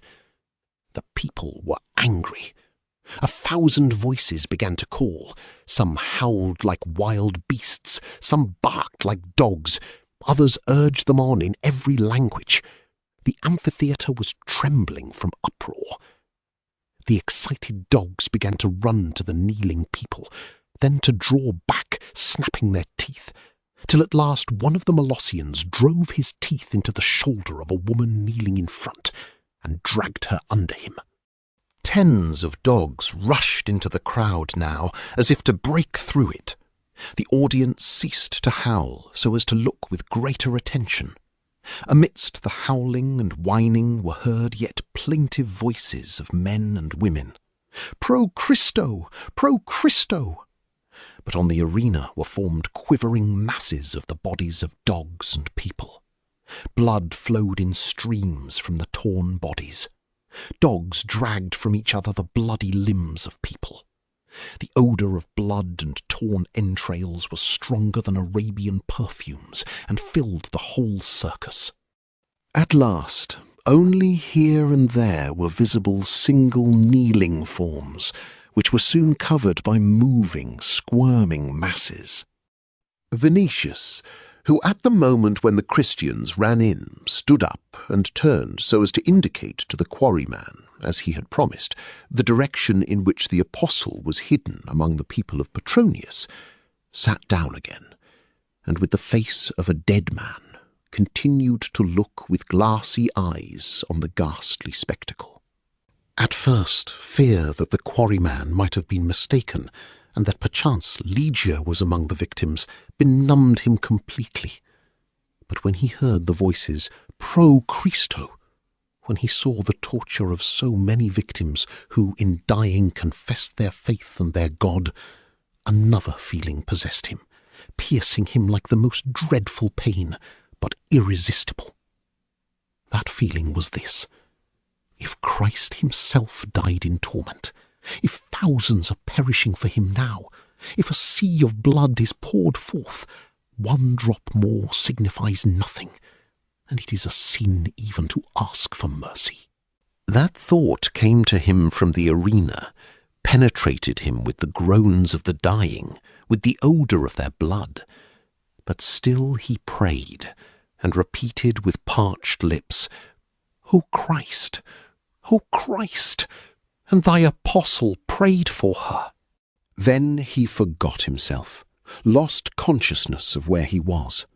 It seemed to him that blood on the arena was rising and rising, that it was coming up and flowing out of the circus over all Rome. For the rest he heard nothing, neither the howling of dogs, nor the uproar of the people, nor the voices of the Augustians, who began all at once to cry, Chilo has fainted! Chilo has fainted, said Petronius, turning toward the Greek.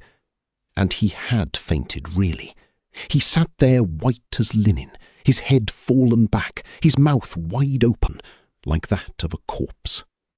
At that same moment they were urging into the arena new victims, sewed up in skins. These knelt immediately, like those who had gone before, but the weary dogs would not rend them. Barely a few threw themselves onto those kneeling nearest, but others lay down, and raising their bloody jaws began to scratch their sides and yawn heavily. Then the audience, disturbed in spirit, but drunk with blood and wild, began to cry with hoarse voices, The lions! The lions! Let out the lions! The lions were to be kept for the next day. But in the amphitheatres the people imposed their will on everyone, even on Caesar. Caligula alone, insolent and changeable in his wishes, dared to oppose them, and there were cases when he gave command to beat the people with clubs, but even he yielded most frequently.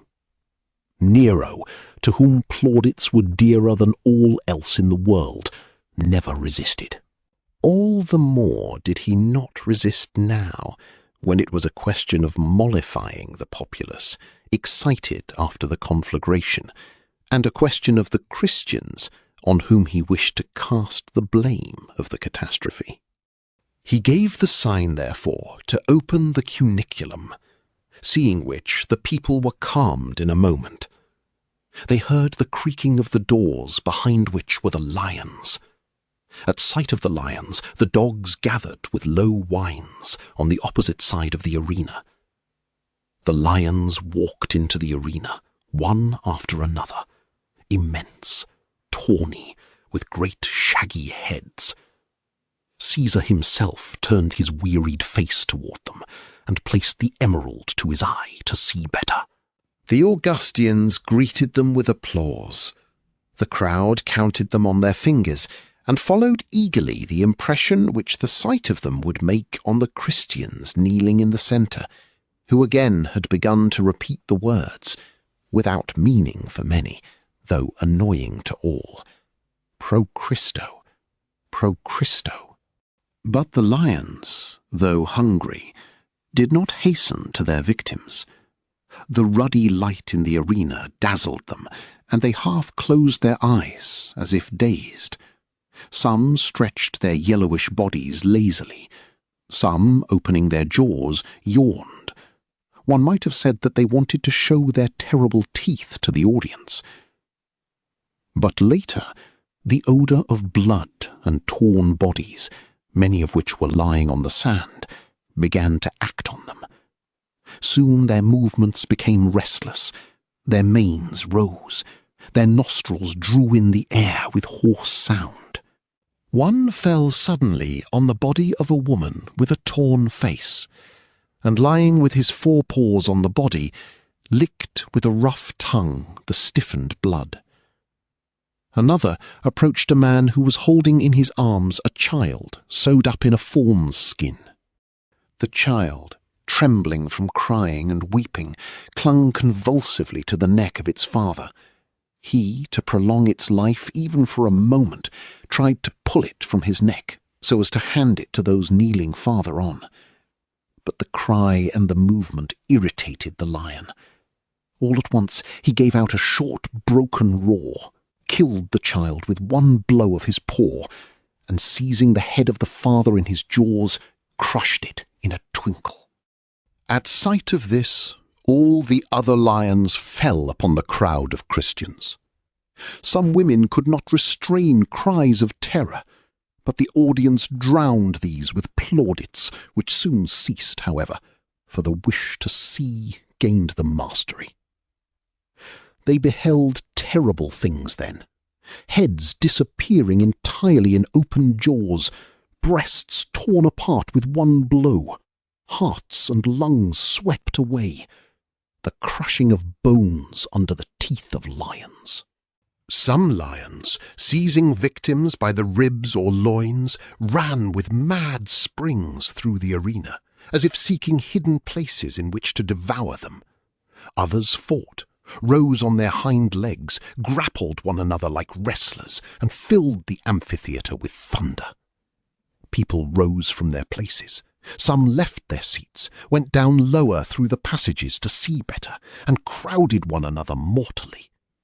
It seemed that the excited multitude would throw itself at last into the arena and rend the Christians in company with the lions. At moments an unearthly noise was heard, at moments applause, at moments roaring, rumbling, the clashing of teeth, the howling of Molossian dogs, at times only groans. Caesar, holding the emerald to his eye, looked now with attention. The face of Petronius assumed an expression of contempt and disgust. Chilo had been born out of the circus, but from the cuniculum new victims were driven forth continually. From the highest row in the amphitheatre, the Apostle Peter looked at them. No one saw him, for all heads were turned to the arena.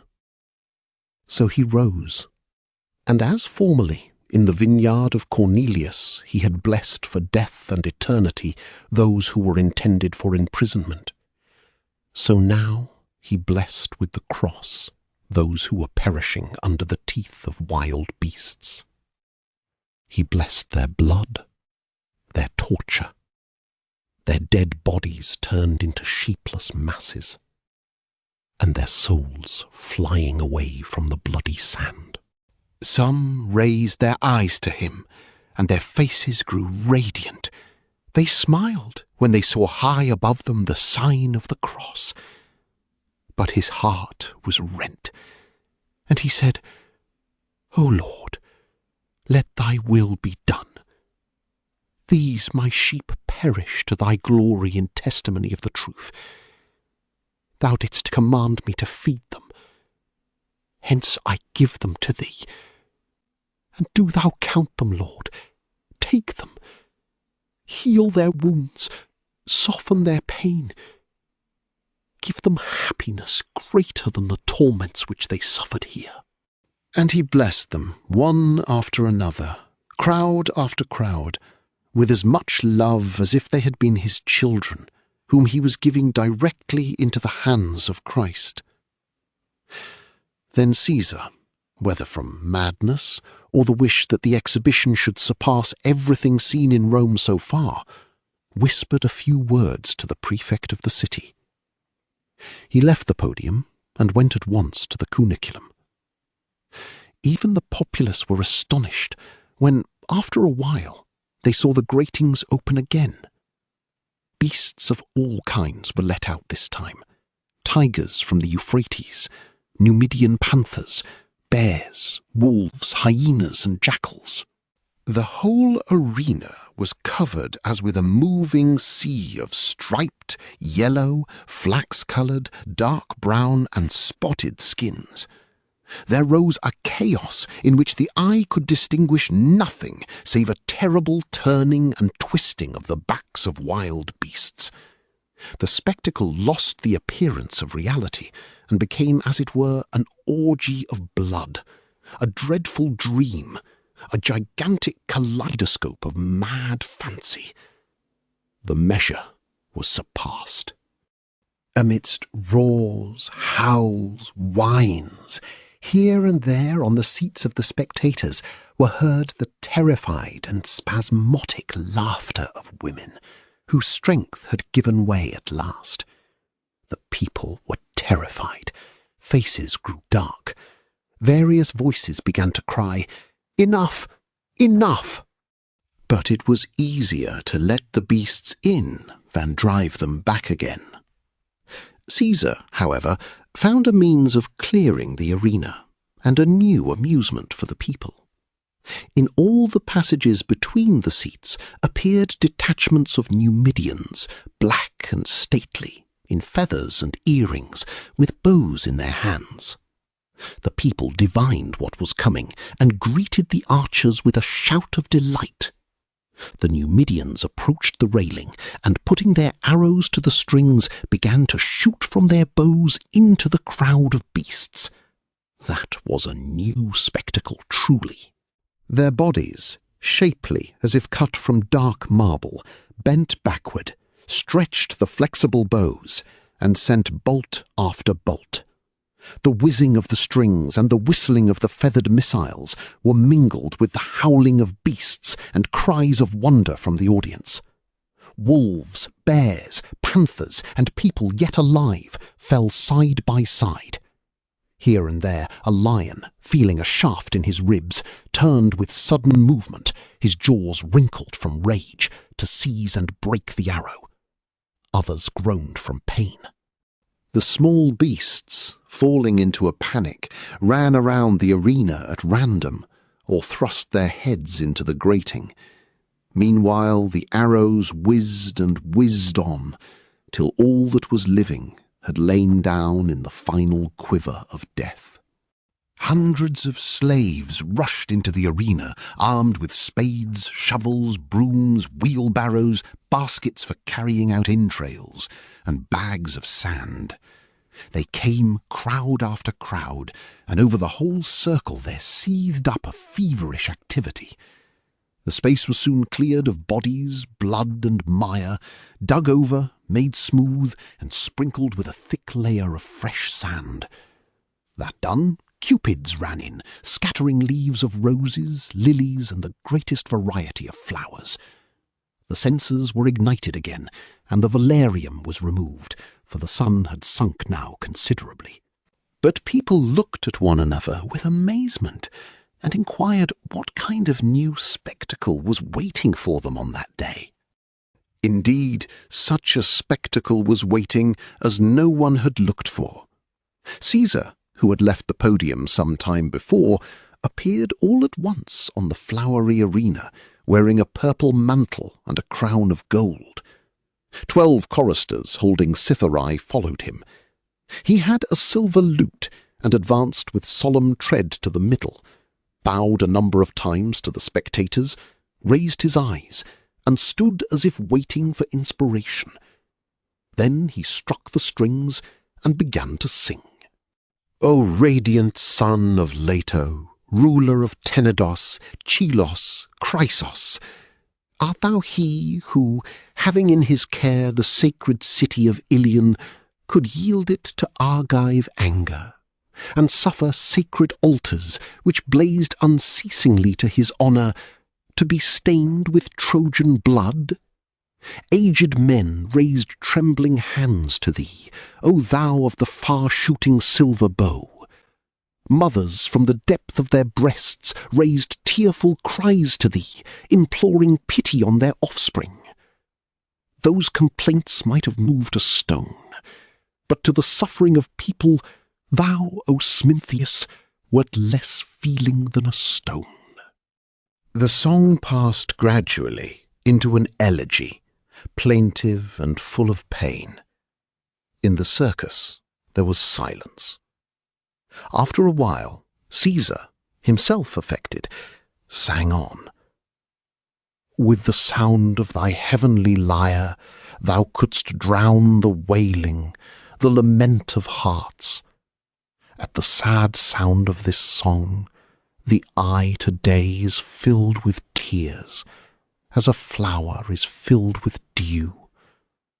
But who can raise from dust and ashes that day of fire, disaster, ruin? O Smintheus, where wert thou then? Here his voice quivered, and his eyes grew moist. Tears appeared on the lids of the vestals. The people listened in silence before they burst into a long, unbroken storm of applause. Meanwhile, from outside, through the vomitoria, came the sound of creaking vehicles, on which were placed the bloody remnants of Christians, men, women, and children, to be taken to the pits called puticuli. But the Apostle Peter seized his trembling white head with his hands and cried in spirit, O Lord, to whom hast thou given rule over the earth, and why wilt thou found in this place thy capital? Chapter 56. The sun had lowered toward its setting and seemed to dissolve in the red of the evening. The spectacle was finished. Crowds were leaving the amphitheatre and pouring out to the city through the passages called vomitoria. Only Augustians delayed. They were waiting for the stream of people to pass. They had all left their seats and assembled at the podium, in which Caesar appeared again to hear praises. Though the spectators had not spared plaudits at the end of the song, Nero was not satisfied. He had looked for enthusiasm, touching on frenzy. In vain did hymns of praise sound in his ears. In vain did vestals kiss his divine hand, and while doing so Rubria bent till her reddish hair touched his breast. Nero was not satisfied, and could not hide the fact. He was astonished, and also disturbed, because Petronius was silent. Some flattering and pointed word from his mouth would have been a great consolation at that moment. Unable at last to restrain himself, Caesar beckoned to the arbiter. "Speak," said he, when Petronius entered the podium. "I am silent," answered Petronius coldly, "for I cannot find words. Thou hast surpassed thyself." "So it seemed to me too, but still this people. Canst thou expect mongrels to appreciate poetry? But thou too hast noticed that they have not thanked me as I deserve. Because thou hast chosen a bad moment. How? When men's brains are filled with the odour of blood, they cannot listen attentively." "Oh, those Christians!" replied Nero, clenching his fists. "They burned Rome, and injure me now in addition. What new punishment shall I invent for them?" Petronius saw that he had taken the wrong road, that his words had produced an effect the very opposite of what he intended. So, to turn Caesar's mind in another direction, he bent toward him and whispered, "Thy song is marvellous, but I will make one remark. In the fourth line of the third strophe, the metre leaves something to be desired." Nero, blushing with shame, as if caught in a disgraceful deed, had fear in his look, and answered in a whisper also, "Thou seest everything, I know. I will rewrite that, but no one else noticed it, I think. And do thou, for the love of the gods, mention it to no one, if life is dear to thee." To this Petronius answered, as if in an outburst of vexation and anger, Condemn me to death, O divinity, if I deceive thee, but thou wilt not terrify me, for the gods know best of all if I fear death." And while speaking, he looked straight into Caesar's eyes, who answered after a while, "Be not angry. Thou knowest that I love thee." A bad sign, thought Petronius. "I wanted to invite thee today to a feast," continued Nero, "but I prefer to shut myself in and polish that cursed line in the third strophe. Besides thee, Seneca may have noticed it, and perhaps Secundus Carinus did, but I will rid myself of them quickly." Then he summoned Seneca, and declared that with Acratus and Secundus Carinus he sent him to the Italian and all other provinces for money, which he commanded him to obtain from cities, villages, famous temples, in a word, from every place where it was possible to find money, or from which they could force it. But Seneca, who saw that Caesar was confiding to him a work of plunder, sacrilege, and robbery, refused straightway. "I must go to the country, lord," said he, "and await death, for I am old and my nerves are sick." Seneca's Iberian nerves were stronger than Chilo's. They were not sick, perhaps, but in general his health was bad, for he seemed like a shadow, and recently his hair had grown white altogether. Nero, too, when he looked at him, thought that he would not have to wait long for the man's death, and answered, "I will not expose thee to a journey, if thou art ill, but through affection I wish to keep thee near me. Instead of going to the country, then, thou wilt stay in thy own house, and not leave it." Then he laughed, and said, "If I send Acratus and Carinus by themselves, it will be like sending wolves for sheep. Whom shall I set above them?" "Me, lord," said Domitius Afer. "No, I have no wish to draw on Rome the wrath of Mercury, whom ye would put to shame with your villainy. I need some Stoic, like Seneca, or like my new friend, the philosopher Chilo." Then he looked around and asked, "But what has happened to Chilo?" Chilo, who had recovered in the open air and returned to the amphitheatre for Caesar's song, pushed up and said, "I am here, O radiant offspring of the sun and moon. I was ill, but thy song has restored me." "I will send thee to Achaia," said Nero. "Thou must know to a copper how much there is in each temple there." "Do so, O Zeus, and the gods will give thee such tribute as they have never given anyone." "I would, but I do not like to prevent thee from seeing the games." "Baal," said Chilo. The Augustians, delighted that Caesar had regained humour, fell to laughing, and exclaimed, "No, lord, deprive not this valiant Greek of a sight of the games. But preserve me, O lord, from the sight of these noisy geese of the Capitol, whose brains put together would not fill a nutshell," retorted Chilo. "O firstborn of Apollo, I am writing a Greek hymn in thy honour, and I wish to spend a few days in the temple of the Muses to implore inspiration." "Oh no," exclaimed Nero, "it is thy wish to escape future games. Nothing will come of that. I swear to thee, lord, that I am writing a hymn. Then thou wilt write it at night. Beg inspiration of Diana, who, by the way, is a sister of Apollo."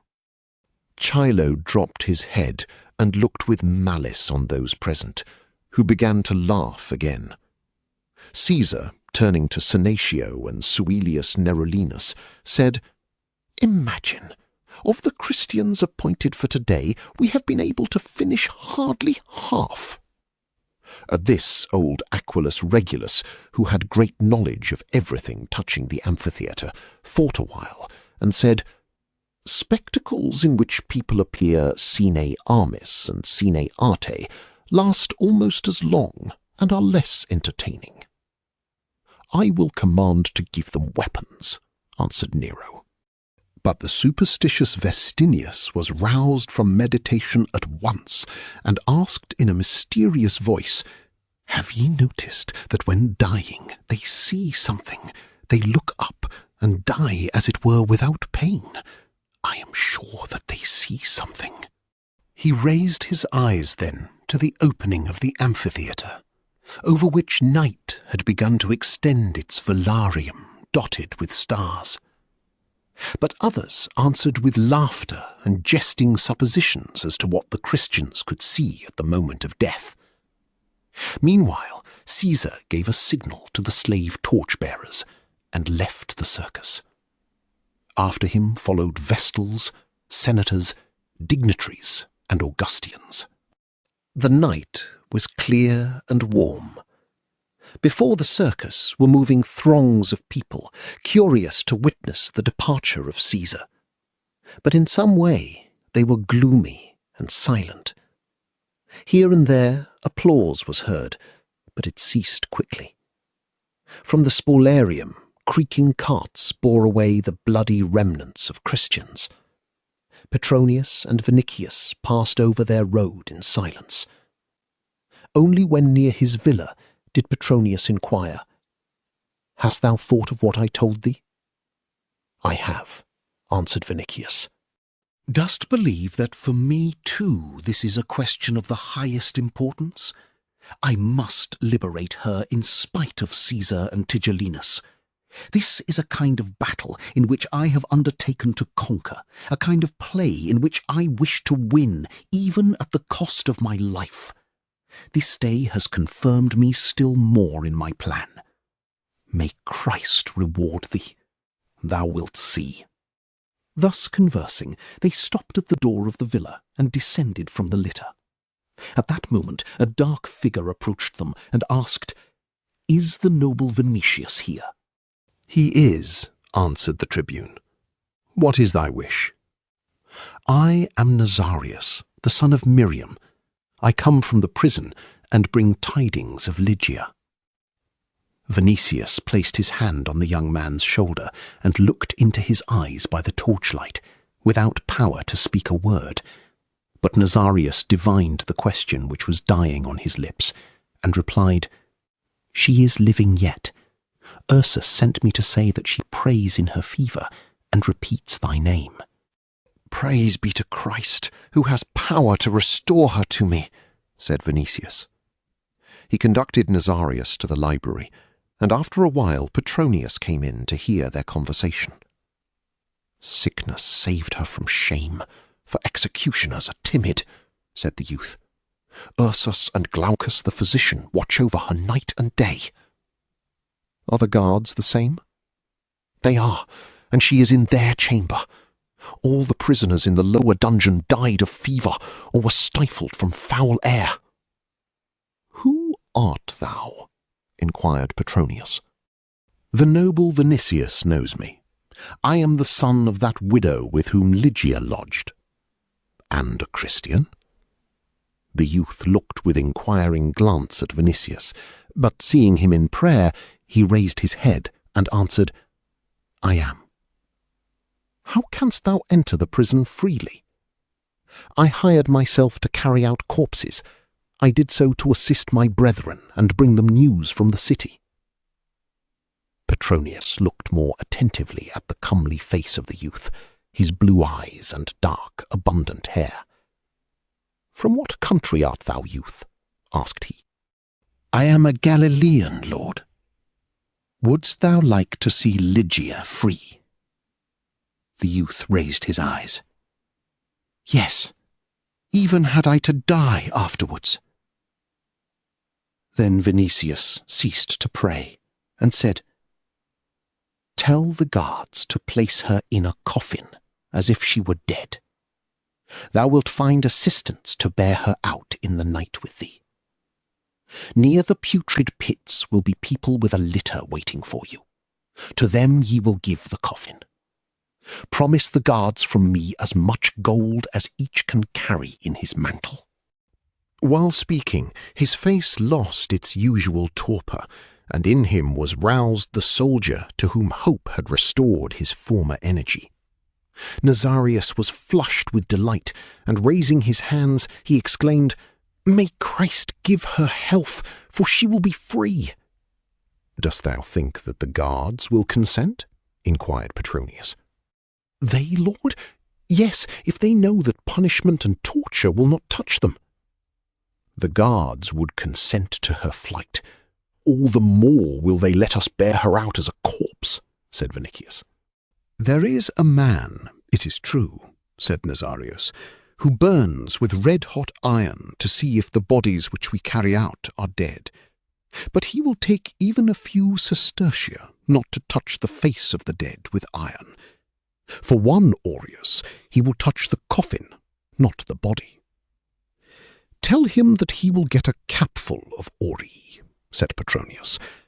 "But canst thou find reliable assistants?" "I can find men who would sell their own wives and children for money." "Where wilt thou find them?" "In the prison itself, or in the city. Once the guards are paid, they will admit whomever I like." "In that case, take me as a hired servant," said Vinicius. But Petronius opposed this most earnestly. The Praetorians might recognize thee even in disguise, and all would be lost. Go neither to the prison nor the putrid pits. All, including Caesar and Tigellinus, should be convinced that she died. Otherwise they will order immediate pursuit. We can lull suspicion only in this way. When she is taken to the Alban Hills, or farther, to Sicily, we shall be in Rome. A week or 2 later thou wilt fall ill, and summon Nero's physician. He will tell thee to go to the mountains. Thou and she will meet, and afterward—" Here he thought a while. Then, waving his hand, he said, "Other times may come." "May Christ have mercy on her," said Vinicius. "Thou art speaking of Sicily while she is sick and may die. Let us keep her nearer Rome at first. The air alone will restore her, if only we snatch her from the dungeon. Hast thou no manager in the mountains whom thou canst trust?" "I have," replied Vinicius hurriedly. "Near Corioli is a reliable man who carried me in his arms when I was a child, and who loves me yet." "Write to him to come tomorrow," said Petronius, handing Vinicius tablets. "I will send a courier at once." He called the chief of the atrium then, and gave the needful orders. A few minutes later, a mounted slave was coursing in the night toward Corioli. "It would please me were Ursus to accompany her," said Vinicius. "I should be more at rest." "Lord," said Nazarius, "that is a man of superhuman strength. He can break gratings and follow her. There is one window above a steep, high rock where no guard is placed. I will take Ursus a rope. The rest he will do himself." "By Hercules," said Petronius, "let him tear himself out as he pleases, but not at the same time with her, and not 2 or 3 days later, for they would follow him and discover her hiding place. By Hercules, do ye wish to destroy yourselves and her? I forbid you to name Corioli to him, or I wash my hands." Both recognized the justice of these words, and were silent. Nazarius took leave, promising to come the next morning at daybreak.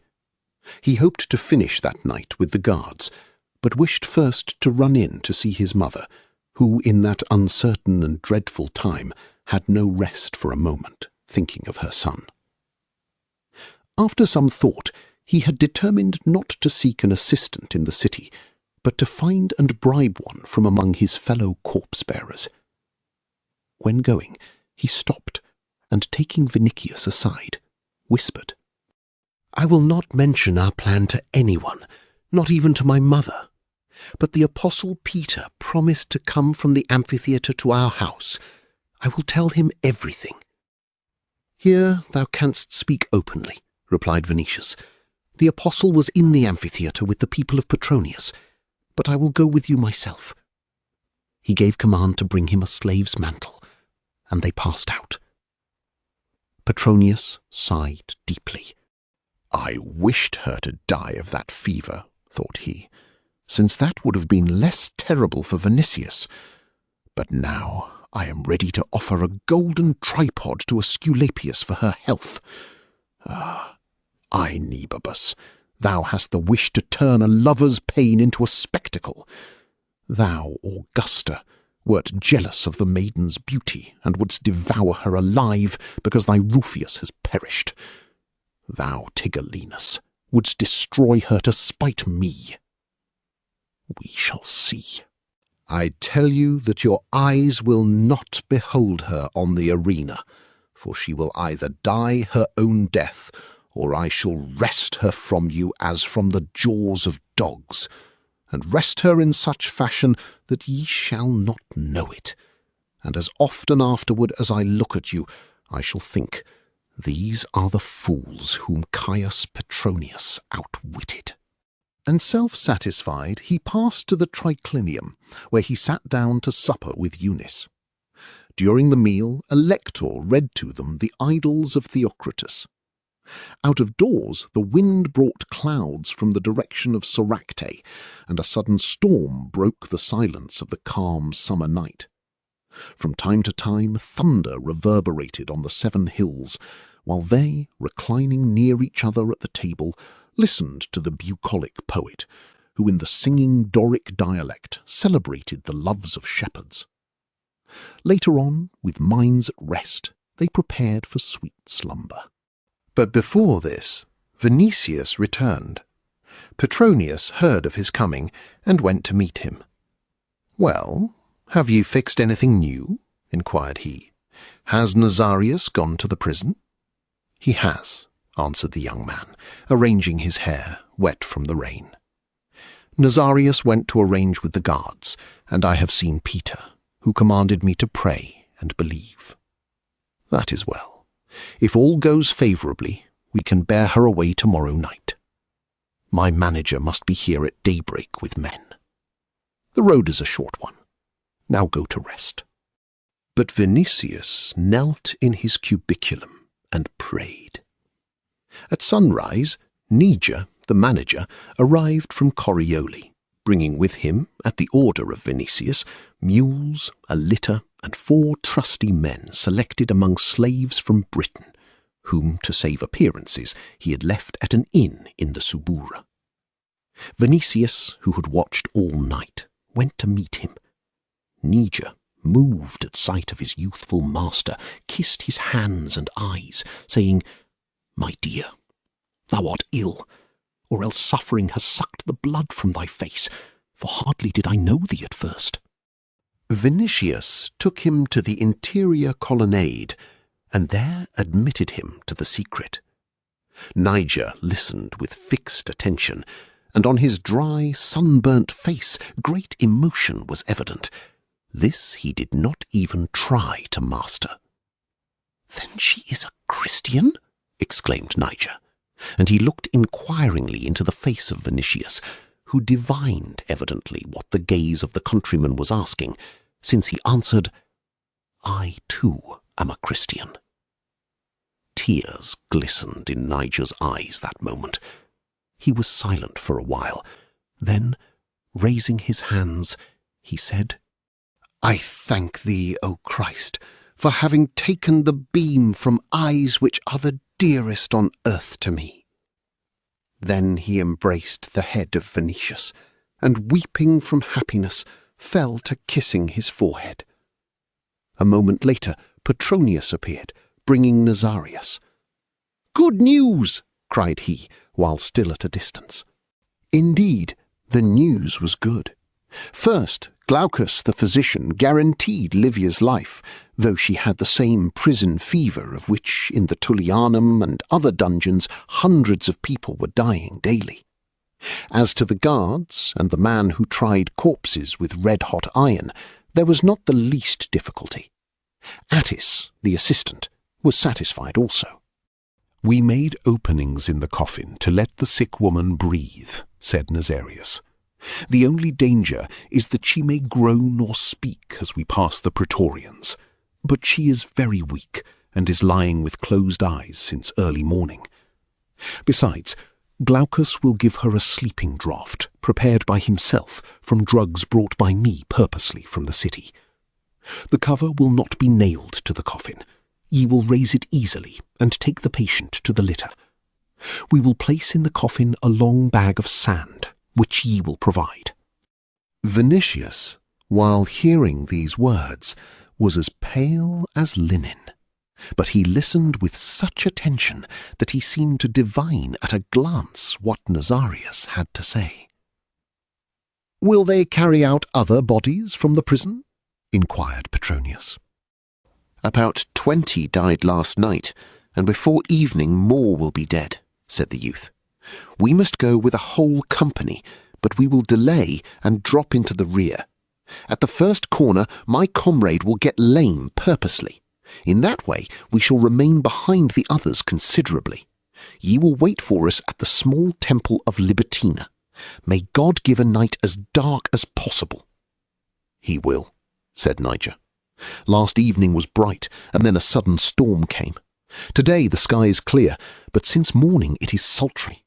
Every night now there will be wind and rain." "Will ye go without torches?" inquired Vinicius.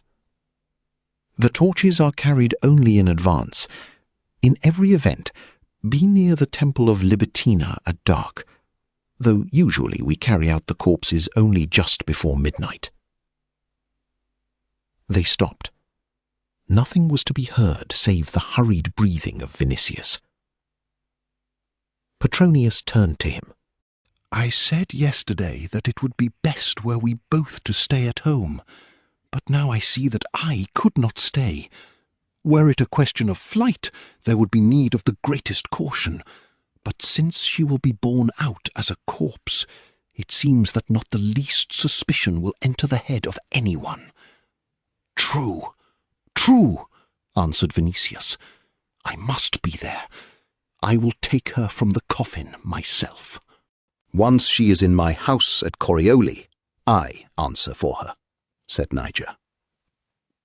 Conversation stopped here. Niger returned to his men at the inn. Nazarius took a purse of gold under his tunic and went to the prison. For Vinicius began a day filled with alarm, excitement, disquiet, and hope. "The undertaking ought to succeed, for it is well planned," said Petronius. "It was impossible to plan better. Thou must feign suffering, and wear a dark toga. Do not desert the amphitheatre.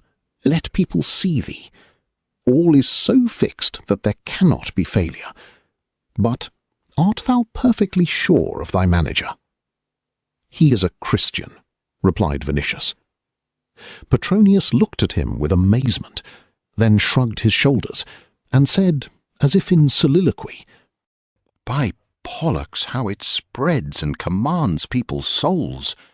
Under such terror as the present, men would renounce straightway all the gods of Rome, Greece, and Egypt.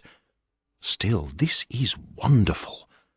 By Pollux, if I believed that anything depended on our gods, I would sacrifice 6 white bullocks to each of them, and 12 to Capitoline Jove.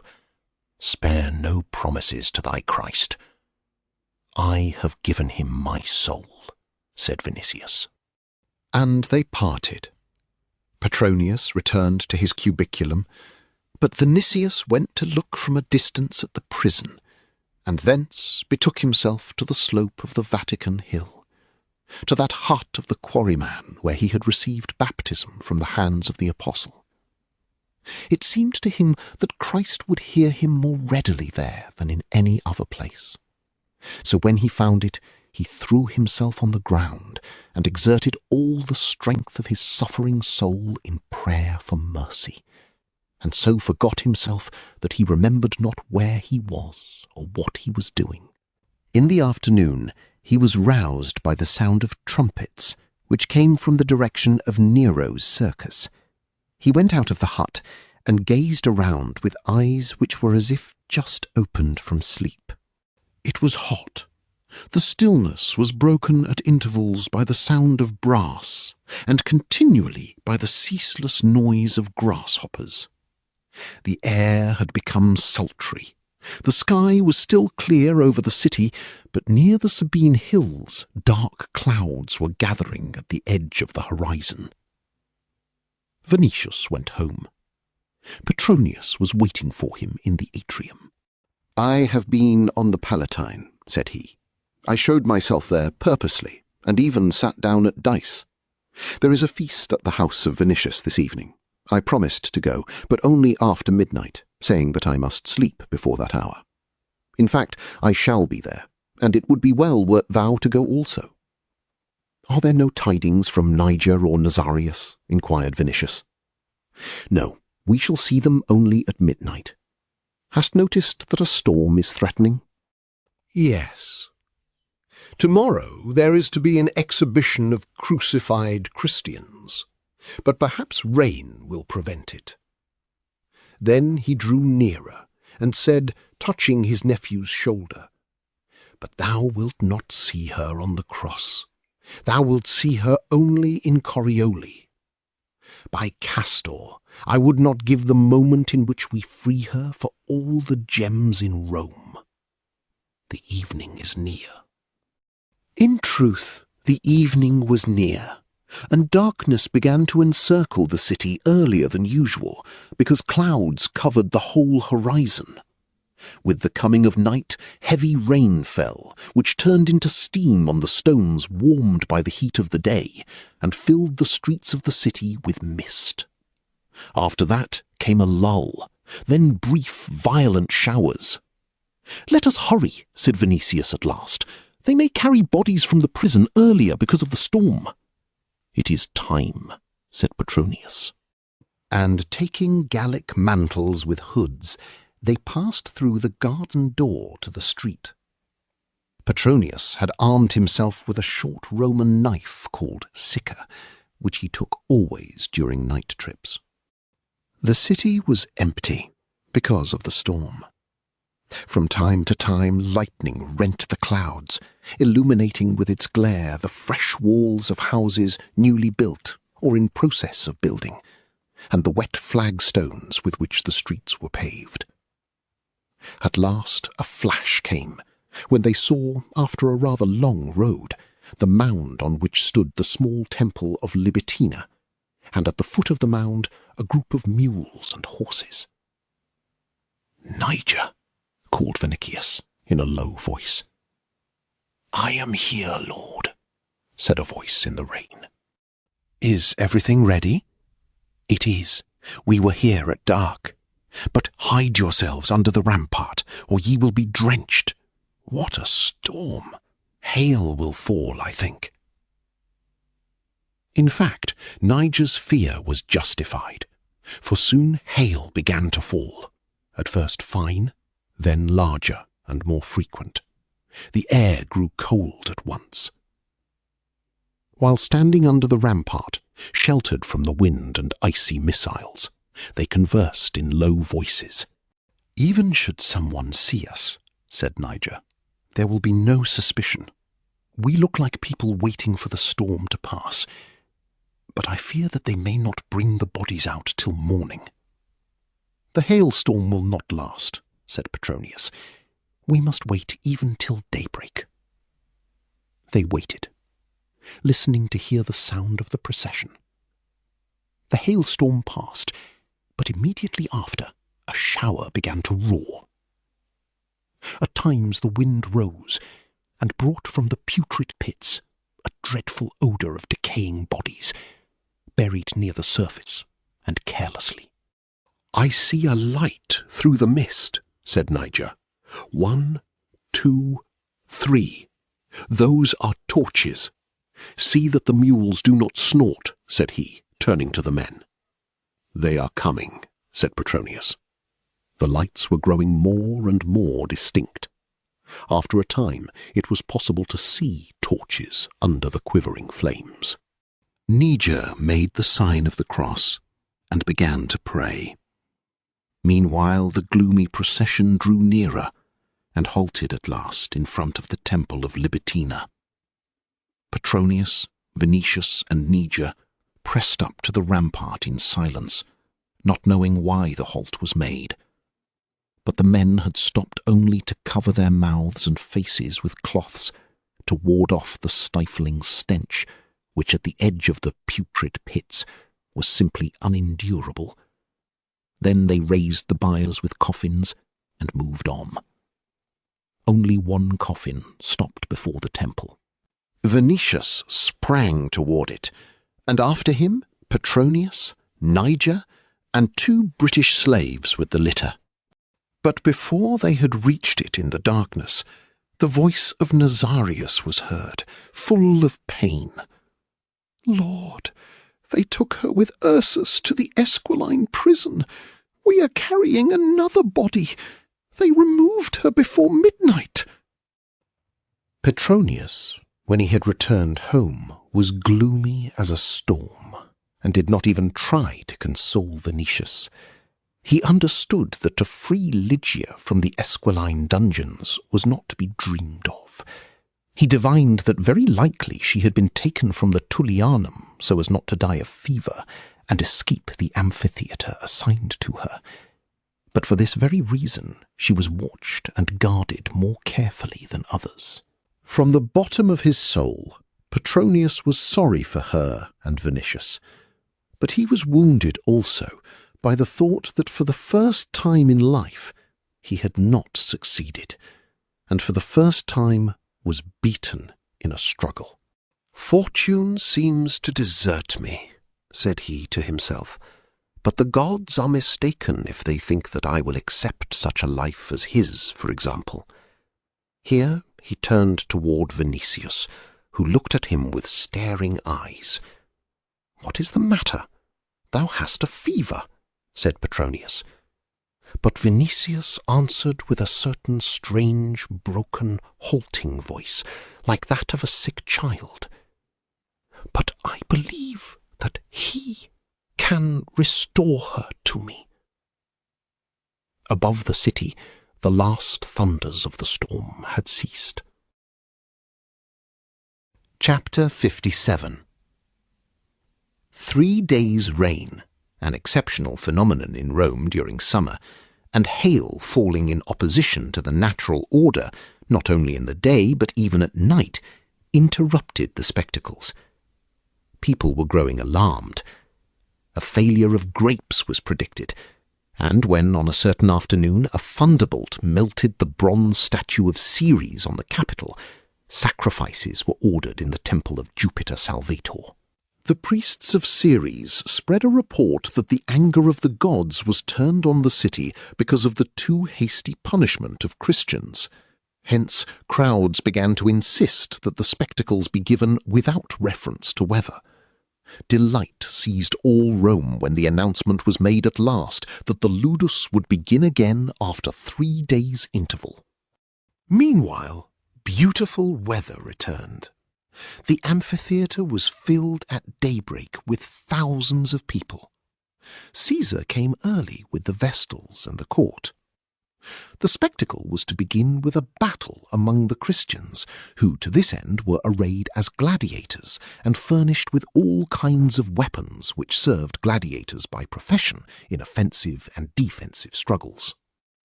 But here came disappointment. The Christians threw nets, darts, tridents, and swords on the arena, embraced and encouraged one another to endurance in view of torture and death. At this, deep indignation and resentment seized the hearts of the multitude. Some reproached the Christians with cowardice and pusillanimity. Others asserted that they refused to fight through hatred of the people so as to deprive them of that pleasure which the sight of bravery produces. Finally, at command of Caesar, real gladiators were let out, who dispatched in one twinkle the kneeling and defenceless victims. When these bodies were removed, the spectacle was a series of mythologic pictures, Caesar's own idea. The audience saw Hercules blazing in living fire on Mount Oita. Vinicius had trembled at the thought that the role of Hercules might be intended for Ursus, but evidently the turn of Lygia's faithful servant had not come, for on the pile some other Christian was burning, a man quite unknown to Vinicius. In the next picture, Chilo, whom Caesar would not excuse from attendance, saw acquaintances. The death of Daedalus was represented, and also that of Icarus. In the role of Daedalus appeared Eurystheus, that old man who had given Chilo the sign of the fish. The role of Icarus was taken by his son, Quartus. Both were raised aloft with cunning machinery and then hurled suddenly from an immense height to the arena. Young Quartus fell so near Caesar's podium that he spattered with blood not only the external ornaments, but the purple covering spread over the front of the podium. Chilo did not see the fall, for he closed his eyes, but he heard the dull thump of the body, and when, after a time, he saw blood there close to him, he came near fainting a second time. The pictures changed quickly. The shameful torments of maidens violated before death by gladiators dressed as wild beasts delighted the hearts of the rabble. They saw priestesses of Cybele and Ceres. They saw the Danaïdes. They saw Dirce and Pasiphae. Finally, they saw young girls, not mature yet, torn asunder by wild horses. Every moment the crowd applauded new ideas of Nero, who, proud of them and made happy by plaudits, did not take the emerald from his eye for 1 instant while looking at white bodies torn with iron and the convulsive quivering of victims. Pictures were given also from the history of the city. After the maidens, they saw Mucius Scaevola, whose hand, fastened over a fire to a tripod, filled the amphitheatre with the odour of burnt flesh. But this man, like the real Scaevola, remained without a groan, his eyes raised and the murmur of prayer on his blackening lips. When he had expired and his body was dragged to the spoliarium, the usual midday interlude followed. Caesar, with the Vestals and the Augustians, left the amphitheatre and withdrew to an immense scarlet tent erected purposely. In this was prepared for him and the guests a magnificent prandium. The spectators, for the greater part, followed his example and, streaming out, disposed themselves in picturesque groups around the tent to rest their limbs wearied from long sitting, and enjoy the food which, through Caesar's favour, was served by slaves to them. Only the most curious descended to the arena itself, and touching with their fingers lumps of sand held together by blood, conversed, as specialists and amateurs, of that which had happened, and of that which was to follow. Soon even these went away, lest they might be late for the feast. Only those few were left who stayed not through curiosity, but sympathy for the coming victims. Those concealed themselves behind seats or in the lower places. Meanwhile, the arena was levelled, and slaves began to dig holes one near the other in rows throughout the whole circuit, from side to side, so that the last row was but a few paces distant from Caesar's podium. From outside came the murmur of people, shouts and plaudits, while within they were preparing in hot haste for new tortures. The cornicula were opened simultaneously, and in all passages leading to the arena were urged forward crowds of Christians, naked and carrying crosses on their shoulders. The whole arena was filled with them. Old men, bending under the weight of wooden beams, ran forward. At the side of these went men in the prime of life, women with loosened hair behind which they strove to hide their nakedness, small boys and little children. The crosses, for the greater part, as well as the victims, were wreathed with flowers. The servants of the amphitheatre beat the unfortunates with clubs, forcing them to lay down their crosses near the holes prepared, and stand themselves there in woes. Thus were to perish those whom executioners had had no chance to drive out as food for dogs and wild beasts the first day of the games. Black slaves seized the victims, laid them face upward on the wood, and fell to nailing their hands hurriedly and quickly to the arms of the crosses so that people returning after the interlude might find all the crosses standing. The whole amphitheatre resounded with the noise of hammers, which echoed through all the rows, went out to the space surrounding the amphitheatre, and into the tent where Caesar was entertaining his suite and the Vestals. There he drank wine, bantered with Chilo, and whispered strange words in the ears of the priestesses of Vesta. But on the arena the work was seething. Nails were going into the hands and feet of the priestesses of Vesta. But on the arena the work was seething. Nails were going into the hands and feet of the Christians. Shovels moved quickly, filling the holes in which the crosses had been planted. Among the new victims whose turn was to come soon was Crispus. The lions had not had time to rend him, hence he was appointed to the cross. He, ready at all times for death, was delighted with the thought that his hour was approaching. He seemed another man, for his emaciated body was wholly naked. Only a girdle of ivy encircled his hips. On his head was a garland of roses. But in his eyes gleamed always that same exhaustless energy, that same fanatical stern face gazed from beneath the crown of roses. Neither had his heart changed, for, as once in the cuniculum he had threatened with the wrath of God his brethren sewed up in the skins of wild beasts, so today he thundered in place of consoling them. "Thank the Redeemer," said Crispus, "that he permits you to die the same death that he himself died. Maybe a part of your sins will be remitted for this cause, but tremble, since justice must be satisfied, and there cannot be one reward for the just and the wicked." His words were accompanied by the sound of the hammers nailing the hands and feet of victims. Every moment more crosses were raised on the arena, but he, turning to the crowd standing each man by his own cross, continued, "I see heaven open, but I see also the yawning abyss. I know not what account of my life to give the Lord, though I have believed and hated evil. I fear not death, but resurrection. I fear not torture, but judgment. For the day of wrath is at hand."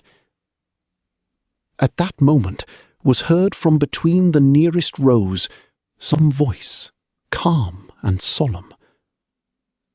"Not the day of wrath, but of mercy, the day of salvation and happiness.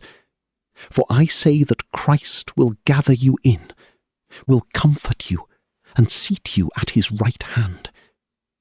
Be confident, for heaven is opening before you." At these words, all eyes were turned to the benches. Even those who were hanging on the crosses raised their pale, tortured faces and looked toward the man who was speaking. But he went to the barrier surrounding the arena and blessed them with the sign of the cross.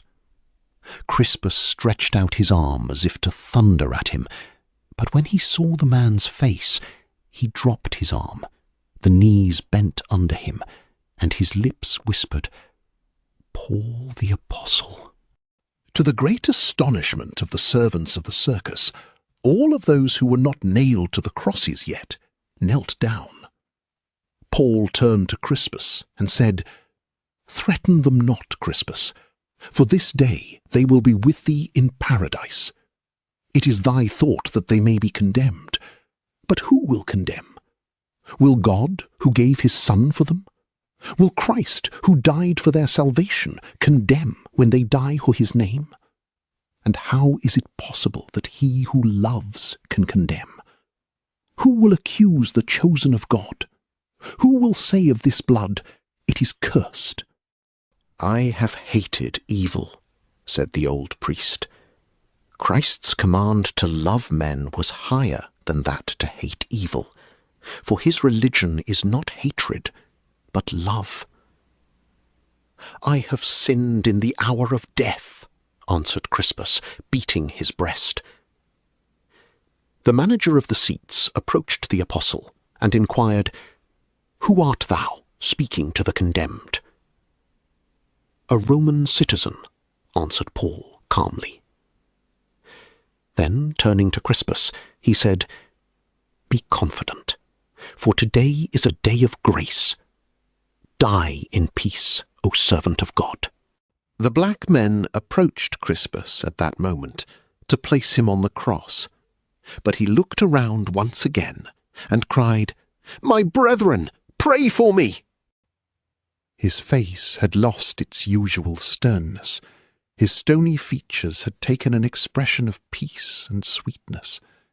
He stretched his arms himself along the arms of the cross to make the work easier, and looking directly into heaven, began to pray earnestly. He seemed to feel nothing, for when the nails entered his hands, not the least quiver shook his body, nor on his face did there appear any wrinkle of pain. He prayed when they raised the cross and trampled the earth around it. Only when crowds began to fill the amphitheatre with shouts and laughter did his brows frown somewhat, as if in anger that a pagan people were disturbing the calm and peace of a sweet death. But all the crosses had been raised, so that in the arena there stood, as it were, a forest, with people hanging on the trees. On the arms of the crosses and on the heads of the martyrs fell the gleam of the sun, but on the arena was a deep shadow, forming a kind of black involved grating through which glittered the golden sand. That was a spectacle in which the whole delight of the audience consisted in looking at a lingering death. Never before had men seen such a density of crosses. The arena was packed so closely that the servants squeezed between them only with effort. On the edges were women especially, but Crispus, as a leader, was raised almost in front of Caesar's podium, on an immense cross, wreathed below with honeysuckle. None of the victims had died yet, but some of those fastened earlier had fainted. No one groaned, no one called for mercy. Some were hanging with head inclined on one arm, or dropped on the breast, as if seized by sleep. Some were as if in meditation. Some, looking toward heaven, were moving their lips quietly. In this terrible forest of crosses, among those crucified bodies, in that silence of victims, there was something ominous. The people who, filled by the feast and gladsome, had returned to the circus with shouts, became silent, not knowing on which body to rest their eyes or what to think of the spectacle. The nakedness of strained female forms roused no feeling. They did not make the usual bets as to who would die first, a thing done generally when there was even the smallest number of criminals on the arena. It seemed that Caesar himself was bored, for he turned lazily and with drowsy expression to arrange his necklace. At that moment, Crispus, who was hanging opposite, and who, like a man in a faint or dying, had kept his eyes closed, opened them and looked at Caesar.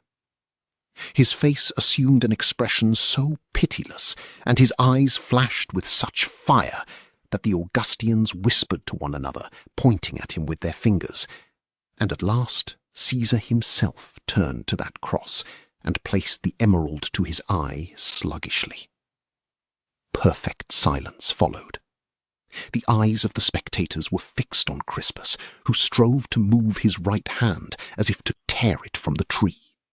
After a while, His breast rose, his ribs were visible, and he cried, "Matricide! Woe to thee!" The Augustians, hearing this mortal insult flung at the Lord of the world in presence of thousands, did not dare to breathe. Chilo was half dead. Caesar trembled and dropped the emerald from his fingers. The people, too, held the breath in their breasts. The voice of Crispus was heard as it rose in power throughout the amphitheatre. "Woe to thee, murderer of wife and brother! Woe to thee, Antichrist! The abyss is opening beneath thee. Death is stretching its hands to thee. The grave is waiting for thee. Woe, living corpse, for in terror shalt thou die and be damned to eternity." Unable to tear his hand from the cross, Crispus strained awfully. He was terrible, a living skeleton. Unbending as predestination, he shook his white beard over Nero's podium, scattering as he nodded rose leaves from the garland on his head. "Woe to thee, murderer! Thy measure is surpassed, and thy hour is at hand." Here he made one more effort. It seemed for a moment that he would free his hand from the cross and hold it in menace above Caesar. But all at once his emaciated arms extended still more. His body settled down. His head fell on his breast. And he died. In that forest of crosses, the weakest began also the sleep of eternity. Chapter 58. "Lord," said Chilo, "the sea is like olive oil. The waves seem to sleep. Let us go to Achaia. There the glory of Apollo is awaiting thee. Crowns and triumph are awaiting thee. The people will deify thee. The gods will receive thee as a guest, their own equal. But hear, O Lord." And he stopped, for his lower lip began to quiver so violently that his words passed into meaningless sounds. "We will go when the games are over," replied Nero. "I know that even now some call the Christians inoxia corpora. If I were to go, all would repeat this. What dost thou fear?" Then he frowned, but looked with inquiring glance at Chilo, as if expecting an answer, for he only feigned cool blood. At the last exhibition he himself feared the words of Crispus, and when he had returned to the Palatine he could not sleep from rage and shame, but also from fear. Then Vestinius, who heard their conversation in silence, looked around and said in a mysterious voice, "Listen, Lord, to this old man. There is something strange in those Christians. Their deity gives them an easy death, but he may be vengeful." "It was not I who arranged the games, but Tigellinus," replied Nero quickly. "True, it was I," added Tigellinus, who heard Caesar's answer, "and I jeer at all Christian gods. Vestinius is a bladder full of prejudices, and this valiant Greek is ready to die of terror at sight of a hen with feathers up in defence of her chickens." "True," said Nero, "but henceforth give command to cut the tongues out of Christians and stop their mouths." "Fire will stop them, O divinity." "Woe is me," groaned Chilo. But Caesar, to whom the insolent confidence of Tigellinus gave courage, began to laugh, and said, pointing to the old Greek, "See how the descendant of Achilles looks." Indeed, Chilo looked terribly. The remnant of hair on his head had grown white. On his face was fixed an expression of some immense dread, alarm, and oppression. He seemed at times, too, as if stunned and only half conscious. Often he gave no answer to questions. Then again he fell into anger and became so insolent that the Augustians preferred not to attack him. Such a moment had come to him then. "Do what ye like with me, but I will not go to the games," cried he in desperation. Nero looked at him for a while, and turning to Tigellinus, said, "Have a care that this Stoic is near me in the gardens. I want to see what impression our torches will make on him." Chilo was afraid of the threat which quivered in Caesar's voice. "O Lord," said he, "I shall see nothing, for I cannot see in the night time." "The night will be as bright as day," replied Caesar, with a threatening laugh. Turning then to the Augustians, Nero talked about races which he intended to have when the games were over. Petronius approached Chilo and asked, pushing him on the shoulder, "Have I not said that thou wouldst not hold out?" "I wish to drink," said Chilo, stretching his trembling hand toward a goblet of wine, but he was unable to raise it to his lips. Seeing this, Vestinius took the vessel, but later he drew near and inquired with curious and frightened face, "Are the Furies pursuing thee?" The old man looked at him a certain time with open lips, as if not understanding what he said. But Vestinius repeated, "Are the Furies pursuing thee?" "No," answered Chilo, "but night is before me." "How night? May the gods have mercy on thee! How night?" "Night, ghastly and impenetrable, in which something is moving, something coming toward me, but I know not what it is, and I am terrified." "I have always been sure that there are witches. Dost thou not dream of something?" "No, for I do not sleep. I did not think that they would be punished thus." "Art thou sorry for them? Why do ye shed so much blood? Hast heard what that one said from the cross? Woe to us!" "I heard," answered Vestinius in a low voice, "but they are incendiaries, not true, and enemies of the human race, not true, and poisoners of water, not true, and murderers of children, not true." "How?"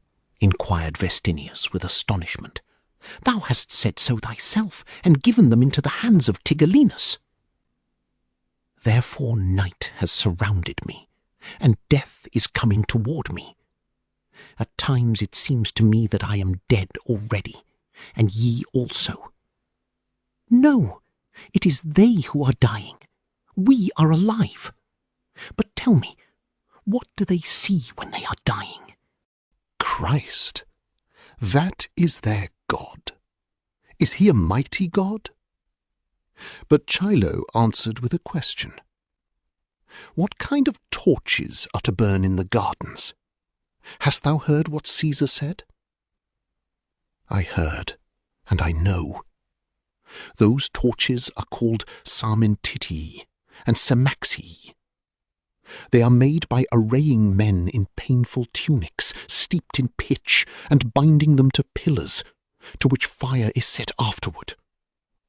May their God not send misfortune on the city. Semaxii.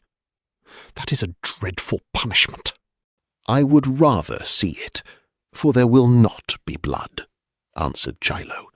"Command a slave to hold the goblet to my mouth. I wish to drink, but I spill the wine. My hand trembles from age." Others also were speaking of the Christians. Old Domitius Afer reviled them. "There is such a multitude of them," said he, "that they might raise a civil war, and remember there were fears lest they might arm. But they die like sheep." "Let them try to die otherwise," said Tigellinus. To this Petronius answered, "Ye deceive yourselves. They are arming." "With what?" "With patience. That is a new kind of weapon. True, but can ye say that they die like common criminals? No, they die as if the criminals were those who condemned them to death. That is, we and the whole Roman people.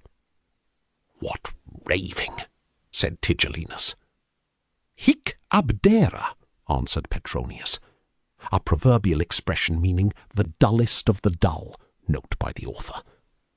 But others, struck by the justice of his remark, began to look at one another with astonishment, and repeat, True, there is something peculiar and strange in their death. I tell you that they see their divinity, cried Vestinius from one side. Thereupon a number of Augustians turned to Chilo. Hi, old man, thou knowest them well. Tell us what they see. The Greek spat out wine on his tunic, and answered, The resurrection.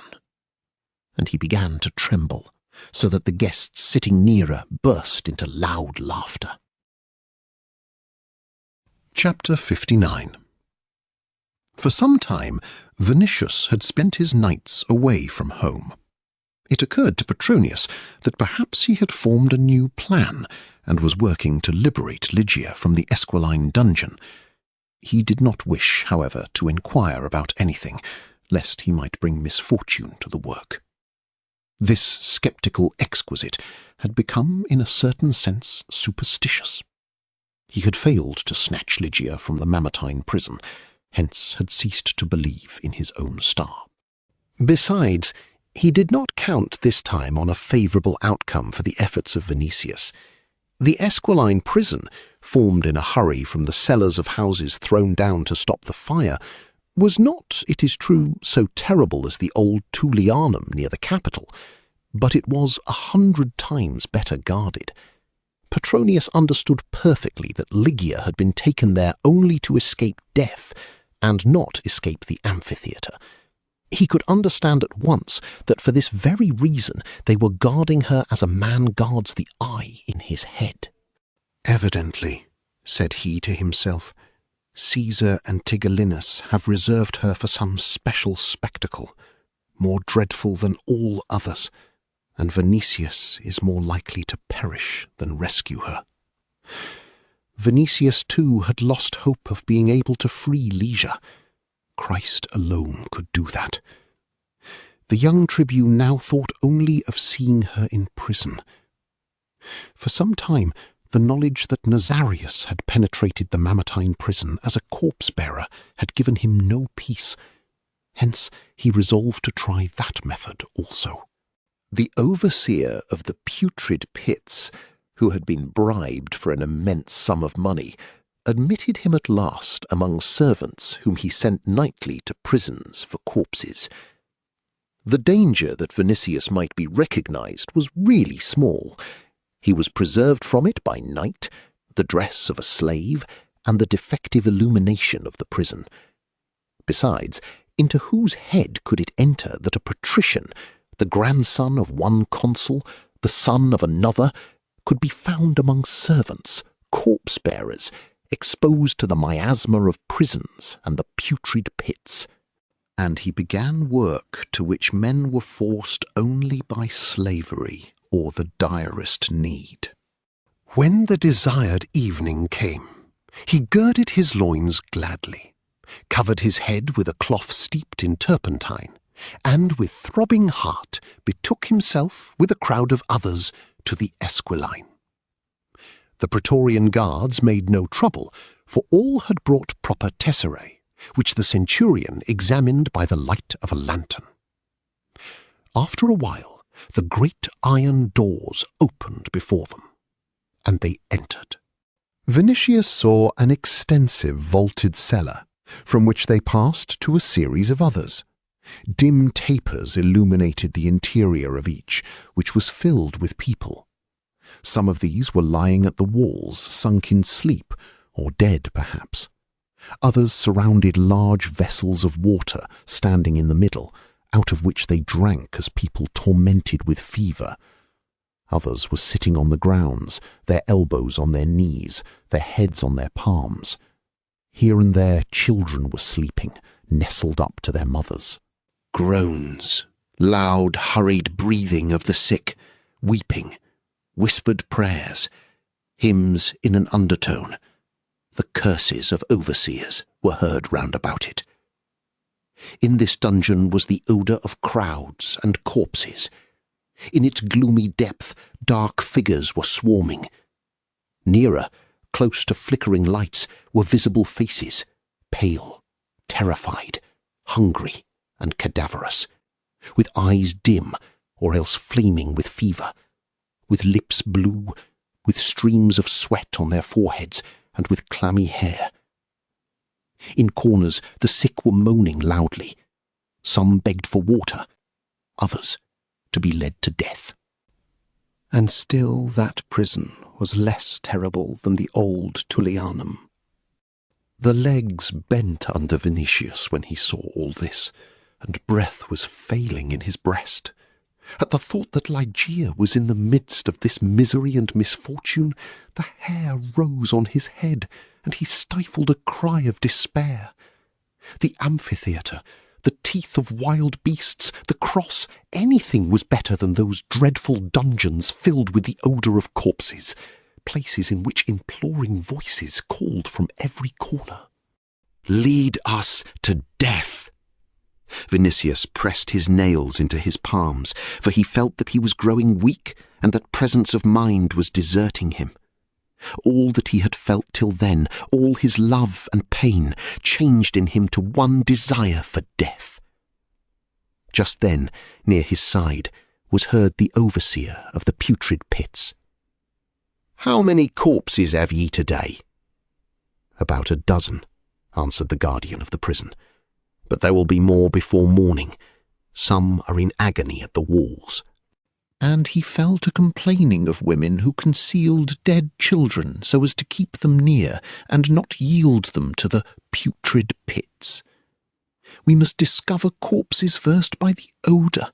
Through this the air, so terrible already, is spoiled still more. I would rather be a slave in some rural prison than guard these dogs rotting here while alive." The overseer of the pits comforted him, saying that his own service was no easier.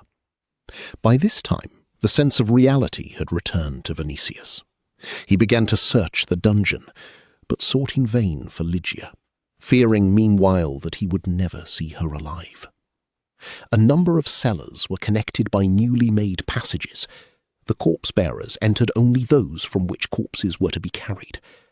Fear seized Vinicius, lest that privilege, which had cost so much trouble, might serve no purpose.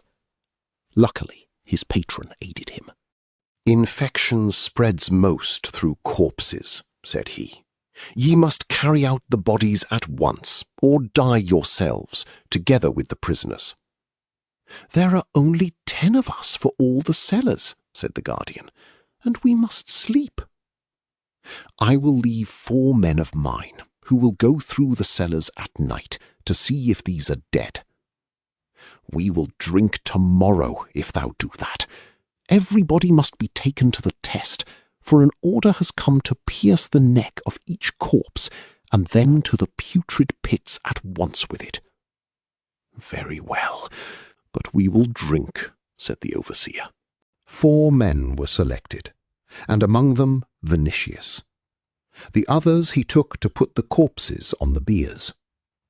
Vinicius was at rest. He was certain now at least of finding Ligeia. The young tribune began by examining the first dungeon carefully. He looked into all the dark corners hardly reached by the light of his torch. He examined figures sleeping at the walls under coarse cloths.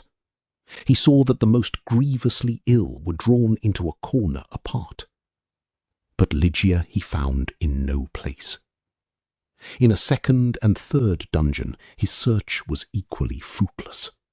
Meanwhile the hour had grown late. All corpses had been carried out.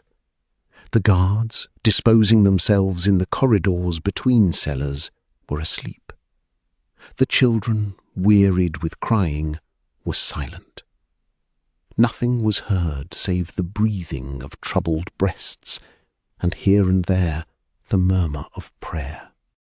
Vinicius went with his torch to the fourth dungeon, which was considerably smaller. Raising the light, he began to examine it, and trembled all at once, for it seemed to him that he saw, near a latticed opening in the wall, the gigantic form of Ursus. Then, blowing out the light, he approached him, and asked, "Ursus, art thou here?" "Who art thou?" asked the giant, turning his head. "Dost not know me?" "Thou hast quenched the torch. How could I know thee?"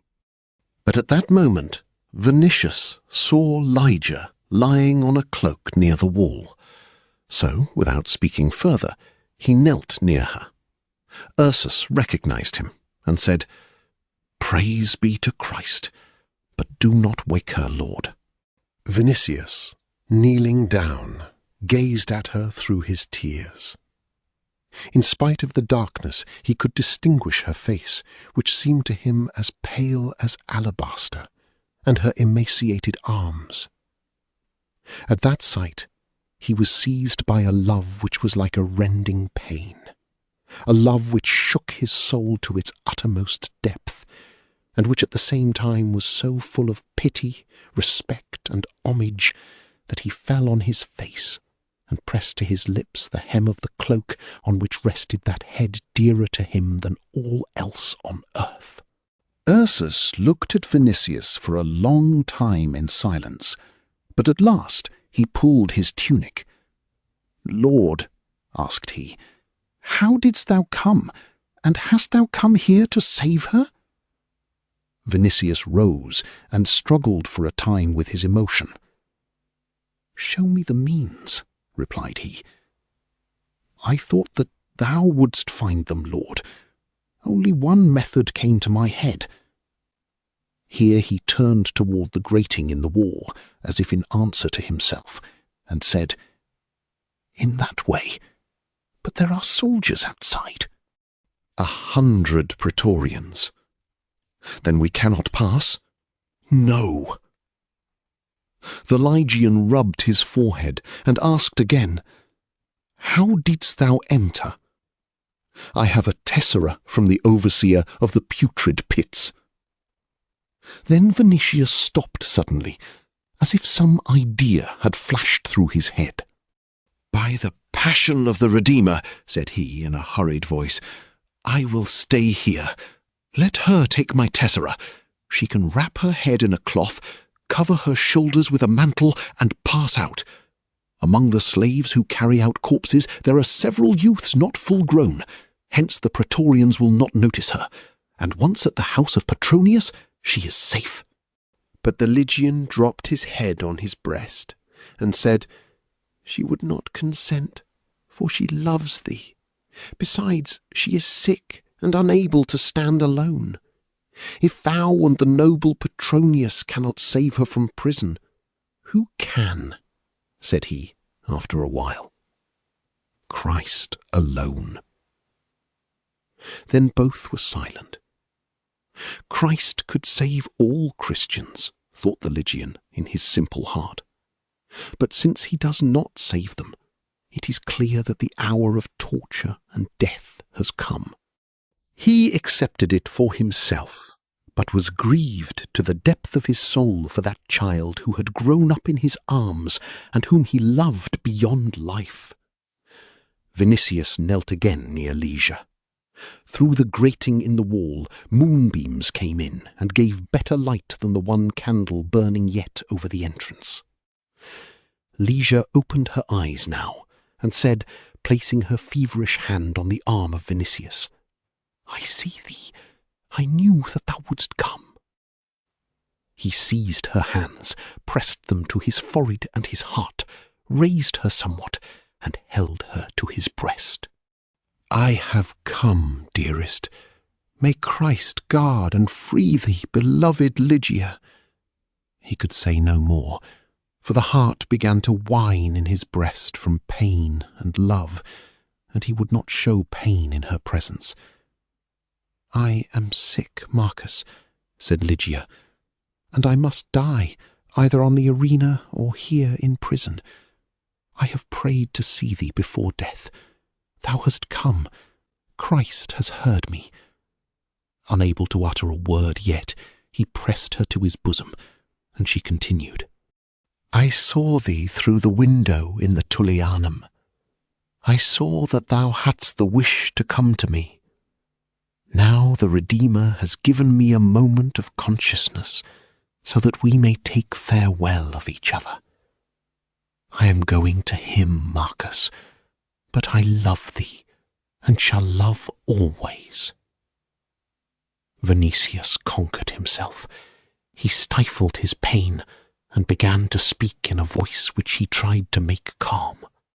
"No, dear Lygia, thou wilt not die. The apostle commanded me to believe, and he promised to pray for thee. He knew Christ. Christ loved him and will not refuse him. Hadst thou to die, Peter would not have commanded me to be confident. But he said, 'Have confidence.' No, Lygia, Christ will have mercy. He does not wish thy death. He will not permit it. I swear to thee by the name of the Redeemer that Peter is praying for thee." Silence followed. The one candle hanging above the entrance went out, but moonlight entered through the whole opening. In the opposite corner of the cellar, a child whined and was silent. From outside came the voices of praetorians, who, after watching their turn out, were playing under the wall at Scripto Duodecim. "O Marcus," said Lygia, "Christ himself called to the Father, 'Remove this bitter cup from me.' Still he drank it. Christ himself died on the cross, and thousands are perishing for his sake. Why then should he spare me alone? Who am I, Marcus? I have heard Peter say that he too would die in torture. Who am I compared with Peter? When the praetorians came to us, I dreaded death and torture, but I dread them no longer. See what a terrible prison this is, but I am going to heaven. Think of it. Caesar is here, but there the Redeemer, kind and merciful. And there is no death there. Thou lovest me. Think then how happy I shall be. Oh, dear Marcus, think that thou wilt come to me there." Here she stopped to get breath in her sick breast, and then raised his hand to her lips. "Marcus?" "What, dear one?" "Do not weep for me, and remember this. Thou wilt come to me. I have lived a short time, but God gave thy soul to me. Hence I shall tell Christ that though I died, and thou wert looking at my death, though thou wert left in grief, thou didst not blaspheme against his will, and that thou lovest him always. Thou wilt love him and endure my death patiently, for then he will unite us. I love thee, and I wish to be with thee." Breath failed her then, and in a barely audible voice she finished, "Promise me this, Marcus." Vinicius embraced her with trembling arms and said, "By thy sacred head, I promise." Her pale face became radiant in the sad light of the moon, and once more she raised his hand to her lips and whispered, "I am thy wife." Beyond the wall the praetorians, playing Scripto Duodecim, raised a louder dispute. But Vinicius and Lygia forgot the prison, the guards, the world, and, feeling within them the souls of angels, they began to pray. Chapter 60. For 3 days, or rather 3 nights, nothing disturbed their peace. When the usual prison work was finished, which consisted in separating the dead from the living and the grievously sick from those in better health, when the wearied guards had lain down to sleep in the corridors, Vinicius entered Lygia's dungeon and remained there till daylight. She put her head on his breast, and they talked in low voices of love and of death. In thought and speech, in desires and hopes even, both were removed unconsciously more and more from life, and they lost the sense of it. Both were like people who, having sailed from land in a ship, saw the shore no more, and were sinking gradually into infinity. Both changed by degrees into sad souls in love with each other and with Christ, and ready to fly away. Only at times did pain start up in the heart of Vinicius like a whirlwind. At times there flashed in him like lightning hope, born of love and faith in the crucified God. But he tore himself away more and more each day from the earth, and yielded to death. In the morning, when he went from the prison, he looked on the world, on the city, on acquaintances, on vital interests, as through a dream. Everything seemed to him strange, distant, vain, fleeting. Even torture ceased to terrify, since one might pass through it while sunk in thought and with eyes fixed on another thing. It seemed to both that eternity had begun to receive them. They conversed of how they would love and live together, but beyond the grave. And if their thoughts returned to the earth at intervals, these were thoughts of people who, setting out on a long journey, speak of preparations for the road. Moreover, they were surrounded by such silence as in some desert surrounds two columns far away and forgotten. Their only care was that Christ should not separate them, and as each moment strengthened their conviction that he would not, they loved him as a link uniting them in endless happiness and peace. While still on earth, the dust of earth fell from them. The soul of each was as pure as a tear. Under terror of death, amid misery and suffering, in that prison den, heaven had begun, for she had taken him by the hand, and as if saved and a saint, had led him to the source of endless life. Petronius was astonished at seeing in the face of Vinicius increasing peace, and a certain wonderful serenity which he had not noted before. At times even he supposed that Vinicius had found some mode of rescue, and he was piqued because his nephew had not confided his hopes to him. At last, unable to restrain himself, he said, "Now thou hast another look. Do not keep from me secrets, for I wish and am able to aid thee. Hast thou arranged anything?" "I have," said Vinicius, "but thou canst not help me. After her death I will confess that I am a Christian, and follow her." "Then thou hast no hope?" "On the contrary, I have. Christ will give her to me, and I shall never be separated from her." Petronius began to walk in the atrium. Disillusion and impatience were evident on his face. "Thy Christ is not needed for this. Our Thanatos can render the same service." Vinicius smiled sadly and said, "No, my dear, thou art unwilling to understand. I am unwilling and unable. It is not the time for discussion, but remember what I said when we failed to free her from the Tullianum. I lost all hope, and on the way home thou didst say, 'But I believe that Christ can restore her to me.' Let him restore her. If I throw a costly goblet into the sea, no god of ours can give it back to me. If yours is no better, I know not why I should honour him beyond the old ones. But he will restore her to me." Petronius shrugged his shoulders.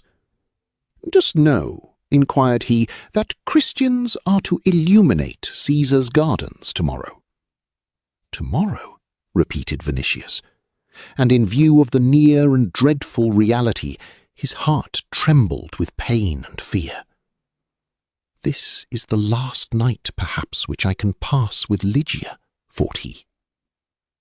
So, bidding farewell to Petronius, he went hurriedly to the overseer of the putrid pits for his tessera. But disappointment was in waiting. The overseer would not give the tessera. "Pardon me," said he. "I have done what I could for thee, but I cannot risk my life. Tonight they are to conduct the Christians to Caesar's gardens. The prisons will be full of soldiers and officials. Shouldst thou be recognized, I and my children would be lost." Vinicius understood that it would be vain to insist. The hope gleamed in him, however, that the soldiers who had seen him before would admit him even without a tessera.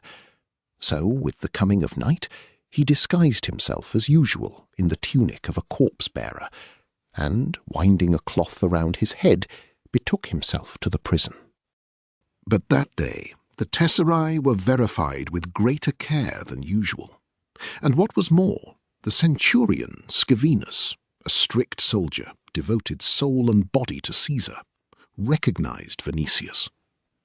But evidently in his iron-clad breast there glimmered yet some spark of pity for misfortunes. Instead of striking his spear in token of alarm, he led Vinicius aside and said, "Return to thy house, lord. I recognize thee, but not wishing thy ruin, I am silent. I cannot admit thee. Go thy way, and may the gods send thee solace."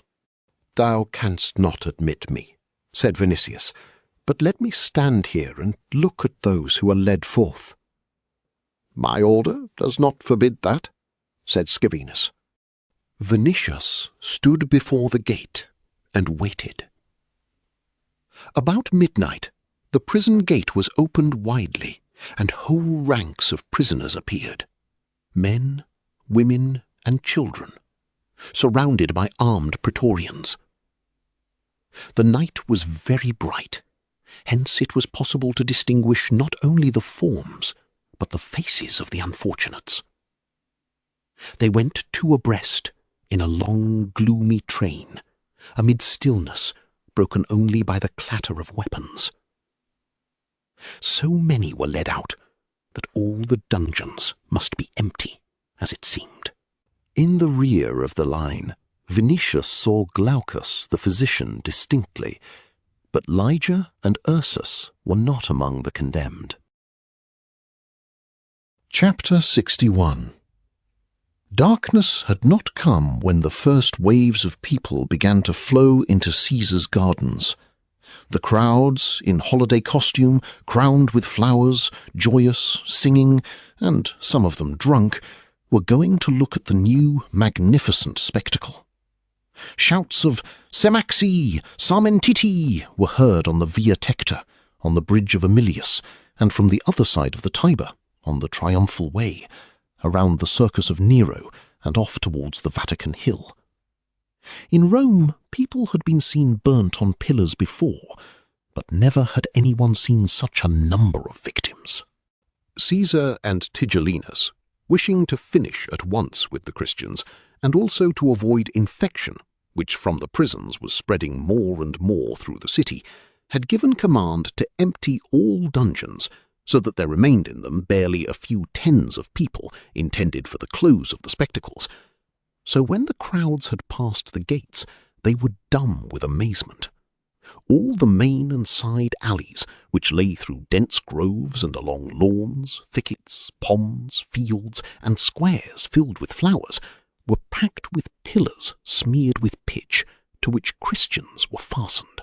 In higher places, where the view was not hindered by trees, one could see whole rows of pillars and bodies decked with flowers, myrtle and ivy, extending into the distance on high and low places, so far that though the nearest were like masts of ships, the farthest seemed coloured darts or staffs thrust into the earth.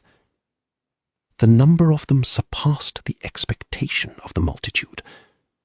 One might suppose that a whole nation had been lashed to pillars for Rome's amusement and for Caesar's. The throng of spectators stopped before single masts when their curiosity was roused by the form or the sex of the victim. They looked at the faces, the crowns, the garlands of ivy. Then they went farther and farther, asking themselves with amazement, could there have been so many criminals? Or how could children barely able to walk have set fire to Rome? And astonishment passed by degrees into fear. Meanwhile, darkness came, and the first stars twinkled in the sky. Near each condemned person a slave took his place, torch in hand. When the sound of trumpets was heard in various parts of the gardens, in sign that the spectacle was to begin, each slave put his torch to the foot of a pillar. The straw, hidden under the flowers and steeped in pitch, burned at once with a bright flame, which, increasing every instant, withered the ivy, and rising embraced the feet of the victims. The people were silent. The gardens resounded with one immense groan and with cries of pain. Some victims, however, raising their faces toward the starry sky, began to sing, praising Christ. The people listened. But the hardest hearts were filled with terror when, on smaller pillars, children cried with shrill voices, "Mama! Mama!" A shiver ran through even spectators who were drunk when they saw little heads and innocent faces distorted with pain, or children fainting in the smoke which began to stifle them. But the flames rose and seized new crowns of roses and ivy every instant. The main and side alleys were illuminated. The groups of trees, the lawns, and the flowery squares were illuminated. The water in pools and ponds was gleaming. The trembling leaves on the trees had grown rose-coloured, and all was as visible as in daylight. When the odour of burnt bodies filled the gardens, slaves sprinkled between the pillars myrrh and aloes prepared purposely.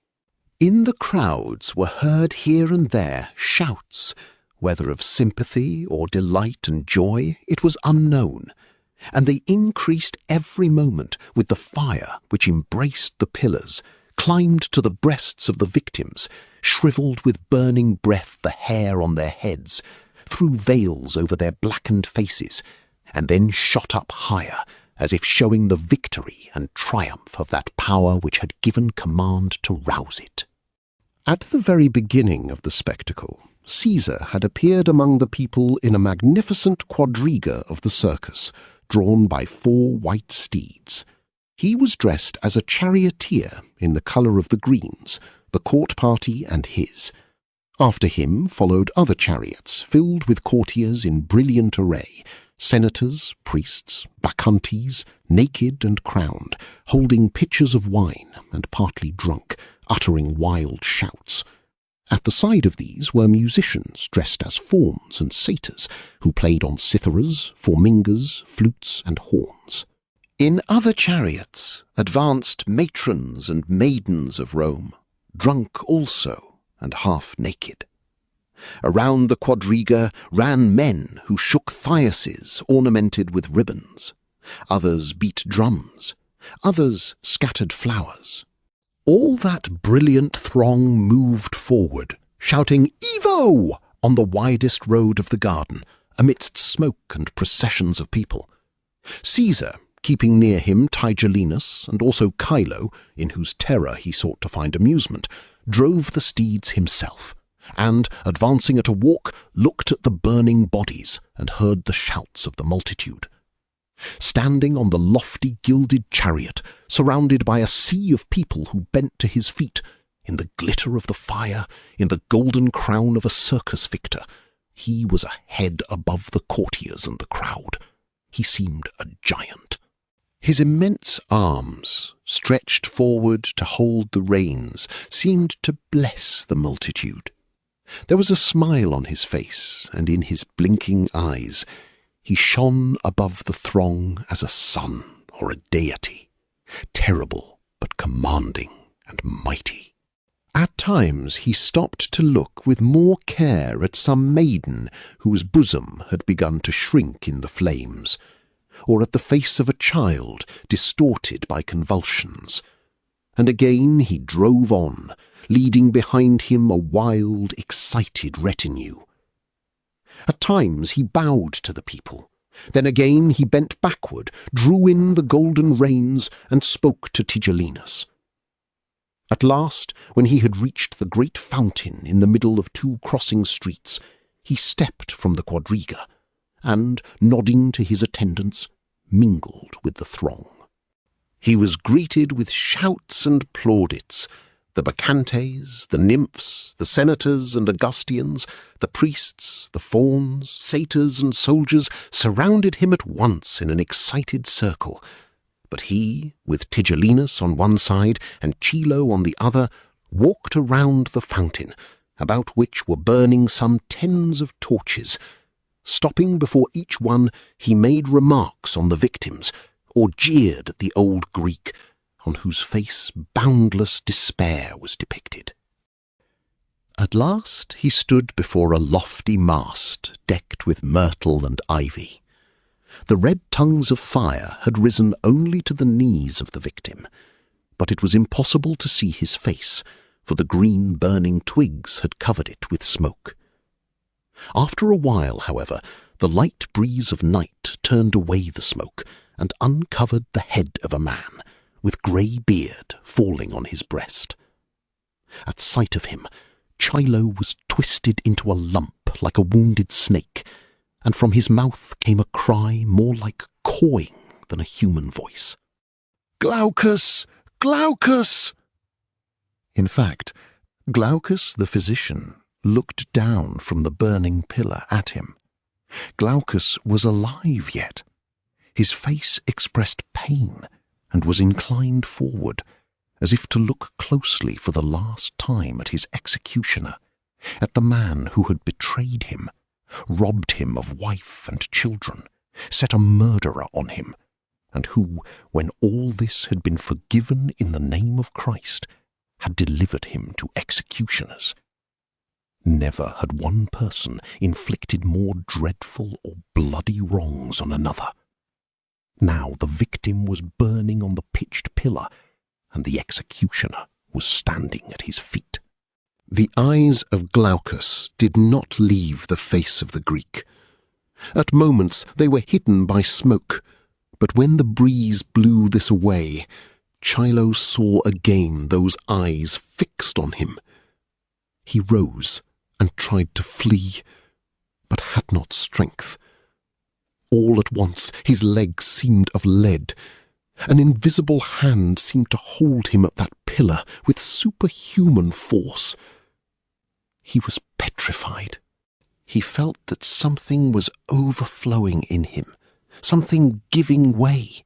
He felt that he had had a surfeit of blood and torture, that the end of his life was approaching, that everything was vanishing, Caesar, the court, the multitude, and around him was only a kind of bottomless, dreadful black vacuum, with no visible thing in it, save those eyes of a martyr which were summoning him to judgment. But Glaucus, bending his head lower down, looked at him fixedly. Those present divined that something was taking place between those two men. Laughter died on their lips. However, for in Chilo's face there was something terrible. Such pain and fear had distorted it, as if those tongues of fire were burning his body. On a sudden he staggered, and, stretching his arms upward, cried in a terrible and piercing voice, "Glaucus, in Christ's name, forgive me!" It grew silent round about. A quiver ran through the spectators, and all eyes were raised involuntarily. The head of the martyr moved slightly, and from the top of the mast was heard a voice like a groan. "I forgive!" Chilo threw himself on his face and howled like a wild beast. Grasping earth in both hands, he sprinkled it on his head. Meanwhile, The flames shot up, seizing the breast and face of Glaucus. They unbound the myrtle crown on his head and seized the ribbons on the top of the pillar, the whole of which shone with great blazing. Shiloh stood up after a while, with face so changed that to the Augustians he seemed another man. His eyes flashed with a light new to him. Ecstasy issued from his wrinkled forehead. The Greek, incompetent a short time before, looked now like some priest visited by a divinity, and ready to reveal unknown truths. "What is the matter? Has he gone mad?" asked a number of voices. But he turned to the multitude, and raising his right hand cried, or rather shouted, in a voice so piercing that not only the Augustians but the multitude heard him. "Roman people, I swear by my death that innocent persons are perishing here. That is the incendiary." And he pointed his finger at Nero. Then came a moment of silence. The courtiers were benumbed. Chilo continued to stand with outstretched, trembling arm and with finger pointed at Nero. All at once, a tumult arose. The people, like a wave, urged by a sudden whirlwind, rushed toward the old man to look at him more closely. Here and there were heard cries, "Hold!" In another place, "Woe to us!" In the throng, a hissing and uproar began. "Ahenobarbus! Matricide! Incendiary!" Disorder increased every instant. The Bacchantes screamed in heaven-piercing voices and began to hide in the chariots. Then some pillars which were burned through fell, scattered sparks, and increased the confusion. A blind, dense wave of people swept away Chilo and bore him to the depth of the garden. The pillars began to burn through in every direction and fall across the streets, filling alleys with smoke, sparks, the odour of burnt wood and burnt flesh. The nearer lights died. The gardens began to grow dark. The crowds, alarmed, gloomy and disturbed, pressed toward the gates. News of what had happened passed from mouth to mouth, distorted and increased. Some said that Caesar had fainted, others that he had confessed, saying that he had given command to burn Rome, others that he had fallen seriously ill, and still others that he had been borne out as if dead in the chariot. Here and there were heard voices of sympathy for the Christians. If they had not burned Rome, why so much blood, torture, and injustice? Will not the gods avenge the innocent? And what piacula can mollify them now? The words inoxia corpora were repeated oftener and oftener. Women expressed aloud their pity for children thrown in such numbers to wild beasts, nailed to crosses or burned in those cursed gardens. And finally, pity was turned into abuse of Caesar and Tigellinus. There were persons, too, who, stopping suddenly, asked themselves or others the question, what kind of divinity is that which gives such strength to meet torture and death? And they returned home in meditation. But Chilo was wandering about in the gardens, not knowing where to go or where to turn. Again, he felt himself a weak, helpless, sick old man. Now he stumbled against partly burnt bodies. Now he struck a torch, which sent a shower of sparks after him. Now he sat down and looked around with vacant stare. The gardens had become almost dark. The pale moon, moving among the trees, shone with uncertain light on the alleys, the dark pillars lying across them, and the partly burnt victims turned into shapeless lumps. But the old Greek thought that in the moon he saw the face of Glaucus, whose eyes were looking at him yet persistently, and he hid before the light. At last he went out of the shadow, In spite of himself, as if pushed by some hidden power, he turned toward the fountain where Glaucus had yielded up the spirit.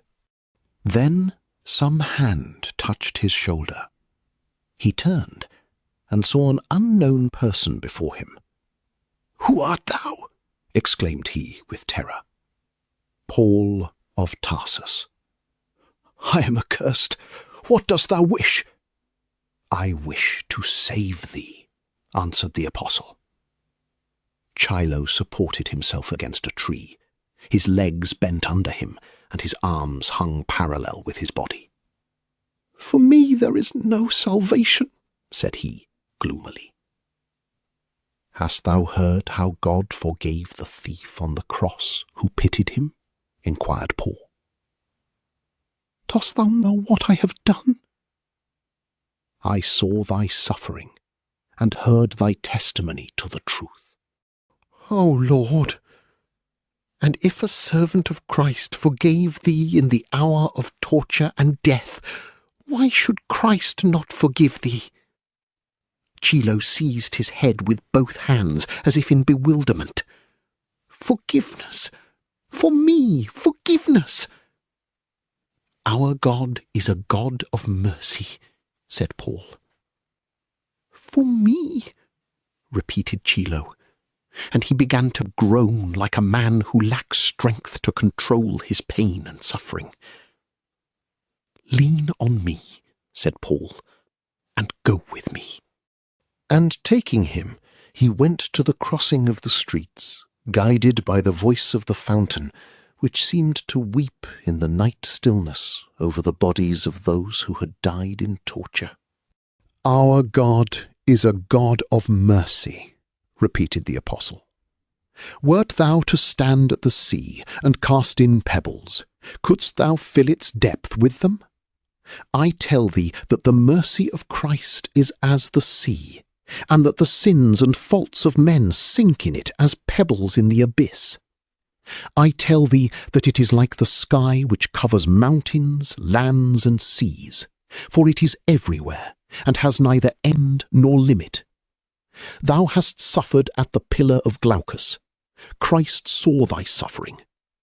Without reference to what may meet thee tomorrow, thou didst say, 'That is the incendiary.'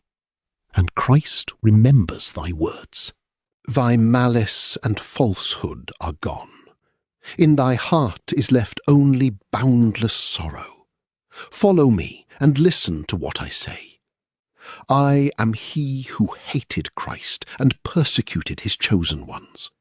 I did not want him, I did not believe in him, till he manifested himself and called me. Since then he is for me mercy. He has visited thee with compunction, with alarm, and with pain, to call thee to himself. Thou didst hate him, but he loved thee. Thou didst deliver his confessors to torture, but he wishes to forgive and save thee." Immense sobbing shook the breast of the wretched man, sobbing by which the soul in him was rent to its depths. But Paul took possession of him, mastered him, led him away as a soldier leads a captive. After a while, the apostle began again to speak. "Come with me. I will lead thee to him. For why else have I come to thee? Christ commanded me to gather in souls in the name of love. Hence I perform his service. Thou thinkest thyself accursed, but I say, believe in him, and salvation awaits thee. Thou thinkest that thou art hated, but I repeat that he loves thee. Look at me. Before I had him, I had nothing save malice, which dwelt in my heart. And now his love suffices me instead of father and mother, wealth and power. In him alone is refuge. He alone will see thy sorrow, believe in thy misery, remove thy alarm, and raise thee to himself." Thus speaking, he led him to the fountain, the silver stream of which gleamed from afar in the moonlight. Round about was silence. The gardens were empty. for slaves had removed the charred pillars and the bodies of the martyrs. Chilo threw himself on his knees with a groan, and hiding his face in his hands, remained motionless. Paul raised his face to the stars. "O Lord," prayed he, "look on this wretched man, on his sorrow, his tears, and his suffering. O God of mercy, who hast shed thy blood for our sins, forgive him through thy torment, thy death and resurrection." Then he was silent, but for a long time he looked toward the stars and prayed. Meanwhile, from under his feet was heard a cry which resembled a groan. "O Christ! O Christ, forgive me!" Paul approached the fountain then, and taking water in his hand, turned to the kneeling wretch. "Chilo, I baptize thee in the name of the Father, Son, and Spirit. Amen." Chilo raised his head, opened his arms, and remained in that posture. The moon shone with full light on his white hair and on his equally white face, which was as motionless as if dead or cut out of stone. The moments passed one after another. From the great aviaries in the gardens of Domitian came the crowing of cocks, but Chilo remained kneeling, like a statue on a monument. At last he recovered, spoke to the apostle, and asked, "What am I to do before death?" Paul was roused also from meditation on the measureless power which even such spirits as that of this Greek could not resist, and answered, "Have faith, and bear witness to the truth." They went out together. At the gate the apostle blessed the old man again, and they parted. Chilo himself insisted on this, for after what had happened, he knew that Caesar and Tigellinus would give command to pursue him. Indeed, he was not mistaken. When he returned home, he found the house surrounded by praetorians, who led him away and took him under direction of Scaevinus to the Palatine. Caesar had gone to rest, but Tigellinus was waiting. When he saw the unfortunate Greek, he greeted him with a calm but ominous face. "Thou hast committed the crime of treason," said he, "and punishment will not pass thee. But if tomorrow thou testify in the amphitheatre that thou wert drunk and mad, and that the authors of the conflagration are Christians, thy punishment will be limited to stripes and exile." "I cannot do that," answered Chilo calmly. Tigellinus approached him with slow step, and with a voice also low but terrible. "How is that?" asked he. "Thou canst not, Greek dog? Wert thou not drunk, and dost thou not understand what is waiting for thee? Look there!" And he pointed to a corner of the atrium, in which, near a long wooden bench, stood 4 Thracian slaves in the shade, with ropes and with pincers in their hands. But Chilo answered, "I cannot." Rage seized Tigellinus, but he restrained himself yet. "Hast thou seen," inquired he, "how Christians die? Dost wish to die in that way?" The old man raised his pale face. For a time his lips moved in silence, and he answered, "I too believe in Christ." Tigellinus looked at him with amazement. "Dog, thou hast gone mad, in fact!" And suddenly the rage in his breast broke its bounds. Springing at Chilo, he caught him by the beard with both hands, hurled him to the floor, trampled him, repeating with foam on his lips, "Thou wilt retract! Thou wilt!" "I cannot," answered Chilo from the floor. "To the tortures with him!"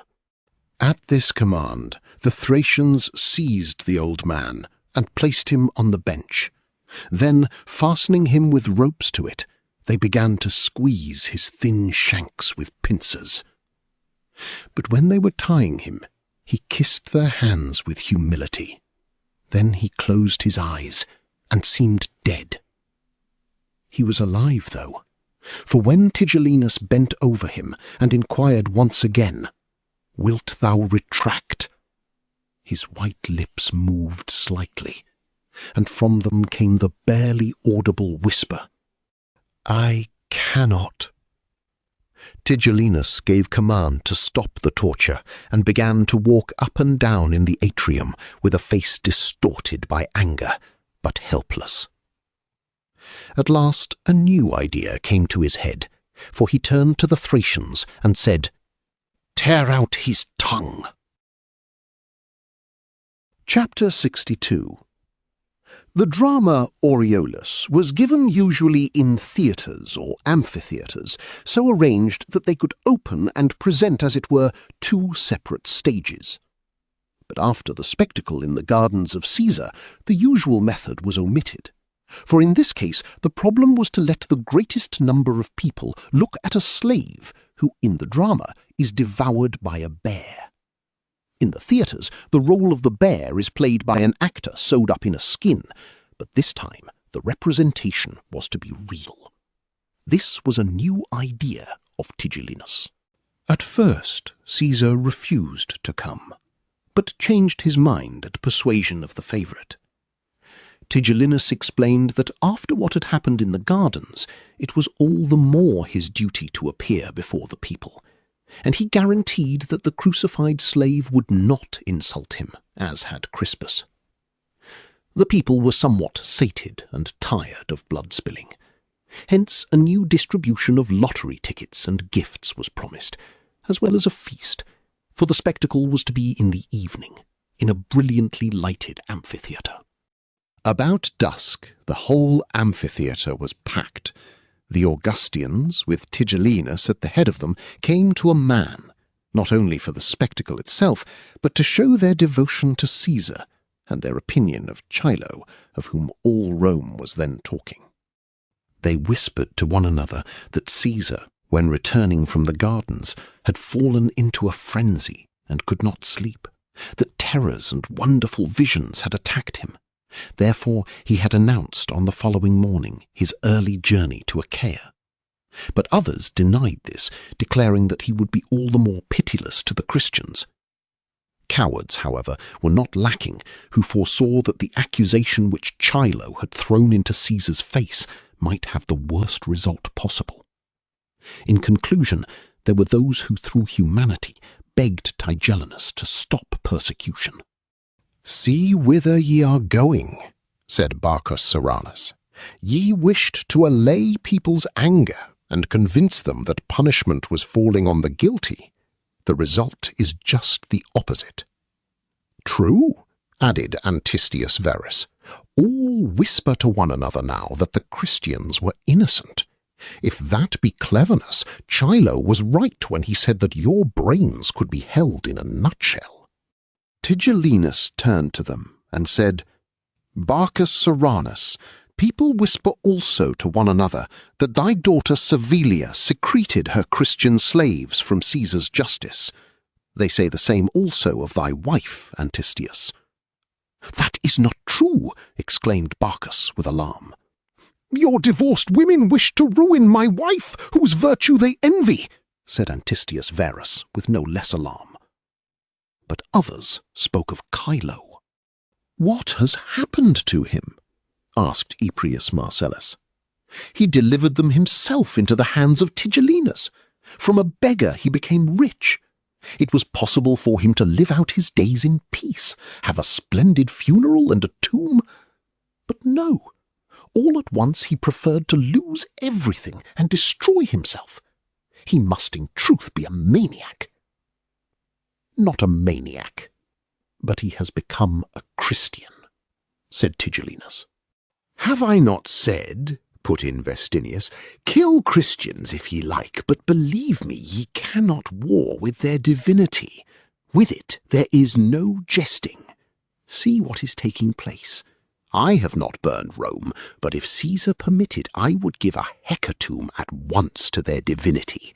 And all should do the same, for I repeat, with it there is no jesting. Remember my words to you." "And I said something else," added Petronius. Tigellinus laughed when I said that they were arming, but I say more. They are conquering. "How is that? How is that?" inquired a number of voices.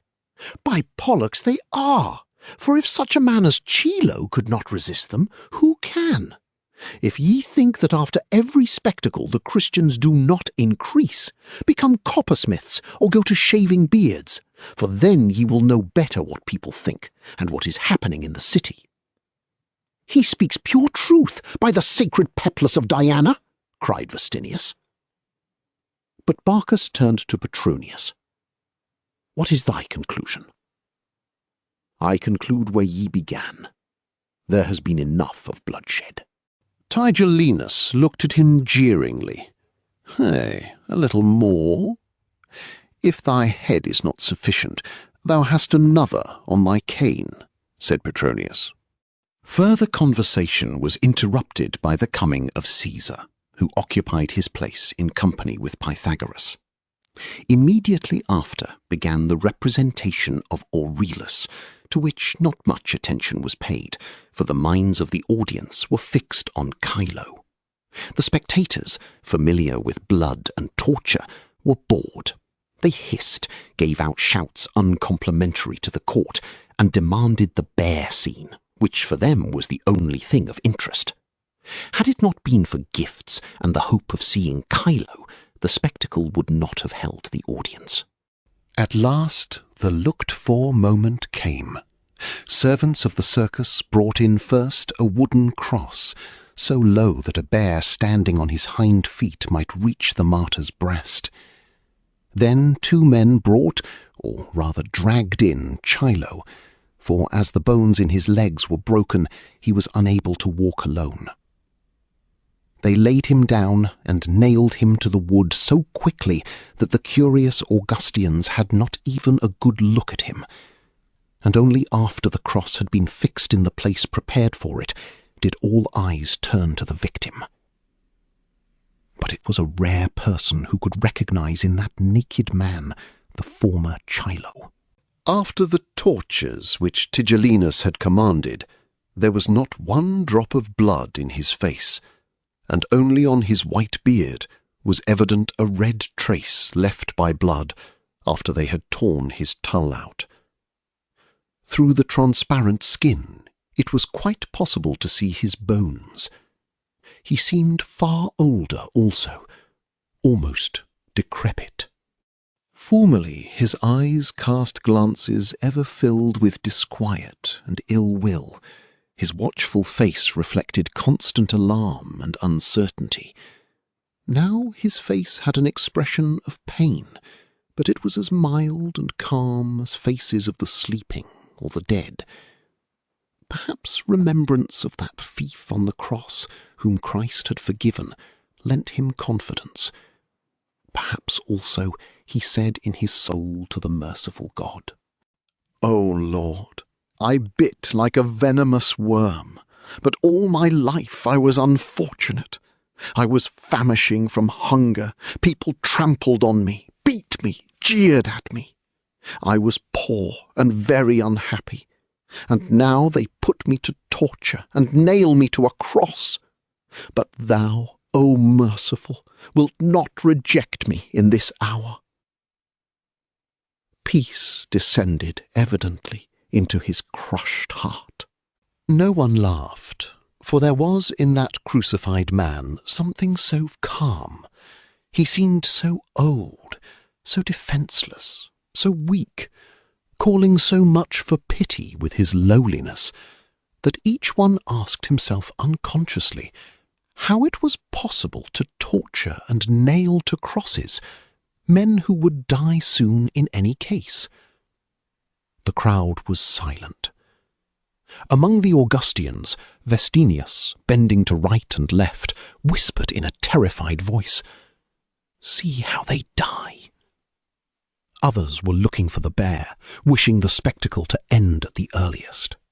The bear came into the arena at last, and, swaying from side to side a head which hung low, he looked around from beneath his forehead, as if thinking of something or seeking something. At last he saw the cross and the naked body. He approached it and stood on his hind legs, but after a moment he dropped again on his forepaws, and sitting under the cross began to growl, as if in his heart of a beast pity for that remnant of a man had made itself heard. Cries were heard from circus slaves urging on the bear, but the people were silent. Meanwhile, Chilo raised his head with slow motion, and for a time moved his eyes over the audience. At last his glance rested somewhere on the highest rows of the amphitheatre. His breast moved with more life, and something happened which caused wonder and astonishment. That face became bright with a smile.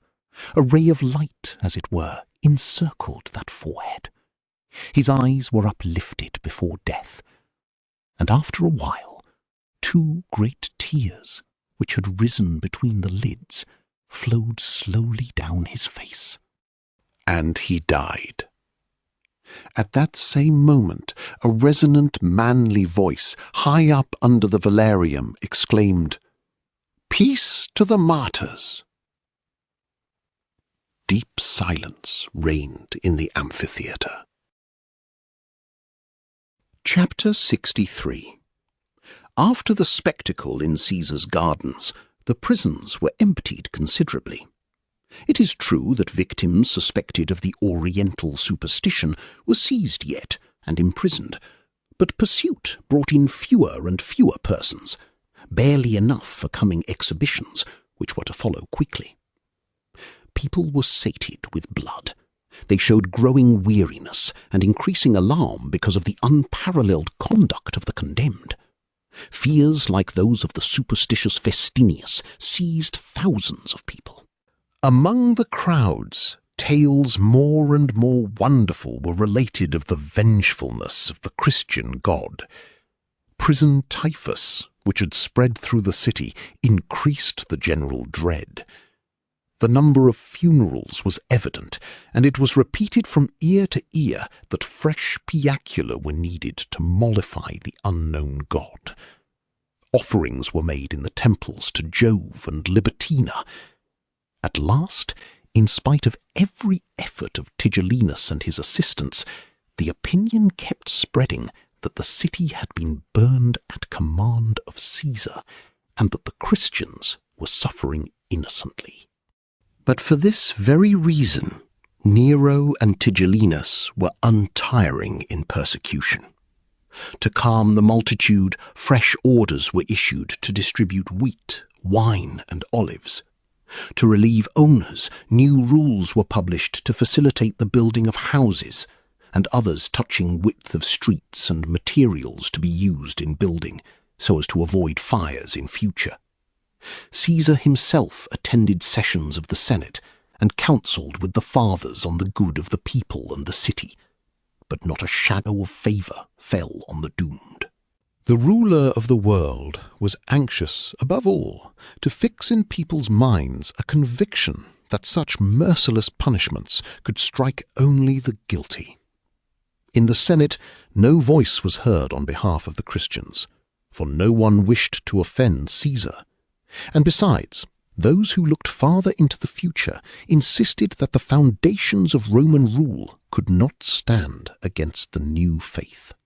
The dead and the dying were given to their relatives, as Roman law took no vengeance on the dead. Vinicius received a certain solace from the thought that if Lygia died, he would bury her in his family tomb and rest near her. At that time he had no hope of rescuing her. Half separated from life, he was himself wholly absorbed in Christ, and dreamed no longer of any union except an eternal one. His faith had become simply boundless. For it, eternity seemed something incomparably truer and more real than the fleeting life which he had lived up to that time. His heart was overflowing with concentrated enthusiasm. Though yet alive, he had changed into a being almost immaterial. which, desiring complete liberation for itself, desired it also for another. He imagined that when free, he and Lygia would each take the other's hand and go to heaven, where Christ would bless them and let them live in light as peaceful and boundless as the light of dawn. He merely implored Christ to spare Lygia the torments of the circus and let her fall asleep calmly in prison. He felt with perfect certainty that he himself would die at the same time. In view of the sea of blood which had been shed, he did not even think it permitted to hope that she alone would be spared. He had heard from Peter and Paul that they too must die as martyrs. The sight of Chilo on the cross had convinced him that even a martyr's death could be sweet. Hence he wished it for Lygia and himself, as the change of an evil, sad, and oppressive fate for a better. At times he had a foretaste of life beyond the grave. That sadness which hung over the souls of both was losing its former burning bitterness and changing gradually into a kind of trans-terrestrial calm abandon to the will of God. Vinicius, who formerly had toiled against the current, had struggled and tortured himself, yielded now to the stream, believing that it would bear him to eternal calm. He divined too that Lygia, as well as he, was preparing for death, that, in spite of the prison walls separating them, they were advancing together, and he smiled at that thought as at happiness. In fact, they were advancing with as much agreement as if they had exchanged thoughts every day for a long time. Neither had Lygia any desire, any hope, save the hope of a life beyond the grave. Death was presented to her not only as a liberation from the terrible walls of the prison, from the hands of Caesar and Tigellinus, not only as liberation, but as the hour of her marriage to Vinicius. In view of this unshaken certainty, all else lost importance. After death would come her happiness, which was even earthly, so that she waited for it also as a betrothed waits for the wedding day. And that immense current of faith, which swept away from life and bore beyond the grave thousands of those first confessors, bore away Ursus also. Neither had he in his heart been resigned to Lygia's death, but when day after day through the prison walls came news of what was happening in the amphitheatres and the gardens, when death seemed the common, inevitable lot of all Christians, and also their good, higher than all mortal conceptions of happiness, he did not dare to pray to Christ to deprive Lygia of that happiness, or to delay it for long years.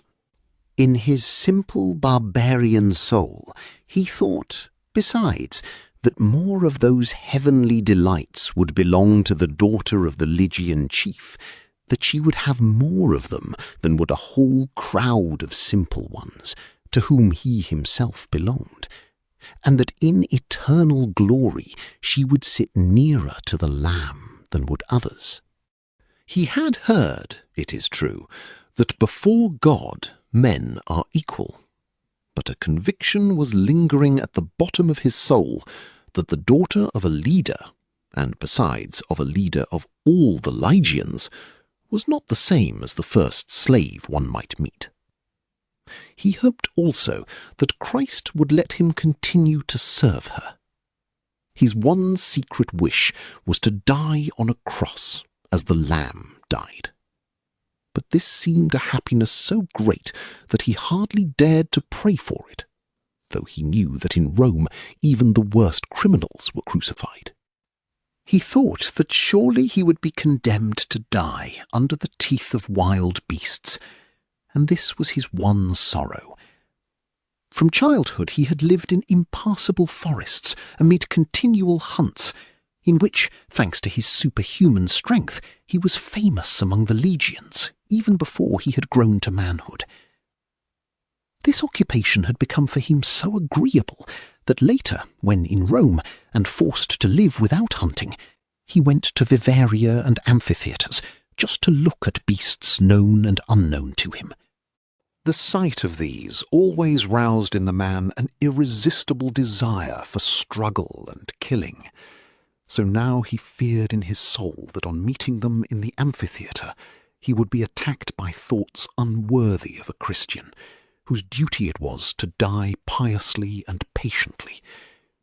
But in this he committed himself to Christ, and found other and more agreeable thoughts to comfort him. But this he committed himself to Christ, and found other and more agreeable thoughts to comfort him. Hearing that the Lamb had declared war against the powers of hell and evil spirits with which the Christian faith connected all pagan divinities, he thought that in this war he might serve the Lamb greatly, and serve better than others, for he could not help believing that his soul was stronger than the souls of other martyrs. Finally, he prayed whole days, rendered service to prisoners, helped overseers, and comforted his queen, who complained at times that in her short life she had not been able to do so many good deeds as the renowned Tabitha, of whom Peter the Apostle had told her.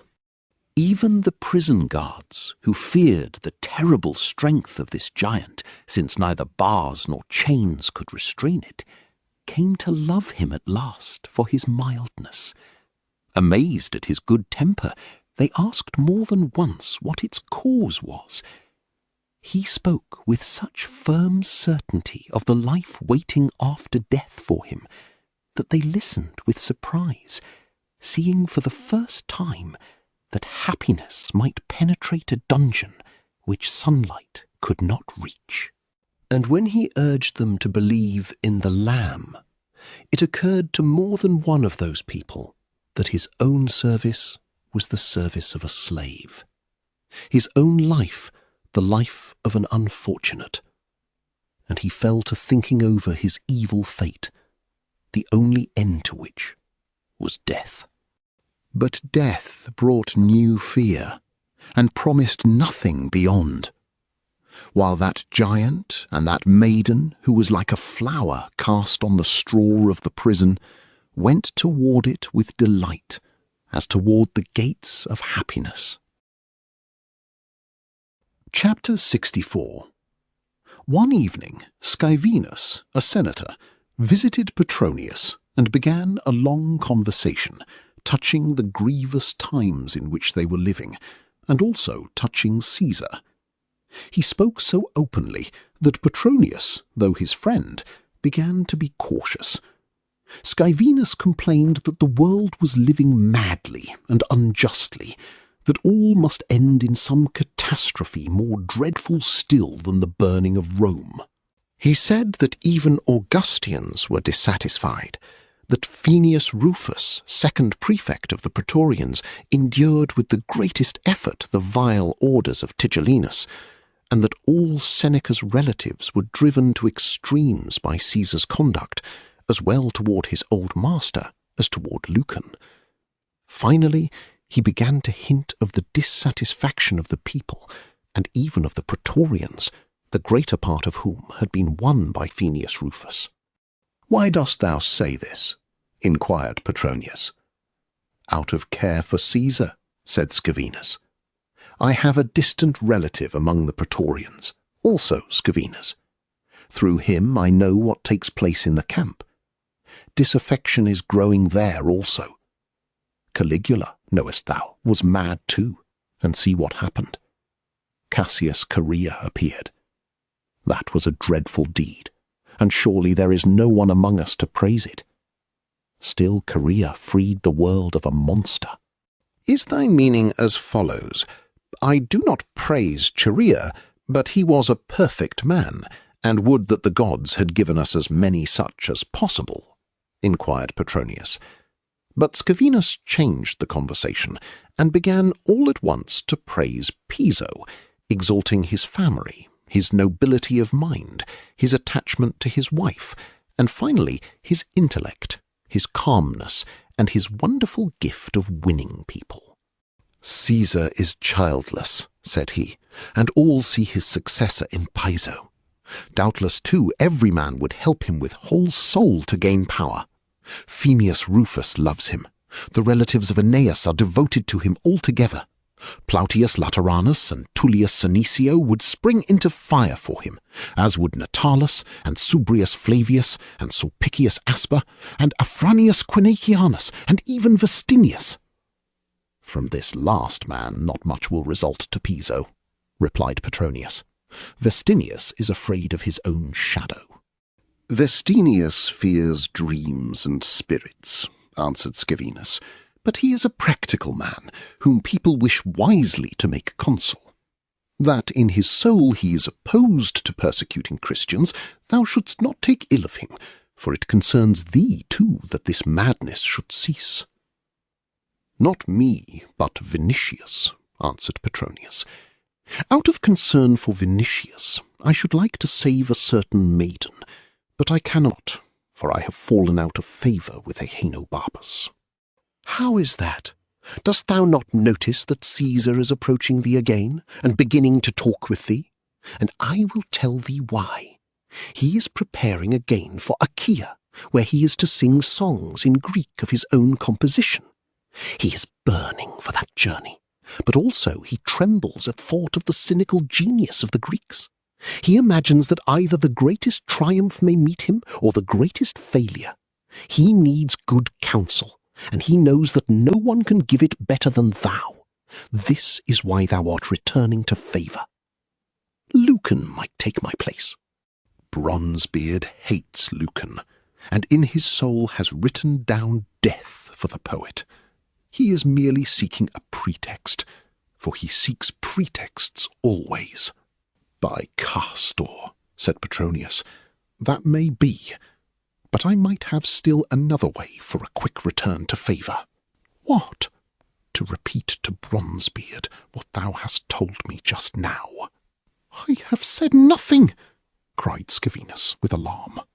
Petronius placed his hand upon the senator's shoulder. Thou hast called Caesar a madman. Thou hast foreseen the heirship of Piso, and hast said, Lucan understands that there is need to hasten. What wouldst thou hasten, Carissime?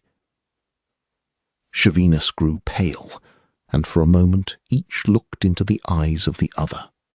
Thou wilt not repeat? By the hips of Cypris, I will not. How well thou knowest me. No, I will not repeat. I have heard nothing, and moreover I wish to hear nothing. Dost understand?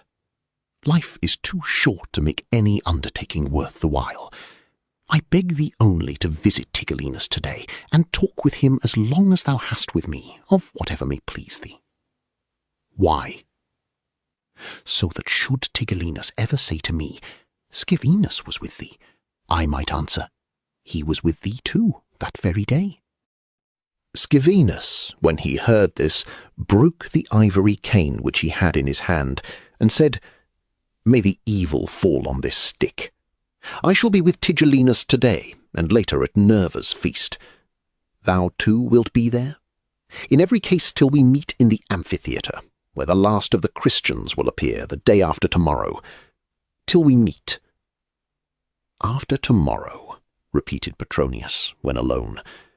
There is no time to lose. Ahenobarbus will need me really in Achaia, hence he may count with me. And he determined to try the last means. In fact, at Nerva's feast, Caesar himself asked that Petronius recline opposite, for he wished to speak with the arbiter about Achaia, and the cities in which he might appear with hopes of the greatest success. He cared most for the Athenians, whom he feared. Other Augustians listened to this conversation with attention, so as to seize crumbs of the arbiter's opinions and give them out later on as their own.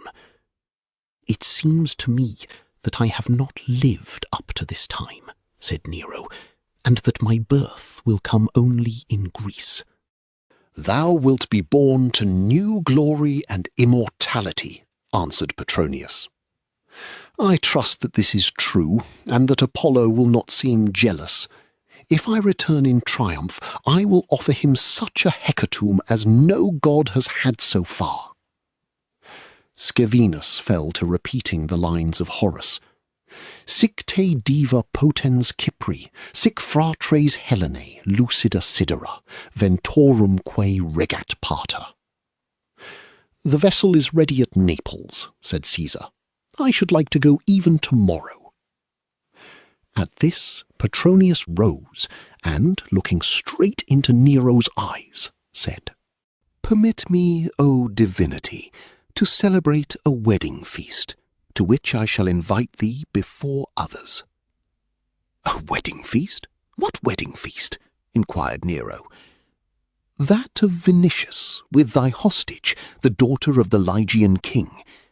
She is in prison at present, it is true, but as a hostage she is not subject to imprisonment, and secondly, thou thyself hast permitted Vinicius to marry her, and as thy sentences, like those of Zeus, are unchangeable, thou wilt give command to free her from prison, and I will give her to thy favourite." The cool blood and calm self-possession with which Petronius spoke disturbed Nero, who was disturbed whenever anyone spoke in that fashion to him. "I know," said he, dropping his eyes. "I have thought of her, and of that giant who killed Croton." "In that case, both are saved," answered Petronius calmly. But Tigellinus came to the aid of his master. "She is in prison by the will of Caesar. Thou thyself hast said, O Petronius, that his sentences are unchangeable." All present, knowing the history of Vinicius and Lygia, understood perfectly what the question was. Hence they were silent, curious as to the end of the conversation. "She is in prison against the will of Caesar, and through thy error, through thy ignorance of the law of nations," said Petronius with emphasis. "Thou art a naive man, Tigellinus, but even thou wilt not assert that she burnt Rome. And if thou wert to do so, Caesar would not believe thee." But Nero had recovered, had begun to half-close his near-sighted eyes with an expression of indescribable malice. "Petronius is right," said he, after a while. Tigellinus looked at him with amazement. "Petronius is right," repeated Nero. "Tomorrow the gates of the prison will be open to her, and of the marriage feast we will speak the day after at the amphitheatre." "I have lost again," thought Petronius. When he had returned home, he was so certain that the end of Lygia's life had come that he sent a trusty freedman to the amphitheatre to bargain with the chief of the spoliarium for the delivery of her body, since he wished to give it to Vinicius. Chapter 65. Evening exhibitions, rare up to that period and given only exceptionally, became common in Nero's time, both in the circus and amphitheatre. The Augustians liked them, frequently because they were followed by feasts and drinking bouts which lasted till daylight. Though the people were sated already with blood-spilling, still, when the news went forth that the end of the games was approaching, and that the last of the Christians were to die at an evening spectacle, a countless audience assembled in the amphitheatre. The Augustians came to a man, for they understood that it would not be a common spectacle. They knew that Caesar had determined to make for himself a tragedy out of the suffering of Vinicius. Tigellinus had kept secret the kind of punishment intended for the betrothed of the young tribune, but that merely roused general curiosity. Those who had seen Lygia at the house of Plautius told wonders of her beauty.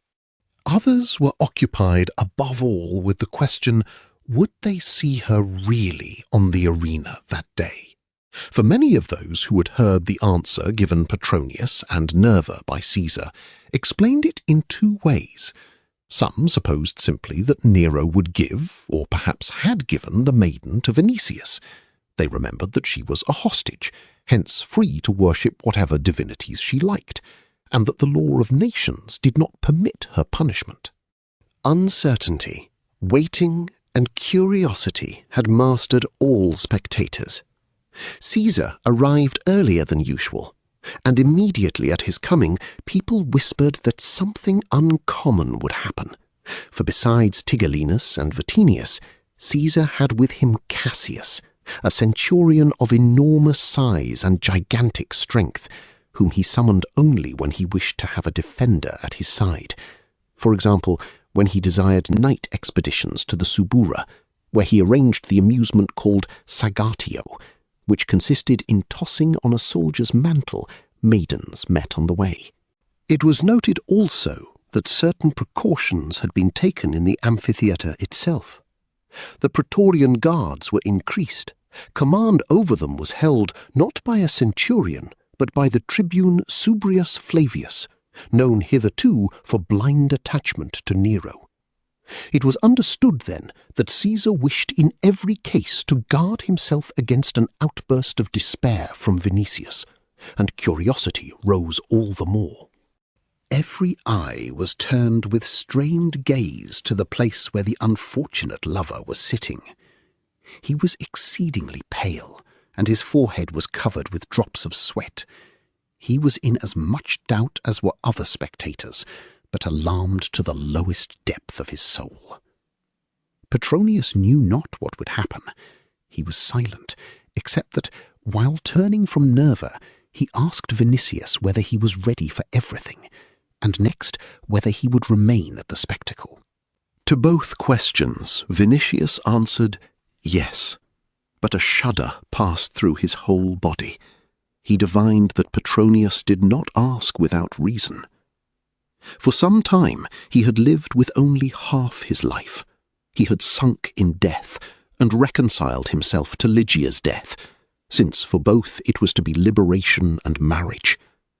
But he learned now that it was one thing to think of the last moment when it was distant, as of a quiet dropping asleep, and another to look at the torment of a person dearer to one than life. All sufferings endured formerly rose in him anew.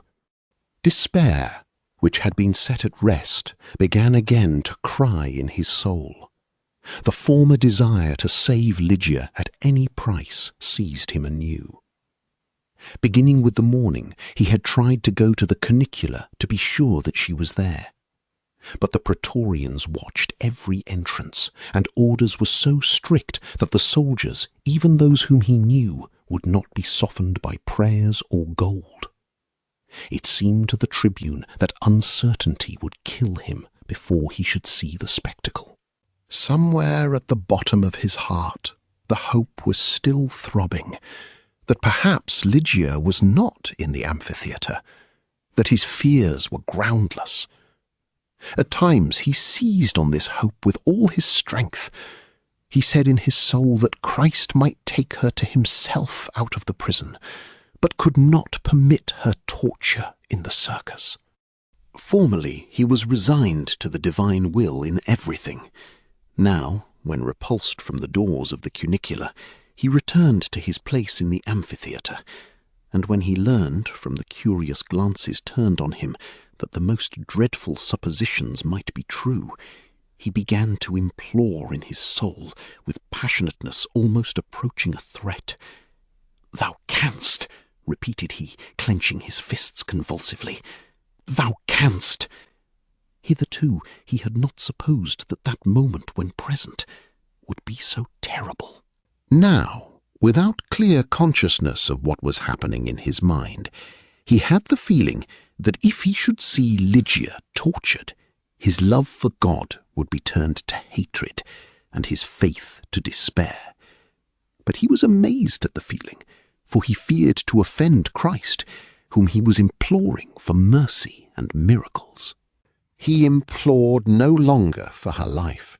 He wished merely that she should die before they brought her to the arena, and from the abyss of his pain he repeated in spirit, "Do not refuse even this, and I will love thee still more than hitherto." And then his thoughts raged as a sea torn by a whirlwind. A desire for blood and vengeance was roused in him. He was seized by a mad wish to rush at Nero and stifle him there in presence of all the spectators. But he felt that desire to be a new offence against Christ and a breach of his command. To his head flew at times flashes of hope that everything before which his soul was trembling would be turned aside by an almighty and merciful hand.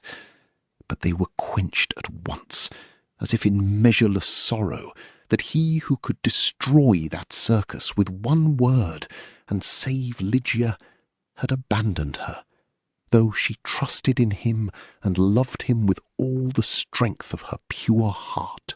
And he thought, moreover, that she was lying there in that dark place, weak, defenceless, deserted, abandoned to the whim or disfavour of brutal guards, drawing her last breath, perhaps, while he had to wait, helpless, in that dreadful amphitheatre, without knowing what torture was prepared for her, or what he would witness in a moment. Finally, as a man falling over a precipice grasps at everything which grows on the edge of it, so did he grasp with both hands at the thought that faith of itself could save her. That one method remained. Peter had said that faith could move the earth to its foundations.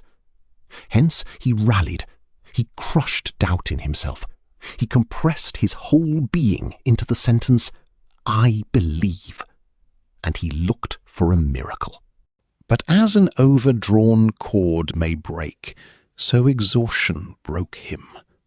The pallor of death covered his face, and his body relaxed.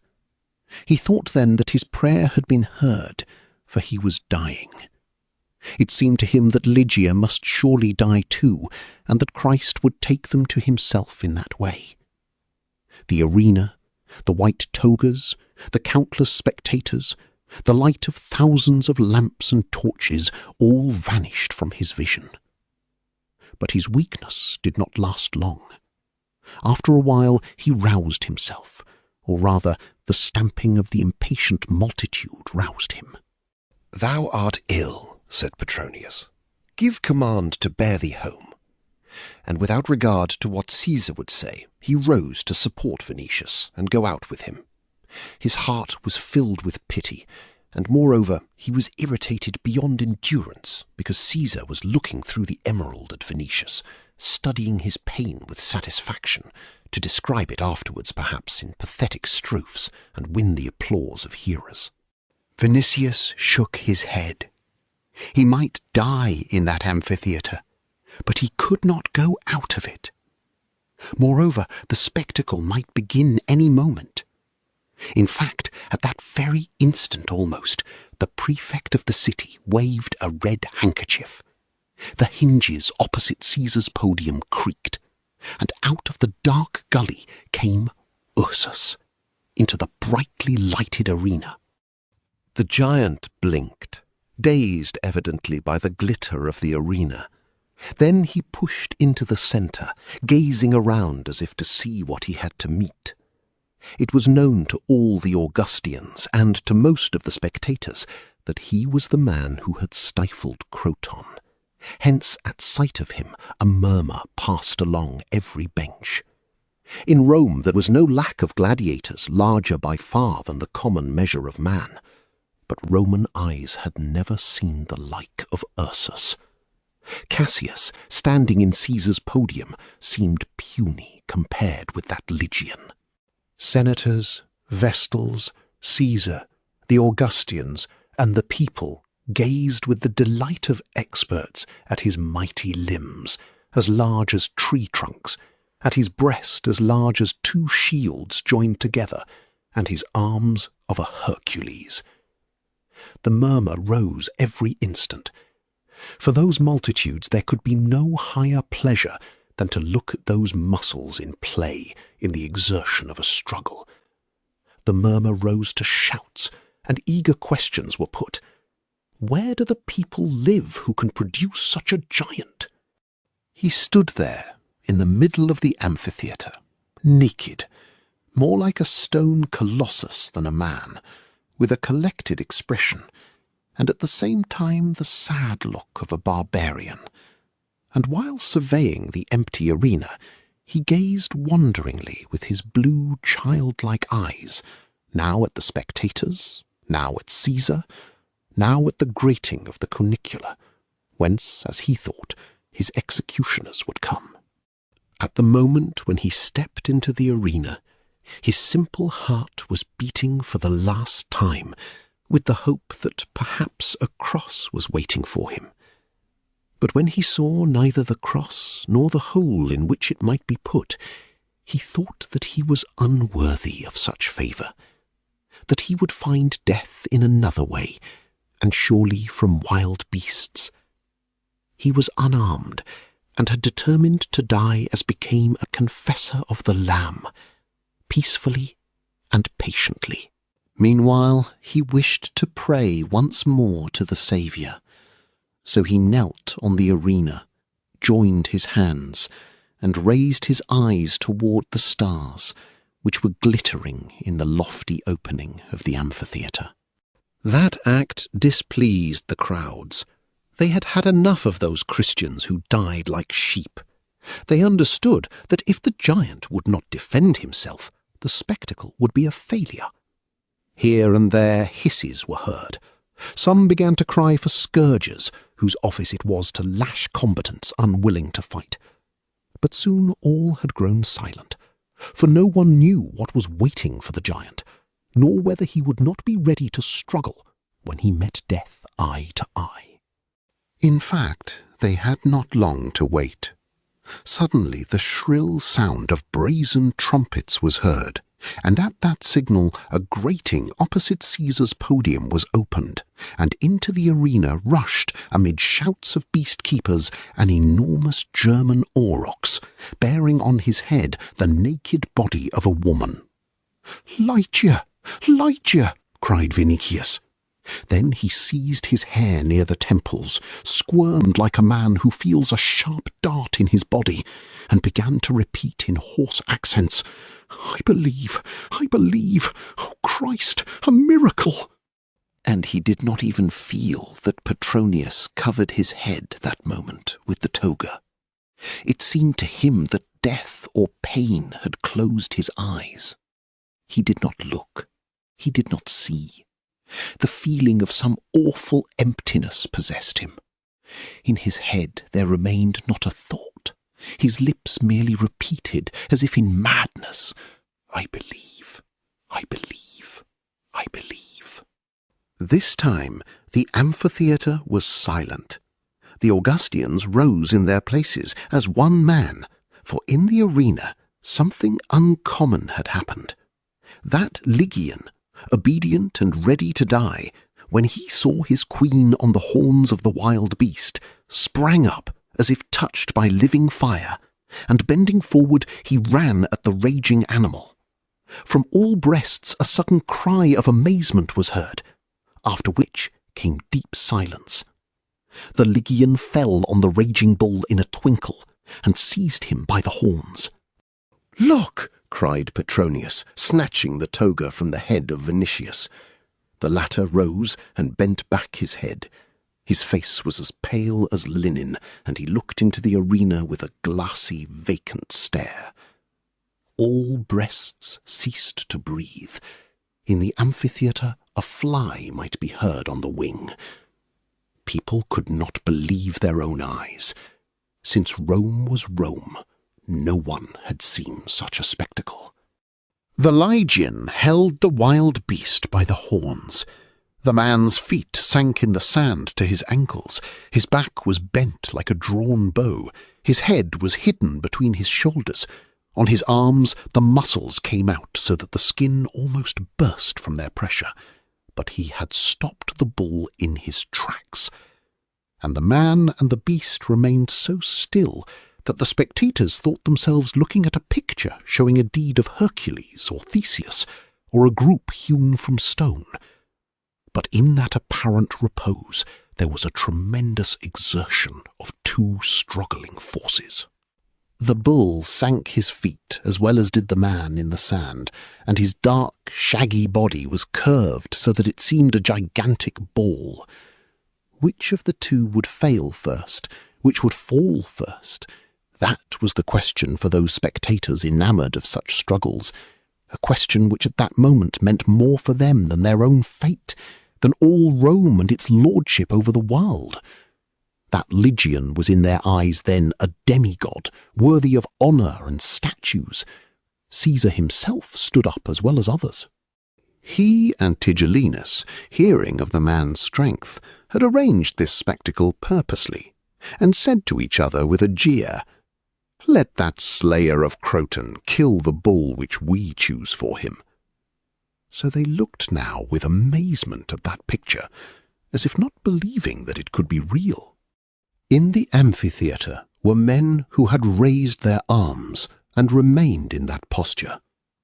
Sweat covered the faces of others, as if they themselves were struggling with the beast.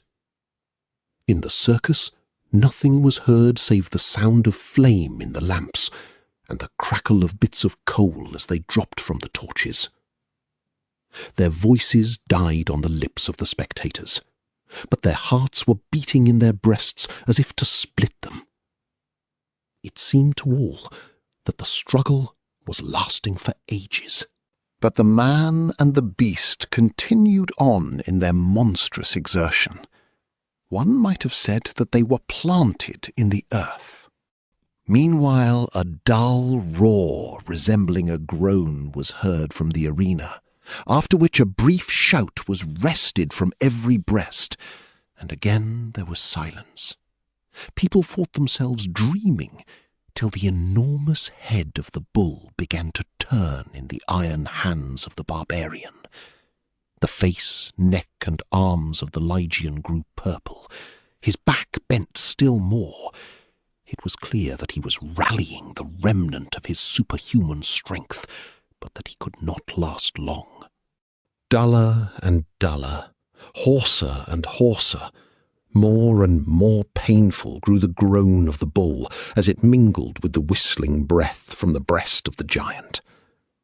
The head of the beast turned more and more, and from his jaws crept forth a long foaming tongue. A moment more, and to the ears of spectators sitting nearer came, as it were, the crack of breaking bones. Then the beast rolled on the earth, with his neck twisted in death. The giant removed in a twinkle the ropes from the horns of the bull, and raising the maiden, began to breathe hurriedly. His face became pale, his hair stuck together from sweat, his shoulders and arms seemed flooded with water. For a moment he stood as if only half conscious. Then he raised his eyes and looked at the spectators. The amphitheatre had gone wild. The walls of the building were trembling from the roar of tens of thousands of people. Since the beginning of spectacles, there was no memory of such excitement. Those who were sitting on the highest rows came down, crowding in the passages between benches to look more nearly at the strong man. Everywhere were heard cries for mercy, passionate and persistent, which soon turned into one unbroken thunder. That giant had become dear to those people enamoured of physical strength. He was the first personage in Rome. He understood that the multitude was striving to grant him his life and restore him his freedom.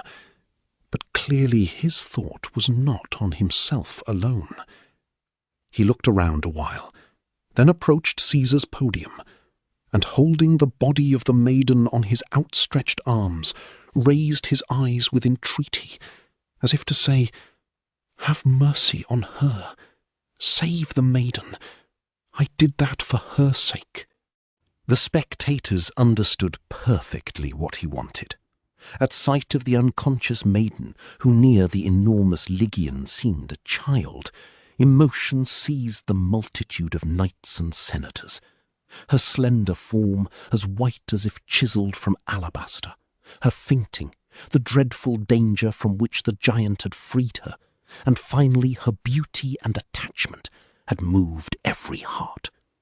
Some thought the man a father begging mercy for his child. Pity burst forth suddenly like a flame. They had had blood, death, and torture in sufficiency. Voices choked with tears began to entreat mercy for both. Meanwhile, Ursus, holding the girl in his arms, moved around the arena, and with his eyes and with motions begged her life for her. Now Vinicius started up from his seat, sprang over the barrier which separated the front places from the arena, and running to Lycidia, covered her naked body with his toga. Then he tore apart the tunic on his breast, laid bare the scars left by wounds received in the Armenian War, and stretched out his hands to the audience. At this, the enthusiasm of the multitude passed everything seen in a circus before. The crowd stamped and howled. Voices calling for mercy grew simply terrible. People not only took the part of the athlete, but rose in defense of the soldier, the maiden, their love. Thousands of spectators turned to Caesar with flashes of anger in their eyes and with clenched fists. But Caesar halted and hesitated. Against Vinicius he had no hatred, indeed, and the death of Lygia did not concern him. But he preferred to see the body of the maiden rent by the horns of the bull, or torn by the claws of beasts. His cruelty, his deformed imagination and deformed desires found a kind of delight in such spectacles. And now the people wanted to rob him. Hence anger appeared on his bloated face. Self-love also would not let him yield to the wish of the multitude, and still he did not dare to oppose it through his inborn cowardice. So he gazed around to see if among the Augustians at least he could not find fingers turned down in sign of death. But Petronius held up his hand and looked into Nero's face almost challengingly. Vestinius, superstitious but inclined to enthusiasm, a man who feared ghosts but not the living, gave a sign for mercy also. So did Scevinus, the senator, so did Nerva, so did Tullius Senecio, so did the famous leader Ostorius Scapula, and Antistius, and Piso, and Vetus, and Crispinus, and Minucius Thermus, and Pontius Telesinus, and the most important of all, one honoured by the people, Thrasea. In view of this, Caesar took the emerald from his eye with an expression of contempt and offence. When Tigellinus, whose desire was to spite Petronius, turned to him and said, "Yield not, divinity. We have the Praetorians." Then Nero turned to the place where command over the Praetorians was held by the stern Subrius Flavius, hitherto devoted with whole soul to him, and saw something unusual. The face of the old tribune was stern, but covered with tears, and he was holding his hand up in sign of mercy. Now rage began to possess the multitude. Dust rose from beneath the stamping feet and filled the amphitheatre. In the midst of shouts were heard cries, "Ahenobarbus! Matricide! Incendiary!" Nero was alarmed. Romans were absolute lords in the circus.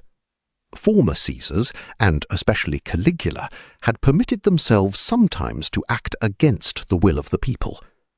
This, however, called forth disturbance always, going sometimes to bloodshed. But Nero was in a different position. First, as a comedian and a singer, he needed the people's favour. Second, he wanted it on his side against the Senate and the patricians, and especially after the burning of Rome, he strove by all means to win it, and turn their anger against the Christians. He understood, besides, that to oppose longer was simply dangerous. A disturbance begun in the circus might seize the whole city and have results incalculable. He looked once more at Subrius Flavius, at Scavenus the centurion, a relative of the senator, at the soldiers, and seeing everywhere frowning brows, excited faces, and eyes fixed on him, he gave the sign for mercy. Then a thunder of applause was heard from the highest seats to the lowest. The people were sure of the lives of the condemned, for from that moment they went under their protection, and even Caesar would not have dared to pursue them any longer with his vengeance. Chapter 66. 4 Bithynians carried Lygia carefully to the house of Petronius. Vinicius and Ursus walked at her side, hurrying so as to give her into the hands of the Greek physician as quickly as possible. They walked in silence, for after the events of the day they had not power to speak. Vinicius, so far, was as if half-conscious. He kept repeating to himself that Lygia was saved, that she was threatened no longer by imprisonment or death in the circus, that their misfortunes had ended once and forever, that he would take her home and not separate again from her. This appeared to him the beginning of some other life, rather than reality. From moment to moment he bent over the open litter to look on the beloved face, which in the moonlight seemed sleeping, and he repeated mentally, "This is she. Christ has saved her." He remembered also that while he and Ursus were carrying her from the spoliarium, an unknown physician had assured him that she was living and would recover. At this thought, delight so filled his breast that at moments he grew weak, and being unable to walk with his own strength, leaned on the arm of Ursus. Ursus, meanwhile, was looking into the sky filled with stars, and was praying. They advanced hurriedly along streets where newly erected white buildings shone brightly in the moonlight. The city was empty, save here and there where crowds of people crowned with ivy sang and danced before porticos to the sound of flutes, thus taking advantage of the wonderful night and the festive season, unbroken from the beginning of the games. Only when they were near the house did Ursus stop praying and say in a low voice, as if he feared to waken Lygia, "Lord, it was the Saviour who rescued her from death. When I saw her on the horns of the aurochs, I heard a voice in my soul saying, 'Defend her,' and that was the voice of the Lamb. The prison took strength from me, but he gave it back in that moment, and inspired that cruel people to take her part. Let his will be done." And Vinicius answered, "Magnified be his name." He had not power to continue, for all at once he felt that a mighty weeping was swelling his breast. He was seized by an overpowering wish to throw himself on the earth and thank the Saviour for his miracles and his mercy. Meanwhile, they had come to the house. The servants, informed by a slave dispatched in advance, crowded out to meet them. Paul of Tarsus had sent back from Antium the greater part of those people. The misfortune of Vinicius was known to them perfectly. Therefore their delight at seeing those victims which had been snatched from the malice of Nero was immense, and increased still more when the physician Theocles declared that Lygia had not suffered serious injury, and that, when the weakness caused by prison fever had passed, she would regain health. Consciousness returned to her that night. Waking in the splendid chamber lighted by Corinthian lamps, amidst the odour of verbena and nard, she knew not where she was or what was taking place with her.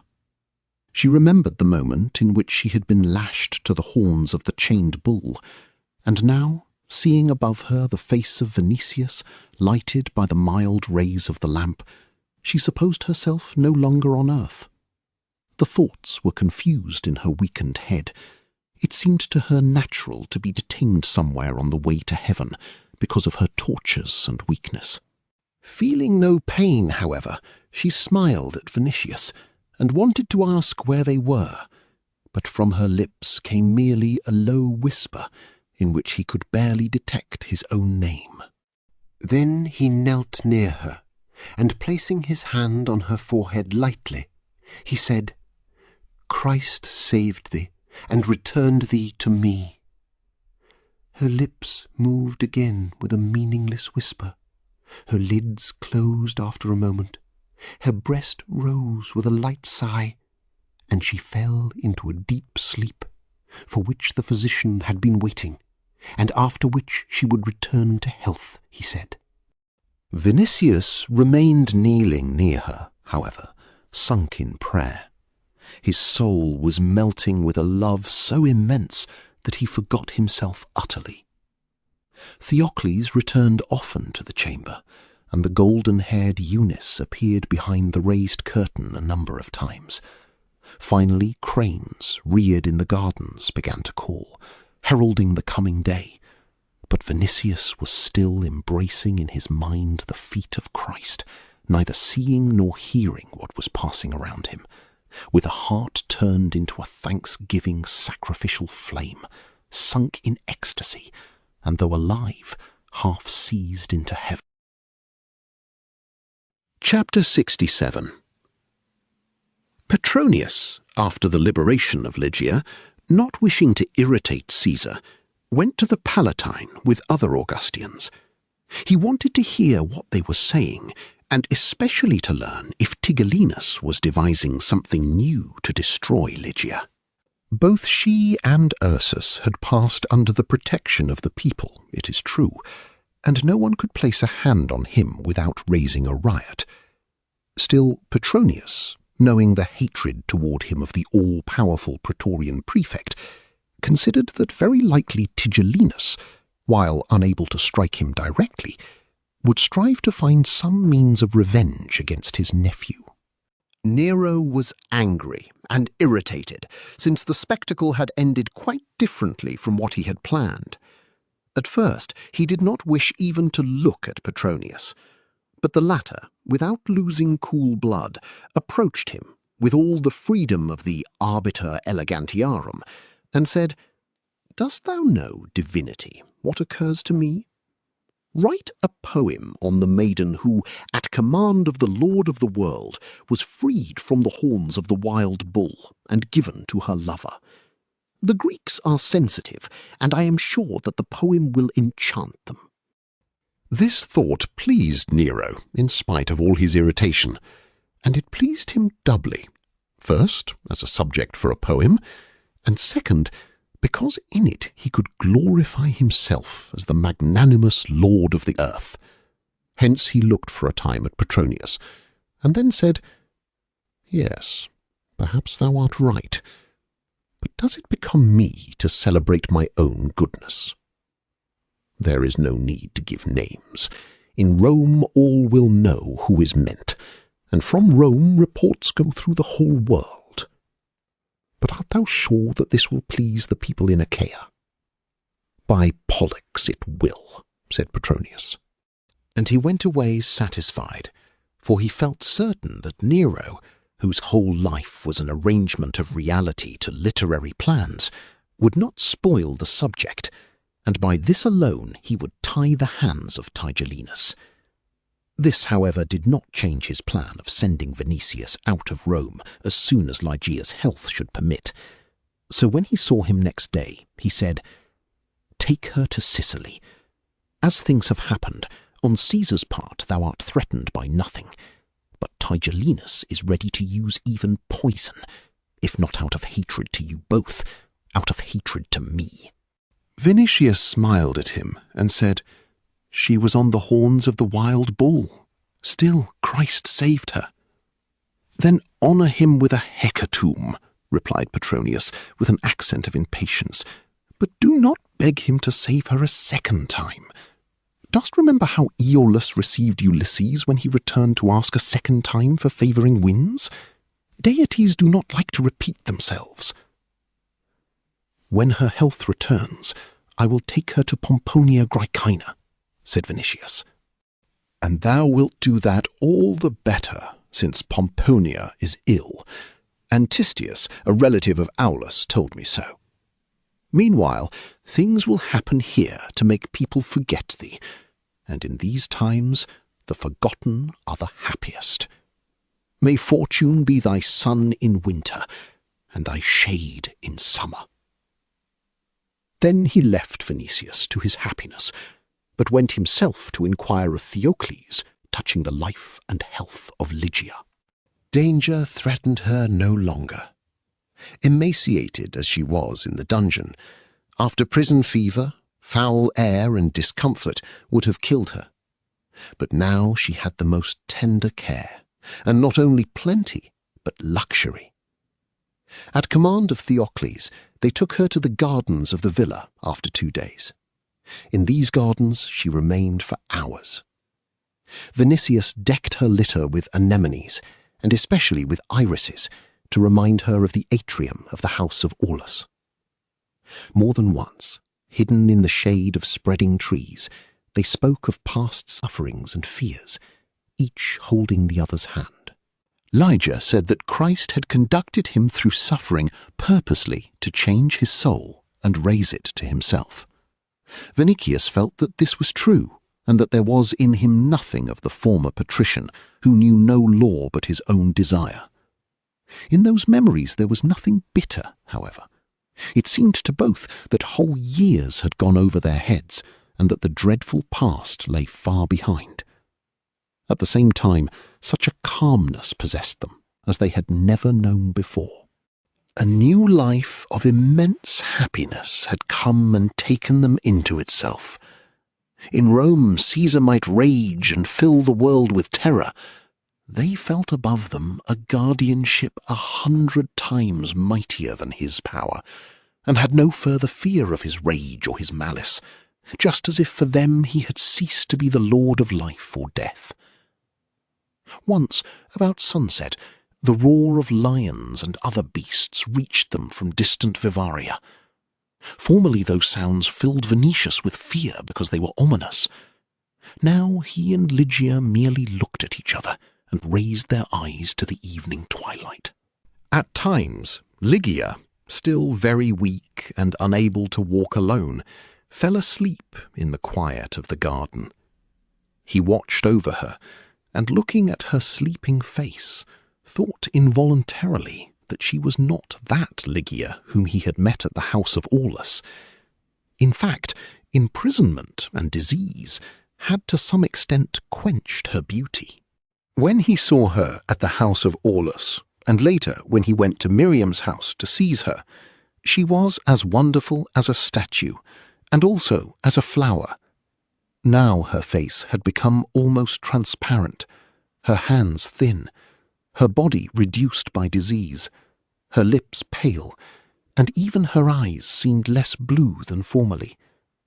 The golden-haired Eunice who brought her flowers and rich stuffs to cover her feet was a divinity of Cyprus in comparison. Petronius tried in vain to find the former charms in her, and, shrugging his shoulders, thought that that shadow from Elysian fields was not worth those struggles, those pains, and those tortures which had almost sucked the life out of Vinicius. But Vinicius, in love now with her spirit, loved it all the more, and when he was watching over her while asleep, it seemed to him that he was watching over the whole world. Chapter 68. News of the miraculous rescue of Lygia was circulated quickly among those scattered Christians who had escaped destruction. Confessors came to look at her, to whom Christ's favour had been shown clearly. First came Nazarius and Miriam, with whom Peter the Apostle was hiding thus far. After them came others. All, as well as Vinicius, Lygia, and the Christian slaves of Petronius, listened with attention to the narrative of Ursus about the voice which he had heard in his soul, and which commanded him to struggle with the wild bull. All went away consoled, hoping that Christ would not let his followers be exterminated on earth before his coming at the day of judgment. And hope sustained their hearts, for persecution had not ceased yet. Whoever was declared a Christian by public report was thrown into prison at once by the city watches.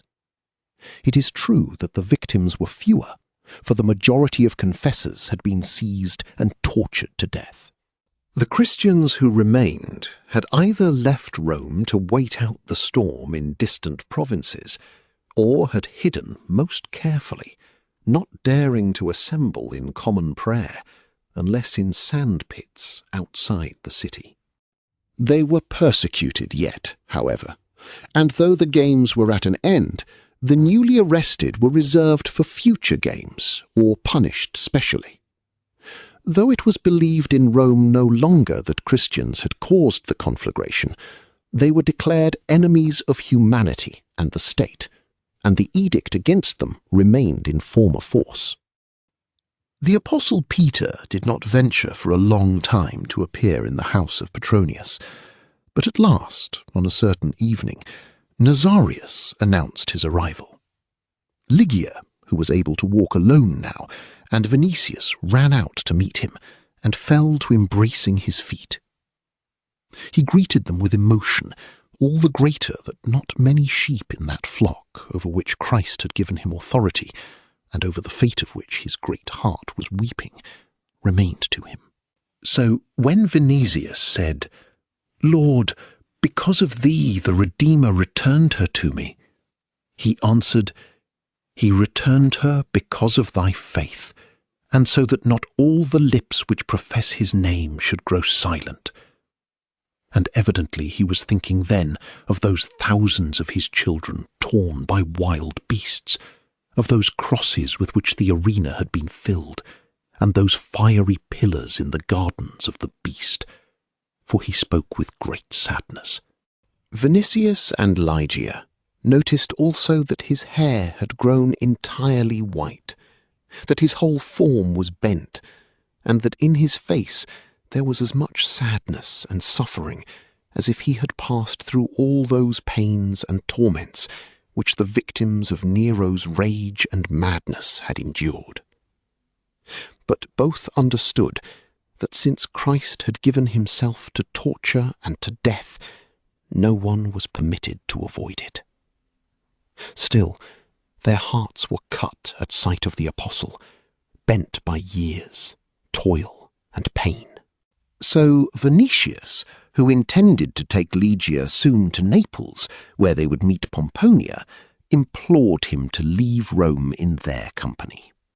But the apostle placed his hand on the tribune's head and answered, "In my soul I hear these words of the Lord, which he spoke to me on the lake of Tiberias. When thou wert young, thou didst gird thyself, and walk whither thou wouldst. But when thou shalt be old, thou shalt stretch forth thy hands, and another shall gird thee, and carry thee whither thou wouldst not. Therefore it is proper that I follow my flock." And when they were silent, not knowing the sense of his speech, he added, "My toil is nearing its end. I shall find entertainment and rest only in the house of the Lord." Then he turned to them, saying, "Remember me, for I have loved you as a father loves his children, and whatever ye do in life, do it for the glory of God." Thus speaking, he raised his aged, trembling hands and blessed them. They nestled up to him, feeling that to be the last blessing, perhaps, which they should receive from him. It was destined them, however, to see him once more. A few days later, Petronius brought terrible news from the Palatine. It had been discovered there that one of Caesar's freedmen was a Christian, and on this man were found letters of the apostles Peter and Paul, with letters of James, John, and Judas. Peter's presence in Rome was known formally to Tigellinus, but he thought that the apostle had perished with thousands of other confessors.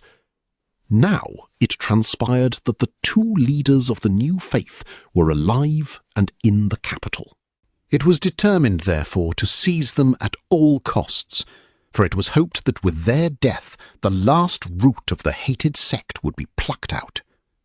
Petronius heard from Vestinius that Caesar himself had issued an order to put Peter and Paul in the Mamertine prison within 3 days, and that whole detachments of praetorians had been sent to search every house in the Trans-Tiber. When he heard this, Vinicius resolved to warn the apostle. In the evening, he and Ursus put on Gallic mantles and went to the house of Miriam, where Peter was living. The house was at the very edge of the Trans-Tiber division of the city, at the foot of the Juniculum. On the road they saw houses surrounded by soldiers, who were guided by certain unknown persons. This division of the city was alarmed, and in places crowds of curious people had assembled. Here and there centurions interrogated prisoners touching Simon Peter and Paul of Tarsus. Ursus and Vinicius were in advance of the soldiers, and went safely to Miriam's house, in which they found Peter surrounded by a handful of the faithful. Timothy, Paul's assistant, and Linus were at the side of the apostle. At news of the approaching danger, Nazarius led all by a hidden passage to the garden gate, and then to deserted stone quarries a few 100 yards distant from the Janiculum gate. Ursus had to carry Linus, whose bones, broken by torture, had not grown together yet. But once in the quarry, they felt safe, and by the light of a torch ignited by Nazarius, they began to consult, in a low voice, how to save the life of the apostle who was so dear to them. "Lord," said Vinicius, "let Nazarius guide thee at daybreak to the Alban hills. There I will find thee, and we will take thee to Antium, where a ship is ready to take us to Naples and Sicily. Blessed will the day and the hour be in which thou shalt enter my house, and thou wilt bless my hearth." The others heard this with delight, and pressed the apostle, saying, "Hide thyself, sacred leader. Remain not in Rome.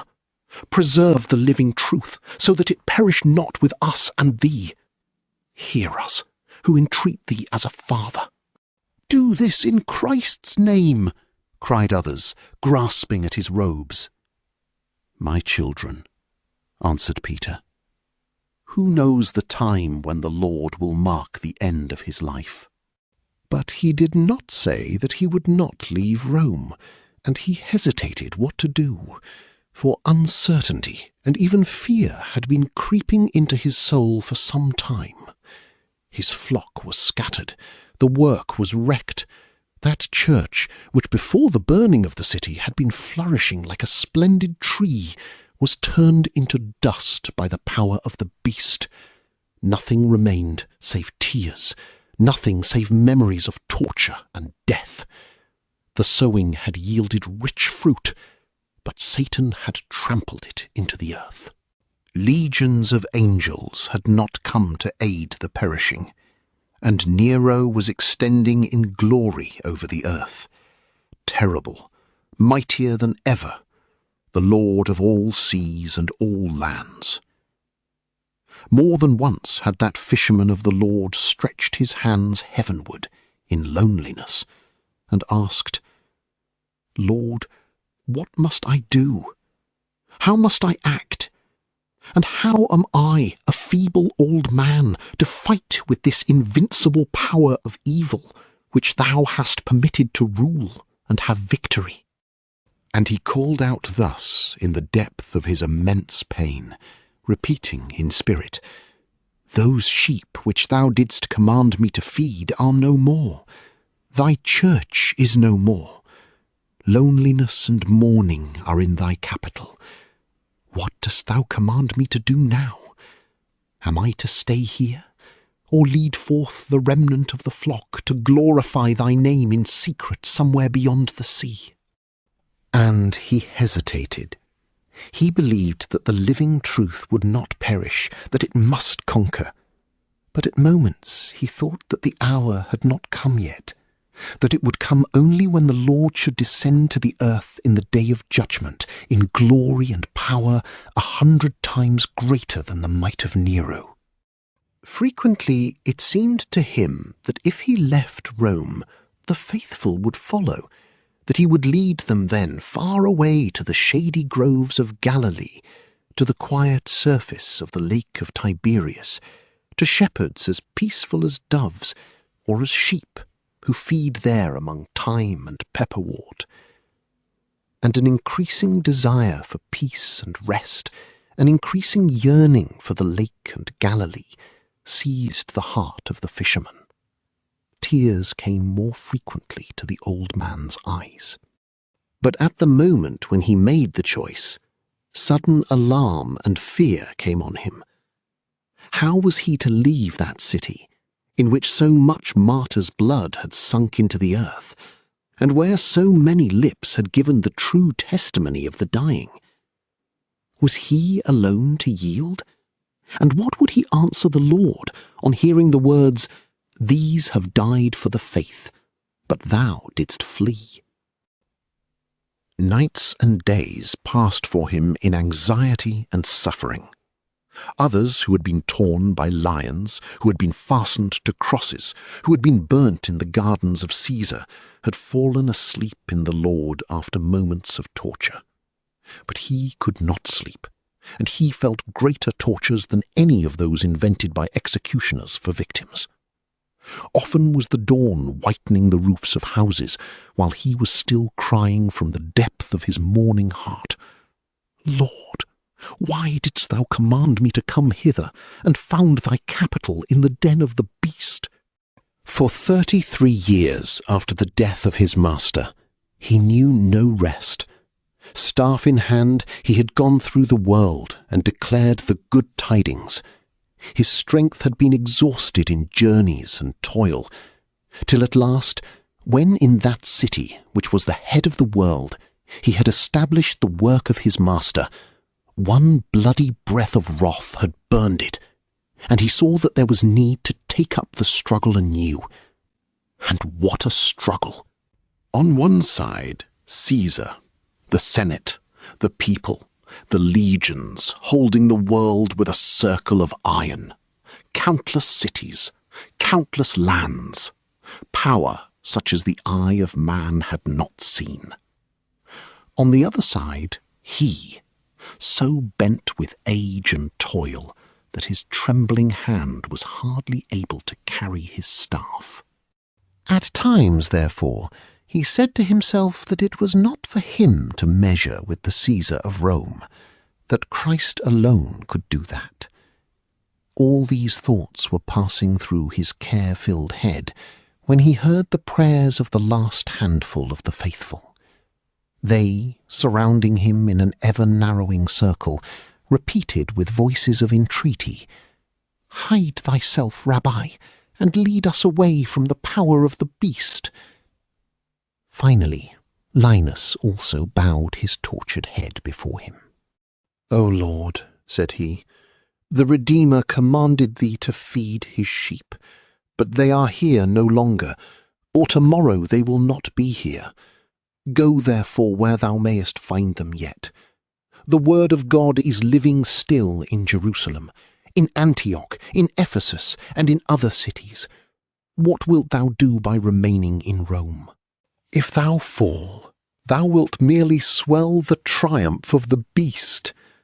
The Lord has not designated the limit of John's life. Paul is a Roman citizen. They cannot condemn him without trial. But if the power of hell rise up against thee, O teacher, those whose hearts are dejected will ask, Who is above Nero? Thou art the rock on which the church of God is founded. Let us die, but permit not the victory of Antichrist over the vice-regent of God, and return not hither till the Lord has crushed him who shed innocent blood." "Look at our tears," repeated all who were present. Tears flowed over Peter's face too. After a while he rose, and, stretching his hands over the kneeling figures, said, May the name of the Lord be magnified, and may his will be done. Chapter 69. About dawn of the following day, 2 dark figures were moving along the Appian Way toward the Campania. One of them was Nazarius, the other the Apostle Peter, who was leaving Rome and his martyred co-religionists. The sky in the east was assuming a light tinge of green, bordered gradually and more distinctly on the lower edge with saffron colour. Silver-leafed trees, the white marble of villas, and the arches of aqueducts stretching through the plain toward the city were emerging from shade. The greenness of the sky was clearing gradually and becoming permeated with gold. Then the east began to grow rosy and illuminate the Alban hills, which seemed marvellously beautiful, lily-coloured, as if formed of rays of light alone. The light was reflected in trembling leaves of trees, in the dewdrops.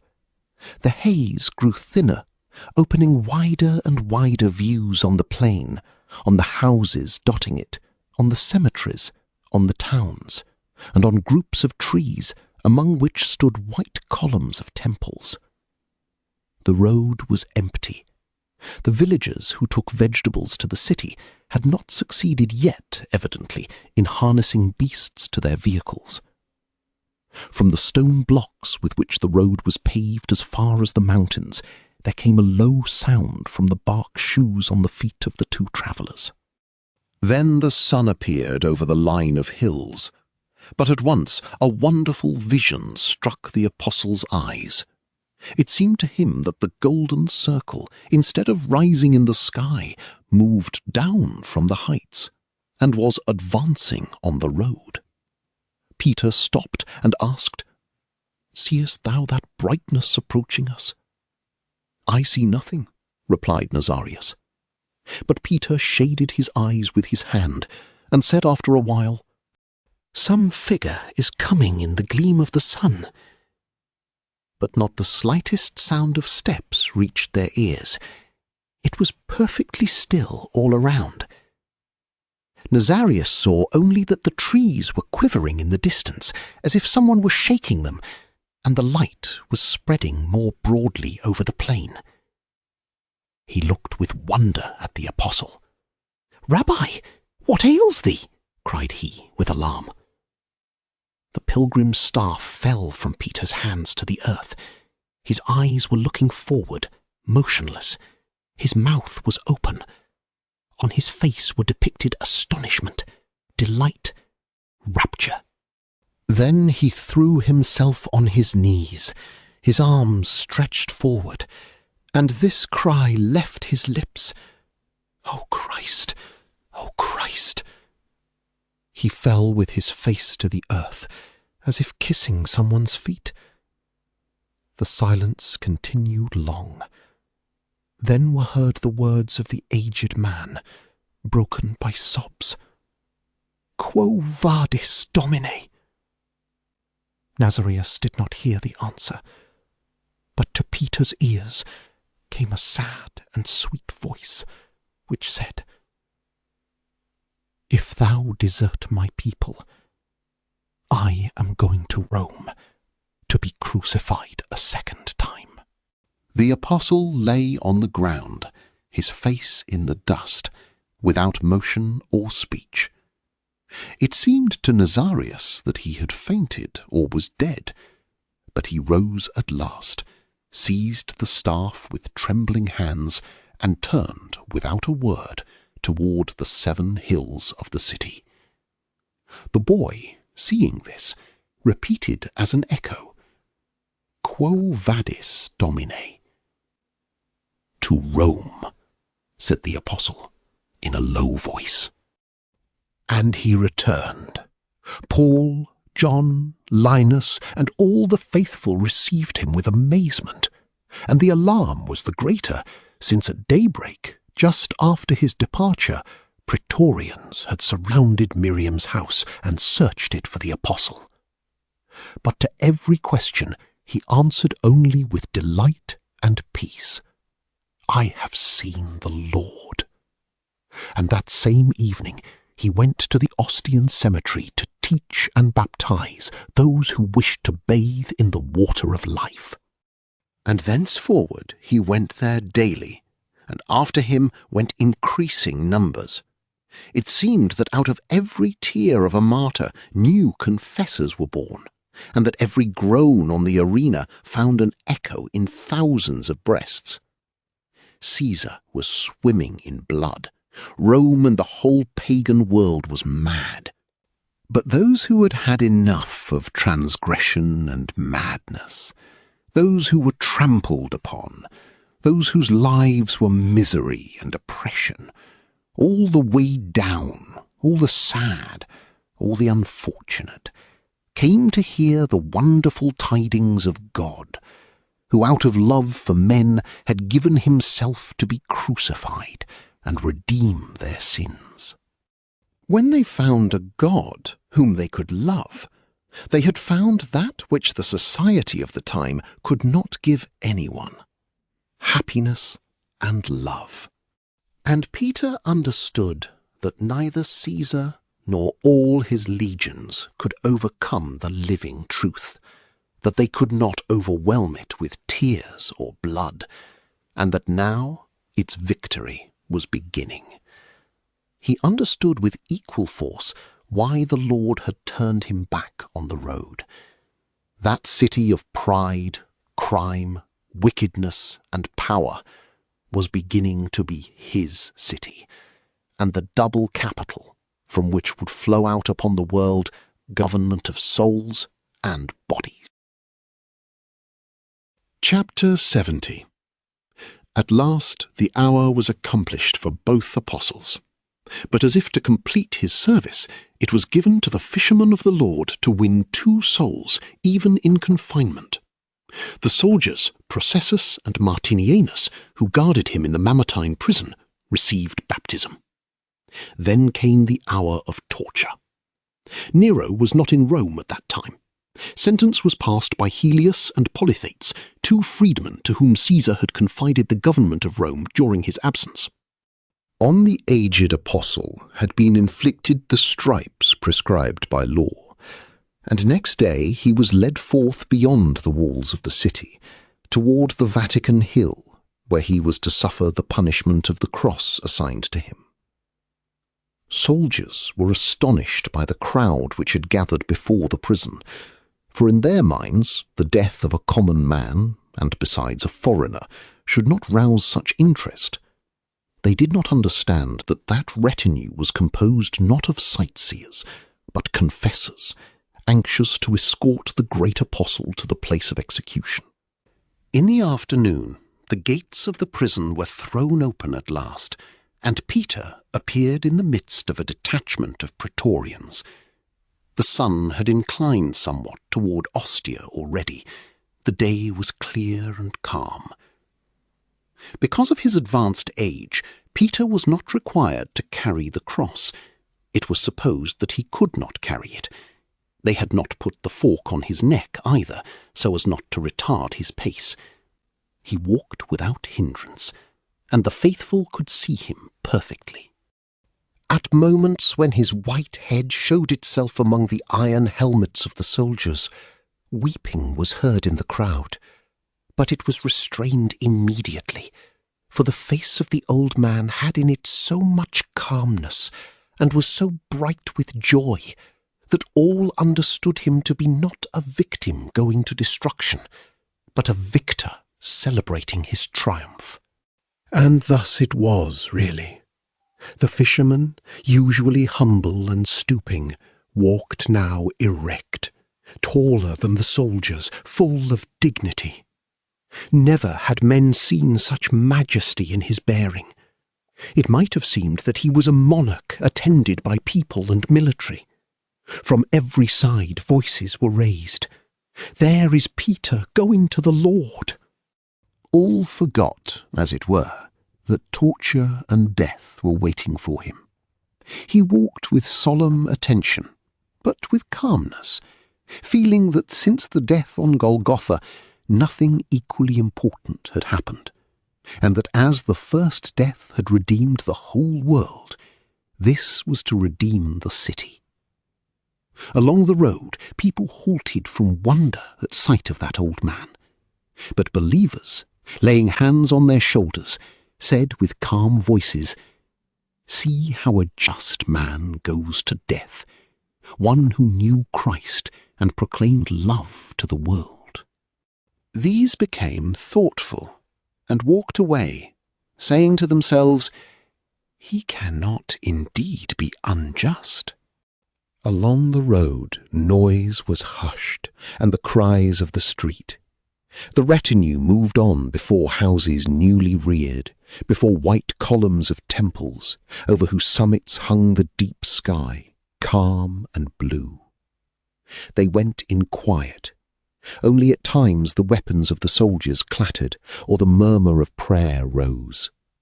Peter heard the last, and his face grew bright with increasing joy, for his glance could hardly take in those thousands of confessors. He felt that he had done his work, and he knew now that that truth which he had been declaring all his life would overwhelm everything like a sea, and that nothing would have power to restrain it. And thus thinking, he raised his eyes and said, "O Lord, thou didst command me to conquer this world-ruling city. Hence I have conquered it. Thou hast commanded me to found here thy capital. Hence I have founded it. This is thy city now, O Lord, and I go to thee, for I have toiled greatly." As he passed before temples, he said to them, "Ye will be temples of Christ." Looking at throngs of people moving before his eyes, he said to them, "Your children will be servants of Christ." And he advanced with the feeling that he had conquered, conscious of his service, conscious of his strength, solaced, great. The soldiers conducted him over the Pons Triumphalis, as if giving involuntary testimony to his triumph, and they led him farther toward the Naumachia and the Circus.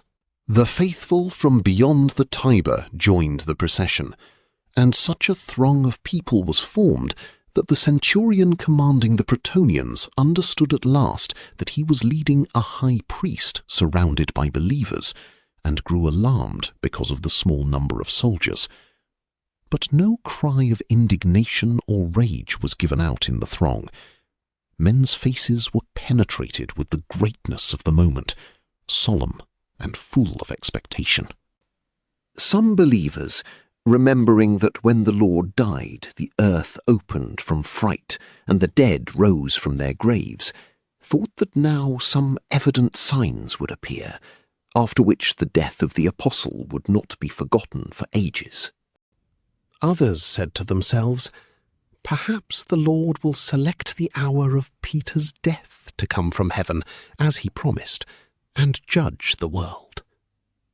With this idea, they recommended themselves to the mercy of the Redeemer. But round about there was calm. The hills seemed to be warming themselves and resting in the sun.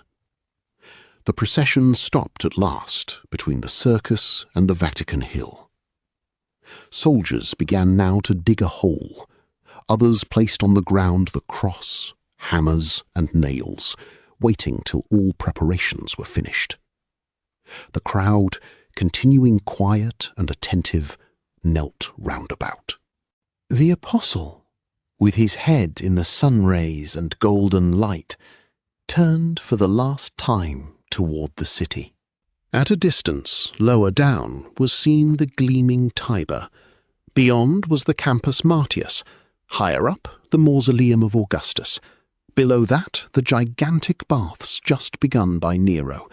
Still lower, Pompey's Theatre, and beyond them were visible in places, and in places hidden by other buildings, the Septa Julia, a multitude of porticos, temples, columns, great edifices. And finally, far in the distance, hills covered with houses, a gigantic resort of people, the borders of which vanished in the blue haze. an abode of crime, but of power, of madness, but of order, which had become the head of the world. But Peter, surrounded by soldiers, looked at the city as a ruler and king looks at his inheritance, and he said to it, "Thou art redeemed and mine." And no one, not merely among the soldiers digging the hole in which to plant the cross, but even among believers, could divine that standing there among them was the true ruler of that moving life, that Caesars would pass away, waves of barbarians go by, and ages vanish, but that old man would be lord there unbrokenly. The sun had sunk still more toward Ostia, and had become large and red. The whole western side of the sky had begun to glow with immense brightness. The soldiers approached Peter to strip him. But he, while praying, straightened himself all at once and stretched his right hand high. The executioners stopped, as if made timid by his posture. The faithful held the breath in their breasts, thinking that he wished to say something. And silence unbroken followed. But he, standing on the height, with his extended right hand, made the sign of the cross, blessing in the hour of death, Urbi et Orbi, the city and the world. In that same wonderful evening, another detachment of soldiers conducted along the Appian Way Paul of Tarsus toward a place called Aquae Salvii, and behind him also advanced a crowd of the faithful whom he had converted. But when he recognized near acquaintances, he halted and conversed with them, for being a Roman citizen, the guard showed more respect to him. Beyond the gate called Tergemina, he met Plautilla, the daughter of the prefect Flavius Sabinus, and seeing her youthful face covered with tears, he said, "Plautilla, daughter of eternal salvation, depart in peace. Only give me a veil with which to bind my eyes when I am going to the Lord." And taking it, he advanced with a face as full of delight as that of a labourer who, when he has toiled the whole day successfully, is returning home. His thoughts, like those of Peter, were as calm and quiet as that evening sky.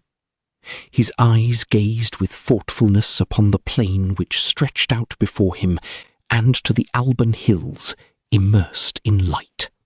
He remembered his journeys, his toils, his labour, the struggles in which he had conquered, the churches which he had founded in all lands and beyond all seas, and he thought that he had earned his rest honestly, that he had finished his work. He felt now that the seed which he had planted would not be blown away by the wind of malice. He was leaving this life with the certainty that in the battle which his truth had declared against the world, it would conquer. And a mighty peace settled down on his soul. The road to the place of execution was long, and evening was coming. The mountains became purple, and the bases of them went gradually into the shade. Flocks were returning home. Here and there groups of slaves were walking with the tools of labour on their shoulders. Children playing on the road before houses looked with curiosity at the passing soldiers. But in that evening, in that transparent golden air, there were not only peace and lovingness, but a certain harmony which seemed to lift from earth to heaven. Paul felt this, and his heart was filled with delight at the thought that to that harmony of the world he had added one note which had not been in it hitherto, but without which the whole earth was like sounding brass or a tinkling cymbal. He remembered how he had taught people love, how he had told them that though they were to give their property to the poor, though they knew all languages, all secrets, and all sciences, they would be nothing without love, which is kind, enduring, which does not return evil, which does not desire honour, suffers all things, believes all things, hopes all things, is patient of all things. And so his life had passed in teaching people this truth, and now he said in spirit, "What power can equal it? What can conquer it? Could Caesar stop it, though he had twice as many legions, and twice as many cities, seas, lands, and nations?" And he went to his reward like a conqueror. The detachment left the main road at last, and turned toward the east on a narrow path leading to the Quo Vadis. The red sun was lying now on the heather. The centurion stopped the soldiers at the fountain, for the moment had come. Paul placed Plautilla's veil on his arm, intending to bind his eyes with it. For the last time he raised those eyes, full of unspeakable peace, toward the eternal light of the evening, and prayed. Yes, the moment had come, but he saw before him a great road in the light, leading to heaven, and in his soul he repeated the same words which formerly he had written in the feeling of his own finished service and his near end. "I have fought a good fight. I have finished my course. I have kept the faith. Henceforth there is laid up for me a crown of righteousness." Chapter 71. Rome had gone mad for a long time, so that the world-conquering city seemed ready at last to tear itself to pieces for want of leadership.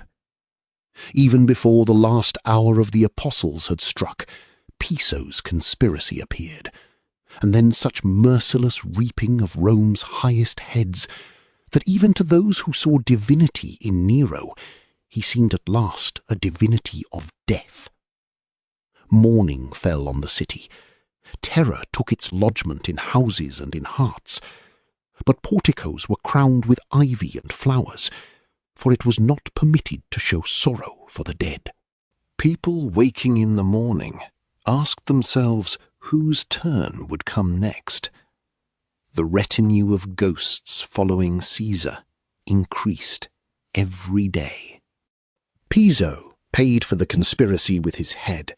After him followed Seneca and Lucan, Fennius Rufus and Plautius Lateranus, and Flavius Scaevinus, and Afranius Quinatianus, and the dissolute companion of Caesar's madnesses, Tullius Senecio, and Proculus, and Araricus, and Tugarinus, and Gratus, and Silanus, and Proximus, once devoted with his whole soul to Nero, and Sulpicius Asper. Some were destroyed by their own insignificance, some by fear, some by wealth, others by bravery. Caesar, astonished at the very number of the conspirators, covered the walls with soldiery and held the city as if by siege, sending out daily centurions with sentences of death to suspected houses. The condemned humiliated themselves in letters filled with flattery, thanking Caesar for his sentences and leaving him a part of their property so as to save the rest for their children.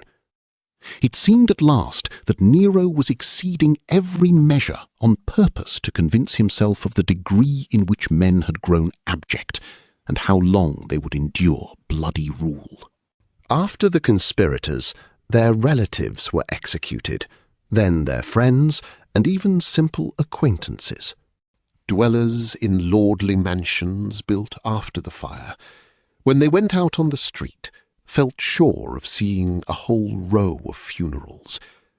Pompeius, Cornelius, Martialis, Flavius Nepos, and Statius Domitius died because accused of a lack of love for Caesar. Novius Priscus, as a friend of Seneca.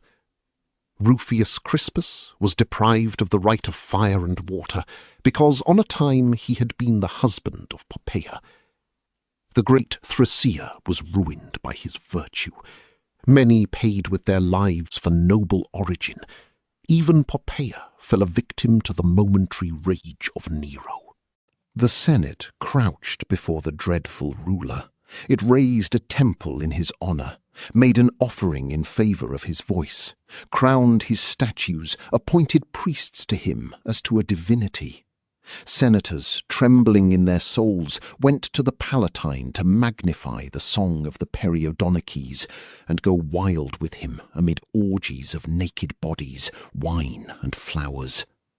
But meanwhile, from below, in the field soaked in blood and tears, rose the sowing of Peter, stronger and stronger every moment.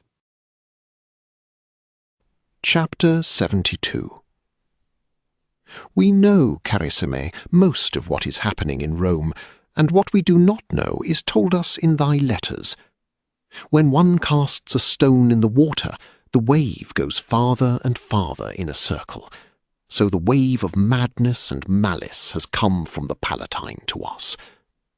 On the road to Greece, Carinus was sent hither by Caesar, who plundered cities and temples to fill the empty treasury. At the price of the sweat and tears of people, he is building the Golden House in Rome. It is possible that the world has not seen such a house, but it has not seen such injustice. Thou knowest, Carinus, Chilo was like him, till he redeemed his life with death. But to the towns lying nearer us his men have not come yet, perhaps because there are no temples or treasures in them. Thou askest if we are out of danger. I answer that we are out of mind, and let that suffice for an answer. At this moment, from the portico under which I write, I see our calm bay, and on it Ursus in a boat, letting down a net in the clear water. My wife is spinning red wool near me, and in the gardens, under the shade of almond trees, our slaves are singing. Oh, what calm, carissime, and what a forgetfulness of former fear and suffering. But it is not the parquet, as thou writest, who spin out our lives so agreeably. It is Christ who is blessing us, our beloved God and Saviour. We know tears and sorrow, for our religion teaches us to weep over the misfortunes of others. But in these tears is a consolation unknown to thee. For whenever the time of our life is ended, we shall find all those dear ones who perished, and who are perishing yet for God's truth. For us, Peter and Paul are not dead. They are merely born into glory. Our souls see them, and when our eyes weep, our hearts are glad with their joy. Oh yes, my dear friend, we are happy with a happiness which nothing can destroy, since death, which for thee is the end of everything, is for us only a passage into superior rest. And so days and months pass here in calmness of heart. Our servants and slaves believe as we do in Christ, and that he enjoins love. Hence we love one another. Frequently, when the sun has gone down, or when the moon is shining in the water, Lygia and I talk of past times, which seem a dream to us. But when I think how that dear head was near torture and death, I magnify my Lord with my whole soul, for out of those hands he alone could wrest her, save her from the arena, and return her to me for ever. O Petronius, thou hast seen what endurance and comfort that religion gives in misfortune, how much patience and courage before death. So come and see how much happiness it gives in ordinary common days of life. People thus far did not know a God whom man could love, hence they did not love one another, and from that came their misfortune. For as light comes from the sun, so does happiness come from love. Neither lawgivers nor philosophers taught this truth, and it did not exist in Greece or Rome. And when I say not in Rome, that means the whole world. The dry and cold teaching of the Stoics, to which virtuous people rally, tempers the heart as a sword is tempered, but it makes it indifferent rather than better. Though why do I write this to thee, who hast learned more and hast more understanding than I have? Thou wert acquainted with Paul of Tarsus, and more than once didst converse long with him. Hence thou knowest better, if in comparison with the truth which he taught, all the teachings of philosophers and rhetors are not a vain and empty jingle of words without meaning. Thou rememberest the question which he put thee. But if Caesar were a Christian, would ye not all feel safer, surer of possessing that which ye possess, free of alarm and sure of tomorrow? Thou didst say to me that our teaching was an enemy of life, and I answer thee now that if from the beginning of this letter I had been repeating only the 3 words, I am happy, I could not have expressed my happiness to thee. To this thou wilt answer that my happiness is Lygia. True, my friend, because I love her immortal soul, and because we both love each other in Christ. For such love there is no separation, no deceit, no change, no old age, no death. For when youth and beauty pass, when our bodies wither and death comes, love will remain, for the Spirit remains. Before my eyes were open to the light, I was ready to burn my own house even for Lygia's sake. But now I tell thee that I did not love her, for it was Christ who first taught me to love. In him is the source of peace and happiness. It is not I who say this, but reality itself. Compare thy own luxury, my friend, lined with alarm, thy delights not sure of a morrow, thy orgies with the lives of Christians, and thou wilt find a ready answer. But to compare better, come to our mountains with the odour of time, to our shady olive groves on our shores lined with ivy. A peace is waiting for thee, such as thou hast not known for a long time, and hearts that love thee sincerely. Thou, having a noble soul and a good one, shouldst be happy. Thy quick mind can recognize the truth, and knowing it, thou wilt love it. To be its enemy, like Caesar and Tigellinus, is possible, but indifferent to it no one can be. O my Petronius, Lygia and I are comforting ourselves with the hope of seeing thee soon. Be well, be happy, and come to us. Petronius received this letter in Cumae, whither he had gone with other Augustians who were following Caesar. His struggle of long years with Tigellinus was nearing its end. Petronius knew already that he must fall in that struggle, and he understood why. As Caesar fell lower daily to the role of a comedian, a buffoon, and a charioteer, as he sank deeper in a sickly, foul, and coarse dissipation, the exquisite arbiter became a mere burden to him. Even when Petronius was silent, Nero saw blame in his silence. When the arbiter praised, he saw ridicule. The brilliant patrician annoyed his self-love and roused his envy. His wealth and splendid works of art had become an object of desire both to the ruler and the all-powerful minister. Petronius was spared so far in view of the journey to Achaia, in which his taste, his knowledge of everything Greek might be useful. But gradually Tigellinus explained to Caesar that Carinus surpassed him in taste and knowledge, and would be better able to arrange in Achaia games, receptions, and triumphs. From that moment Petronius was lost. There was not courage to send him his sentence in Rome. Caesar and Tigellinus remembered that apparently effeminate and aesthetic person who made day out of night and was occupied only in luxury, art, and feasts, had shown amazing industry and energy when proconsul in Bithynia, and later when consul in the capital. They considered him capable of anything, and it was known that in Rome he possessed not only the love of the people, but even of the praetorians. None of Caesar's confidants could foresee how Petronius might act in a given case. It seemed wiser, therefore, to entice him out of the city and reach him in a province. With this object, he received an invitation to go to Cumae with other Augustians. He went, though suspecting the ambush, perhaps so as not to appear in open opposition, perhaps to show once more a joyful face devoid of every care to Caesar and the Augustians, and to gain a last victory before death over Tigellinus. Meanwhile, the latter accused him of friendship with the senator Scaevinus, who was the soul of Piso's conspiracy. The people of Petronius, left in Rome, were imprisoned.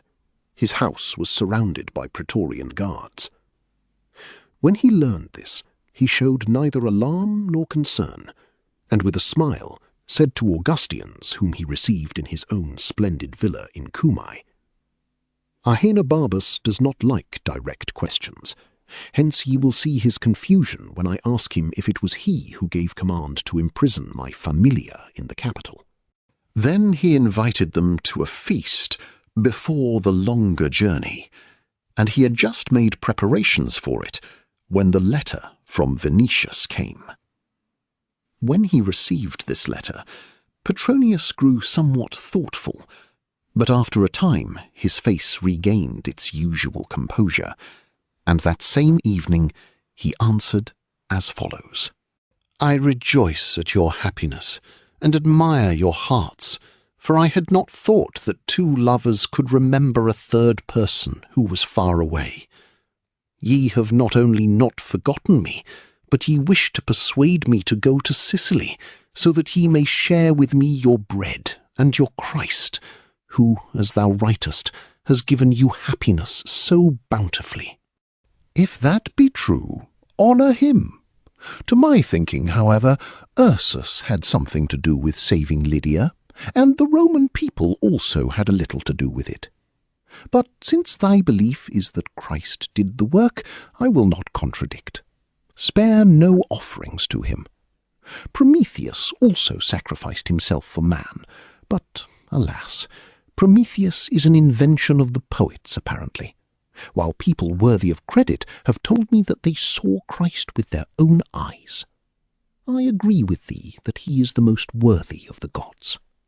I remember the question by Paul of Tarsus, and I think that if Ahenobarbus lived according to Christ's teaching, I might have time to visit you in Sicily. In that case, we could converse, in the shade of trees and near fountains, of all the gods and all the truths discussed by Greek philosophers at any time. Today, I must give thee a brief answer. I care for two philosophers only, Pyrrho and Anacreon. I am ready to sell the rest to thee cheaply, with all the Greek and Roman Stoics. Truth, Vinicius, dwells somewhere so high that the gods themselves cannot see it from the top of Olympus. To thee, Carissimos, thy Olympus seems higher still, and standing there thou callest to me, "Come, thou wilt see such sights as thou hast not seen yet." I might, but I answer, I have not feet for the journey. And if thou read this letter to the end, thou wilt acknowledge, I think, that I am right. No, happy husband of the Aurora princess, thy religion is not for me. Am I to love the Bithynians who carry my litter, the Egyptians who heat my bath? Am I to love Ahenobarbus and Tigellinus? I swear by the white knees of the Graces that even if I wished to love them, I could not. In Rome there are 100,000 persons at least who have either crooked shoulders, or big knees, or thin thighs, or staring eyes, or heads that are too large. Dost thou command me to love these too? Where am I to find the love, since it is not in my heart? And if thy God desires me to love such persons, why in his all-might did he not give them the forms of Niobe's children, for example, which thou hast seen on the Palatine? Whoso loves beauty is unable for that very reason to love deformity. One may not believe in our gods, but it is possible to love them, as Phidias, Praxiteles, Myron, Scopas, and Lysias loved. Should I wish to go whither thou wouldst lead me, I could not. But since I do not wish, I am doubly unable. Thou believest, like Paul of Tarsus, that on the other side of the Styx thou wilt see thy Christ in certain Elysian fields. Let him tell thee then himself whether he would receive me with my gems, my murrhine vase, my books published by Sosius, and my golden-haired Eunice. I laugh at this thought, for Paul of Tarsus told me that for Christ's sake one must give up wreaths of roses, feasts, and luxury. It is true that he promised me other happiness, but I answered that I was too old for new happiness, that my eyes would be delighted always with roses, and that the odour of violets is dearer to me than stench from my foul neighbour of the Subura. These are reasons why thy happiness is not for me. But there is one reason more, which I have reserved for the last. Thanatos summons me. For thee the light of life is beginning, but my sun has set, and twilight is embracing my head. In other words, I must die, Carissimi. It is not worth while to talk long of this. It had to end thus. Thou who knowest Ahenobarbus wilt understand the position easily. Tigellinus has conquered, or rather, my victories have touched their end. I have lived as I wished, and I will die as pleases me. Do not take this to heart. No god has promised me immortality, hence no surprise meets me. At the same time, thou art mistaken, Venetius, in asserting that only thy god teaches man to die calmly. No, our world knew before thou wert born that when the last cup was drained, it was time to go, time to rest, and it knows yet how to do that with calmness. Plato declares that virtue is music, that the life of a sage is harmony. If that be true, I shall die as I have lived, virtuously. I should like to take farewell of thy godlike wife in the words with which on a time I greeted her in the house of Aulus. Very many persons have I seen, but thy equal I know not. If the soul is more than what Pyrrho thinks, mine will fly to thee and Ligia on its way to the edge of the ocean, and will alight at your house in the form of a butterfly, or, as the Egyptians believe, in the form of a sparrowhawk. Otherwise, I cannot come. Meanwhile, let Sicily replace for you the gardens of Hesperides. May the goddesses of the fields, woods, and fountains scatter flowers on your path, and may white doves build their nests on every acanthus of the columns of your house. Chapter 73. Petronius was not mistaken. 2 days later, young Nerva, who had always been friendly and devoted, sent his freedman to Cumae with news of what was happening at the court of Caesar. The death of Petronius had been determined. On the morning of the following day, they intended to send him a centurion with the order to stop at Cumae and wait there for further instructions. The next messenger, to follow a few days later, was to bring the death sentence. Petronius heard the news with unruffled calmness. "Thou wilt take to thy lord," said he, "one of my vases. Say from me that I thank him with my whole soul, for now I am able to anticipate the sentence."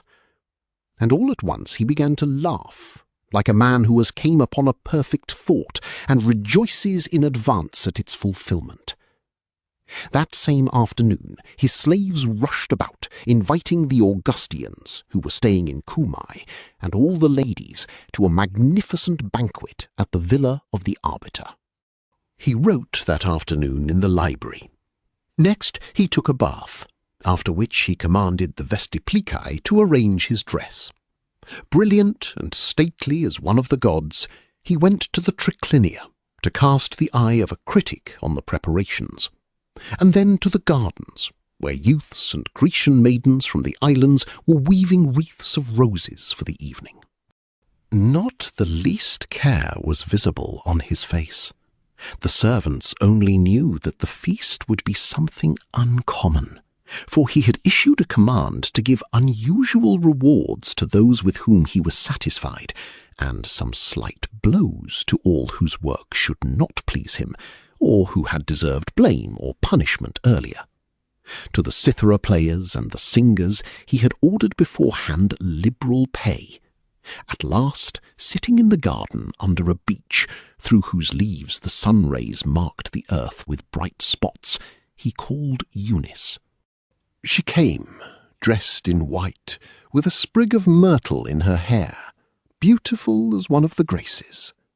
He seated her at his side, and, touching her temple gently with his fingers, he gazed at her with that admiration with which a critic gazes at a statue from the chisel of a master. "Eunice," asked he, "dost thou know that thou art not a slave this long time?" She raised to him her calm eyes, as blue as the sky, and denied with a motion of her head. "I am thine always," said she. "But perhaps thou knowest not," continued Petronius, "that the villa, and those slaves twining wreaths here, and all which is in the villa, with the fields and the herds, are thine henceforward." Eunice, when she heard this, drew away from him quickly, and asked in a voice filled with sudden fear, "Why dost thou tell me this?" Then she approached again, and looked at him, blinking with amazement. After a while her face became as pale as linen. He smiled, and said only one word. "So." A moment of silence followed. Merely a slight breeze moved the leaves of the beech. Petronius might have thought that before him was a statue cut from white marble. "Eunice," said he, "I wish to die calmly." And the maiden, looking at him with a heart-rending smile, whispered, "I hear thee." In the evening, the guests who had been at feasts given by Petronius previously, and knew that in comparison with them even Caesar's banquets seemed tiresome and barbarous, began to arrive in numbers. To no one did it occur even that that was to be the last symposium. Many knew, it is true, that the clouds of Caesar's anger were hanging over the exquisite arbiter, but that had happened so often, and Petronius had been able so often to scatter them by some dexterous act or by a single bold word, that no one thought really that serious danger threatened him. His glad face and usual smile, free of care, confirmed all, to the last man, in that opinion. The beautiful Eunice, to whom he had declared his wish to die calmly, and for whom every word of his was like an utterance of fate, had in her features a perfect calmness, and in her eyes a kind of wonderful radiance, which might have been considered delight. At the door of the triclinium, youths with hair in golden nets put wreaths of roses on the heads of the guests, warning them, as the custom was, to pass the threshold right foot foremost. In the hall there was a slight odour of violets. The lamps burned in Alexandrian glass of various colours. At the couches stood Grecian maidens, whose office it was to moisten the feet of guests with perfumes. At the walls, cithara players and Athenian choristers were waiting for the signal of their leader. The table service gleamed with splendour, but that splendour did not offend or oppress. It seemed a natural development. Joyousness and freedom spread through the hall with the odour of violets. The guests, as they entered, felt that neither threat nor constraint was hanging over them, as in Caesar's house, where a man might forfeit his life for praises not sufficiently great or sufficiently apposite. At sight of the lamps, the goblets entwined with ivy, the wine cooling on banks of snow, and the exquisite dishes, the hearts of the guests became joyous. Conversation of various kinds began to buzz, as bees buzz on an apple tree in blossom. At moments it was interrupted by an outburst of glad laughter, at moments by murmurs of applause, at moments by a kiss placed too loudly on some white shoulder. The guests, while drinking wine, spilled from their goblets a few drops to the immortal gods, to gain their protection and their favour for the host. It mattered not that many of them had no belief in the gods. Custom and superstition prescribed it.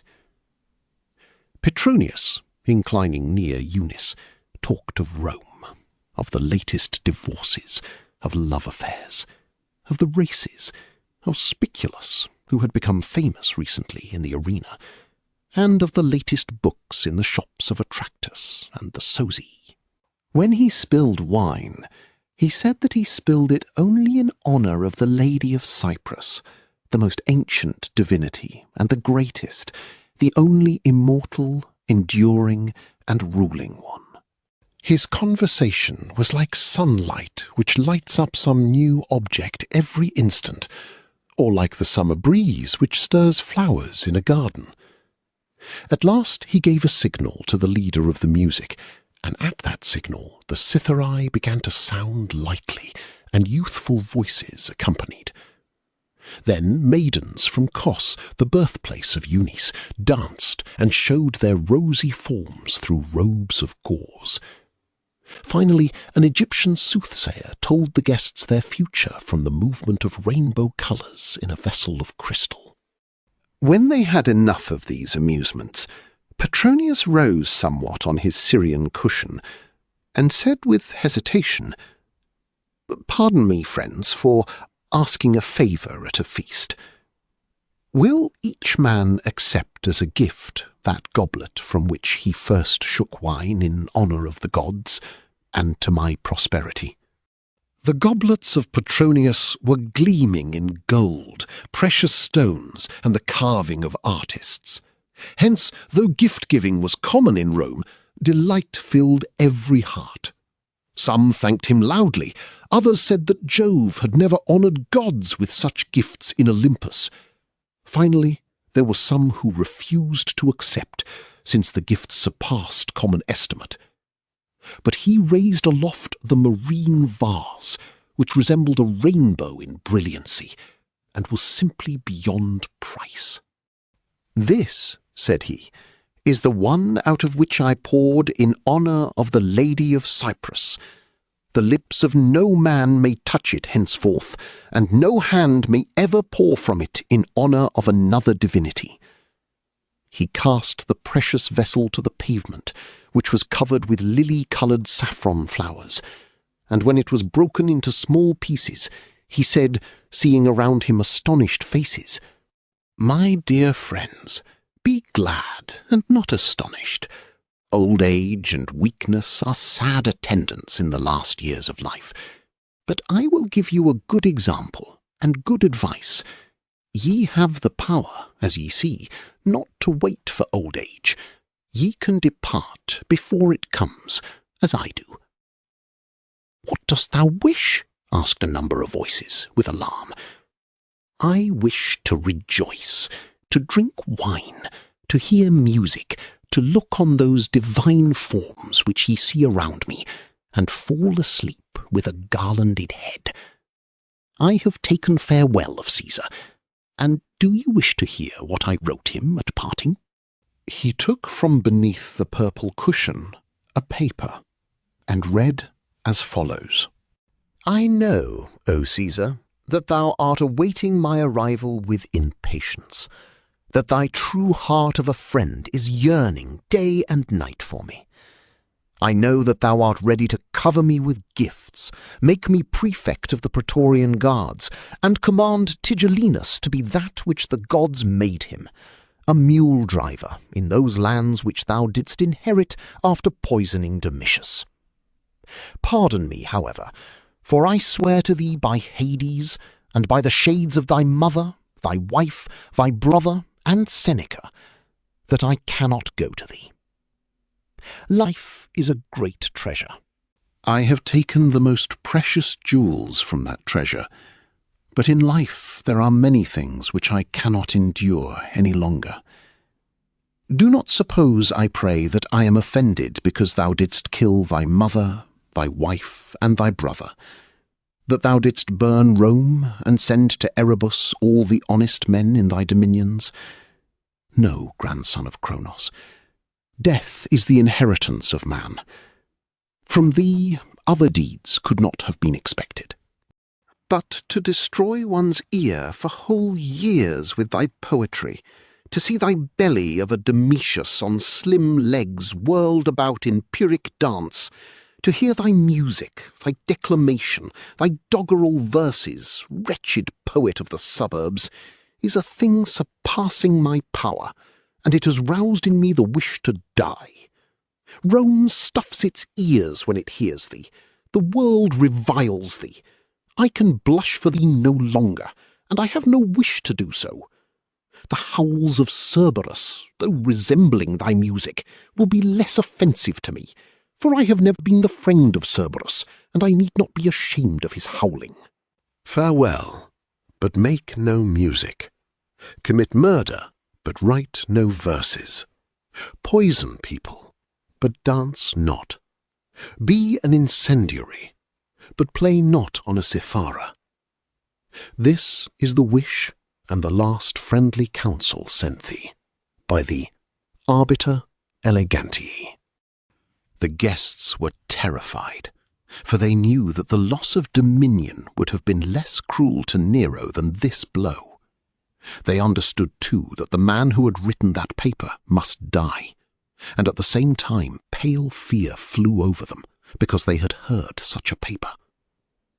But Petronius laughed with sincere and gladsome joy, as if it were a question of the most innocent joke. Then he cast his eyes on all present, and said, "Be joyous, and drive away fear. No one need boast that he heard this letter. I will boast of it only to Charon when I am crossing in the boat with him." He beckoned then to the Greek physician, and stretched out his arm. The skilled Greek, in the twinkle of an eye, opened the vein at the bend of the arm. Blood spurted on the cushion, and covered Eunice, who, supporting the head of Petronius, bent over him and said, "Didst thou think that I would leave thee? If the gods gave me immortality, and Caesar gave me power over the earth, I would follow thee still." Petronius smiled, raised himself a little, touched her lips with his, and said, "Come with me." She stretched her rosy arm to the physician, and after a while her blood began to mingle and be lost in his blood. Then he gave a signal to the leader of the music, and again the voices and cithariae were heard. They sang Harmodius. Next the song of Anacreon resounded, that song in which he complained that on a time he had found Aphrodite's boy chilled and weeping under trees, that he brought him in, warmed him, dried his wings, and the ungrateful child pierced his heart with an arrow. From that moment peace had deserted the poet. Petronius and Eunice, resting against each other, beautiful as two divinities, listened, smiling and growing pale. At the end of the song, Petronius gave directions to serve more wine and food. Then he conversed with the guests sitting near him of trifling but pleasant things, such as are mentioned usually at feasts. Finally, he called to the Greek to bind his arm for a moment, for he said that sleep was tormenting him, and he wanted to yield himself to Hypnos before Thanatos put him to sleep forever. In fact, he fell asleep. When he woke, the head of Eunice was lying on his breast like a white flower. He placed it on the pillow to look at it once more. After that, his veins were opened again. At his signal, the singers raised the song of Anacreon anew, and the cithara accompanied them so softly as not to drown a word. Petronius grew paler and paler. But when the last sound had ceased, he turned to his guests again and said, "Friends, confess that with us perishes." But he had not power to finish. His arm, with its last movement, embraced Eunice. His head fell on the pillow, and he died. The guests, looking at those two white forms, which resembled two wonderful statues, understood well that with them perished all that was left to their world at that time, poetry and beauty. At first, the revolt of the Gallic legions under Vindex did not seem very serious. Caesar was only in his 31st year, and no one was bold enough to hope that the world could be freed so soon from the nightmare which was stifling it. Men remembered that revolts had occurred more than once among the legions. They had occurred in previous reigns. Revolts, however, which passed without involving a change of government, as during the reign of Tiberius, Drusus put down the revolt of the Pannonian legions. "Who," said the people, "can take the government after Nero, since all the descendants of the divine Augustus have perished?" Others, looking at the Colossus, imagined him a Hercules and thought that no force could break such power. There were those even who, since he went to Achaia, were sorry for him, because Helios and Polythetes, to whom he left the government of Rome and Italy, governed more murderously than he had. No one was sure of life or property. Law ceased to protect. Human dignity and virtue had perished. Family bonds existed no longer, and degraded hearts did not even dare to admit hope. From Greece came accounts of the incomparable triumphs of Caesar, of the thousands of crowns which he had won, the thousands of competitors whom he had vanquished. The world seemed to be one orgy of buffoonery and blood. But at the same time the opinion was fixed that virtue and deeds of dignity had ceased, that the time of dancing and music, of profligacy, of blood had come, and that life must flow on for the future in that way. Caesar himself, to whom rebellion opened the road to new robberies, was not concerned much about the revolt of the legions and Vindex. He even expressed his delight on that subject frequently. He did not wish to leave Achaia even, and only when Helios informed him that further delay might cause the loss of dominion did he move to Naples.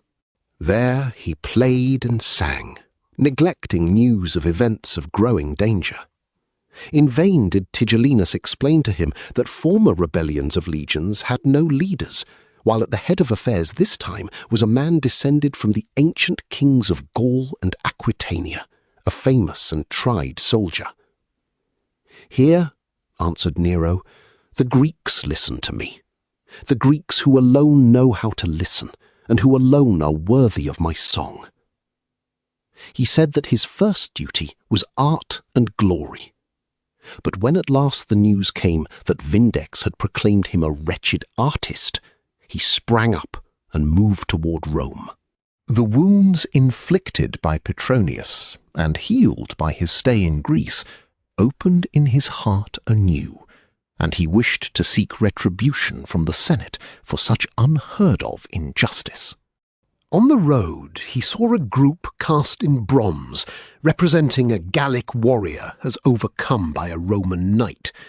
He considered that a good omen, and thenceforward, if he mentioned the rebellious legions and Vindex, it was only to ridicule them. His entrance to the city surpassed all that had been witnessed earlier. He entered in the chariot used by Augustus in his triumph. One arch of the circus was destroyed to give a road to the procession. The Senate, knights, and innumerable throngs of people went forth to meet him.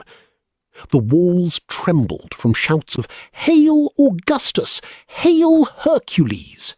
Hail divinity, the incomparable, the Olympian, the Pythian, the immortal.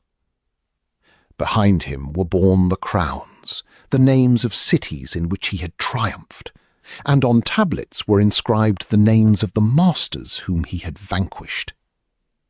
Nero himself was intoxicated with delight, and with emotion he asked the Augustians who stood around him, "What was the triumph of Julius compared with this?"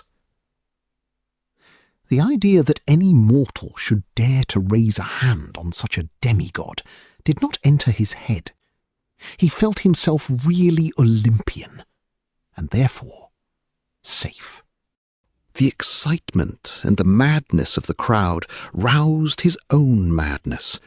In fact, it might seem in the day of that triumph that not merely Caesar and the city, but the world had lost its senses. Through the flowers and the piles of wreaths, no one could see the precipice.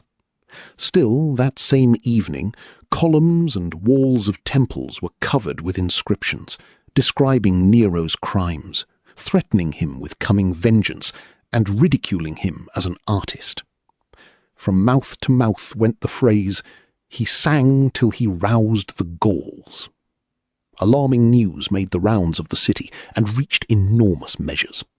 Alarm seized the Augustians. People, uncertain of the future, dared not express hopes or wishes. They hardly dared to feel or think. But he went on living only in the theatre and music. Instruments newly invented occupied him, and a new water organ, of which trials were made on the Palatine. With childish mind, incapable of plan or action, he imagined that he could ward off danger by promises of spectacles and theatrical exhibitions reaching far into the future. Persons nearest him, seeing that instead of providing means and an army, he was merely searching for expressions to depict the danger graphically, began to lose their heads. Others thought that he was simply deafening himself and others with quotations, while in his soul he was alarmed and terrified. In fact, his acts became feverish. Every day 1,000 new plans flew through his head. At times he sprang up to rush out against danger, gave command to pack up his lutes and cithary, to arm the young slave women as Amazons and lead the legions to the east. Again he thought to finish the rebellion of the Gallic legions, not with war, but with song, and his soul laughed at the spectacle which was to follow his conquest of the soldiers by song. The legionaries would surround him with tears in their eyes. He would sing to them an epinicium, after which the golden epoch would begin for him and for Rome. At one time he called for blood. At another he declared that he would be satisfied with governing in Egypt. He recalled the prediction which promised him lordship in Jerusalem, and he was moved by the thought that as a wandering minstrel he would earn his daily bread, that cities and countries would honour in him not Caesar, the lord of the earth, but a poet whose like the world had not produced before. And so he struggled, raged, played, sang, changed his plan, changed his quotations, changed his life and the world into a dream absurd, fantastic, dreadful, into an uproarious hunt composed of unnatural expressions, bad verses, groans, tears, and blood. But meanwhile, the cloud in the west was increasing and thickening every day. The measure was exceeded.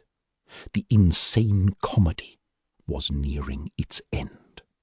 When news that Galba and Spain had joined the uprising came to his ears, he fell into rage and madness.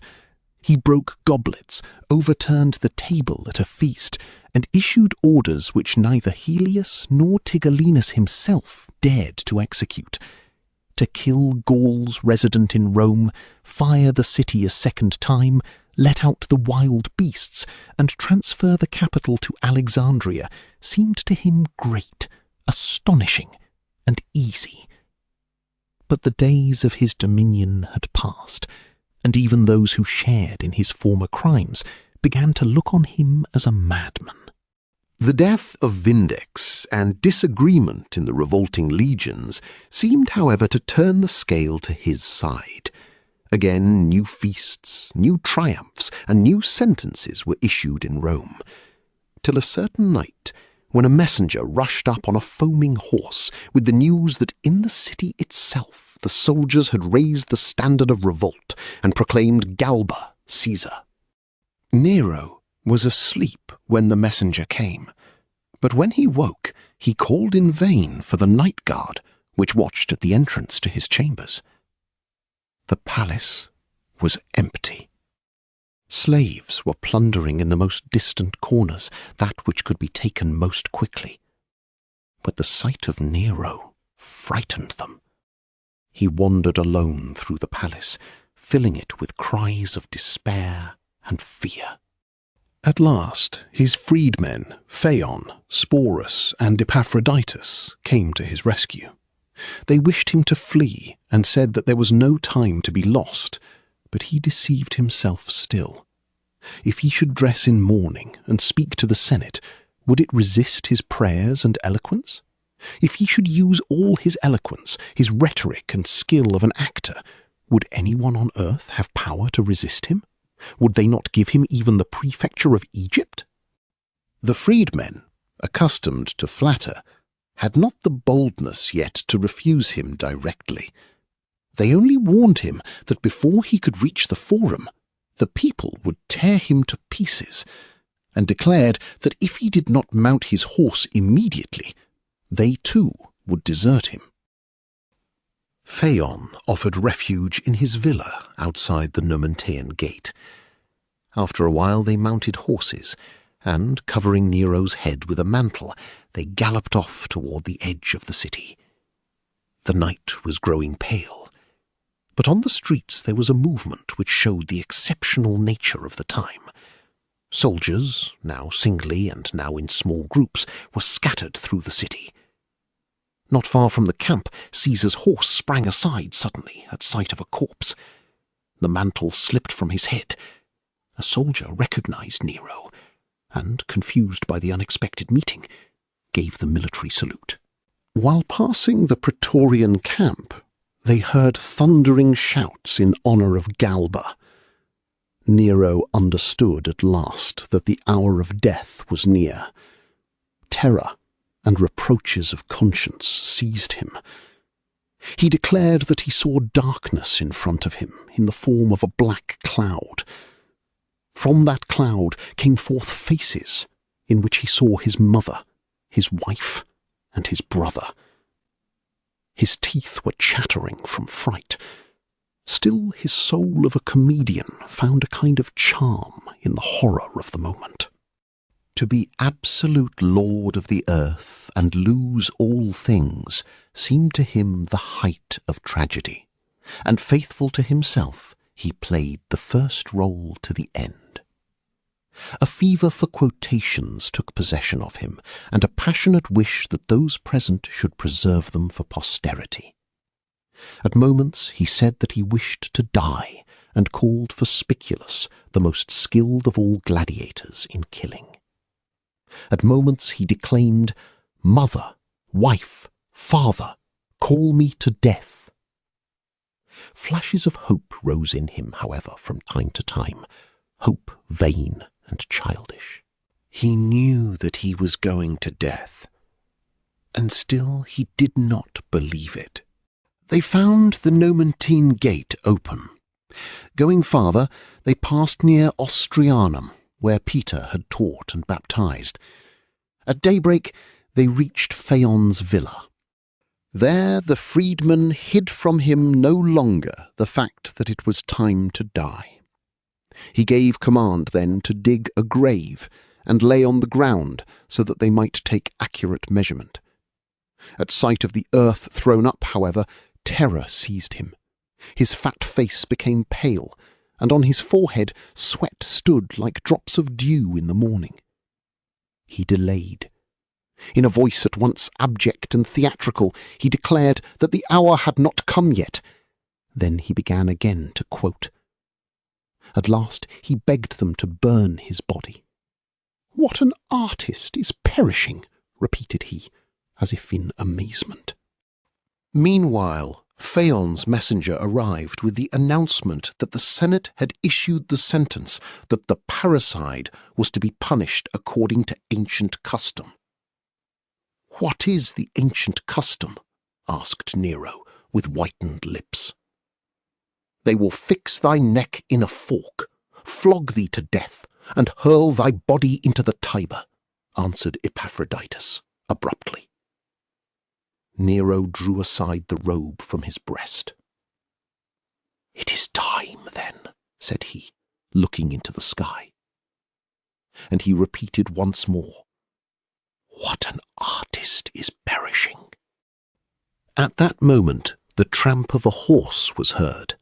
That was the centurion coming with soldiers for the head of Ahenobarbus. "Hurry!" cried the freedman. Nero placed the knife to his neck, but pushed it only timidly. It was clear that he would never have courage to thrust it in. Epaphroditus pushed his hand suddenly. The knife sank to the handle. Nero's eyes turned in his head, terrible, immense, frightened. "I bring thee life," cried the centurion, entering. "Too late," said Nero with a hoarse voice. Then he added, "Mother, father." "Here is faithfulness." In a twinkle, death seized his head. Blood from his heavy neck gushed in a dark stream on the flowers of the garden. His legs kicked the ground, and he died. On the morrow, the faithful Acti wrapped his body in costly stuffs and burned him on a pile filled with perfumes. And so Nero passed, as a whirlwind, as a storm, as a fire, as war or death passes. But the Basilica of Peter rules till now, from the Vatican heights, the city, and the world. Near the ancient Porta Capena stands to this day a little chapel with the inscription, somewhat worn, Quo Vadis, Domine.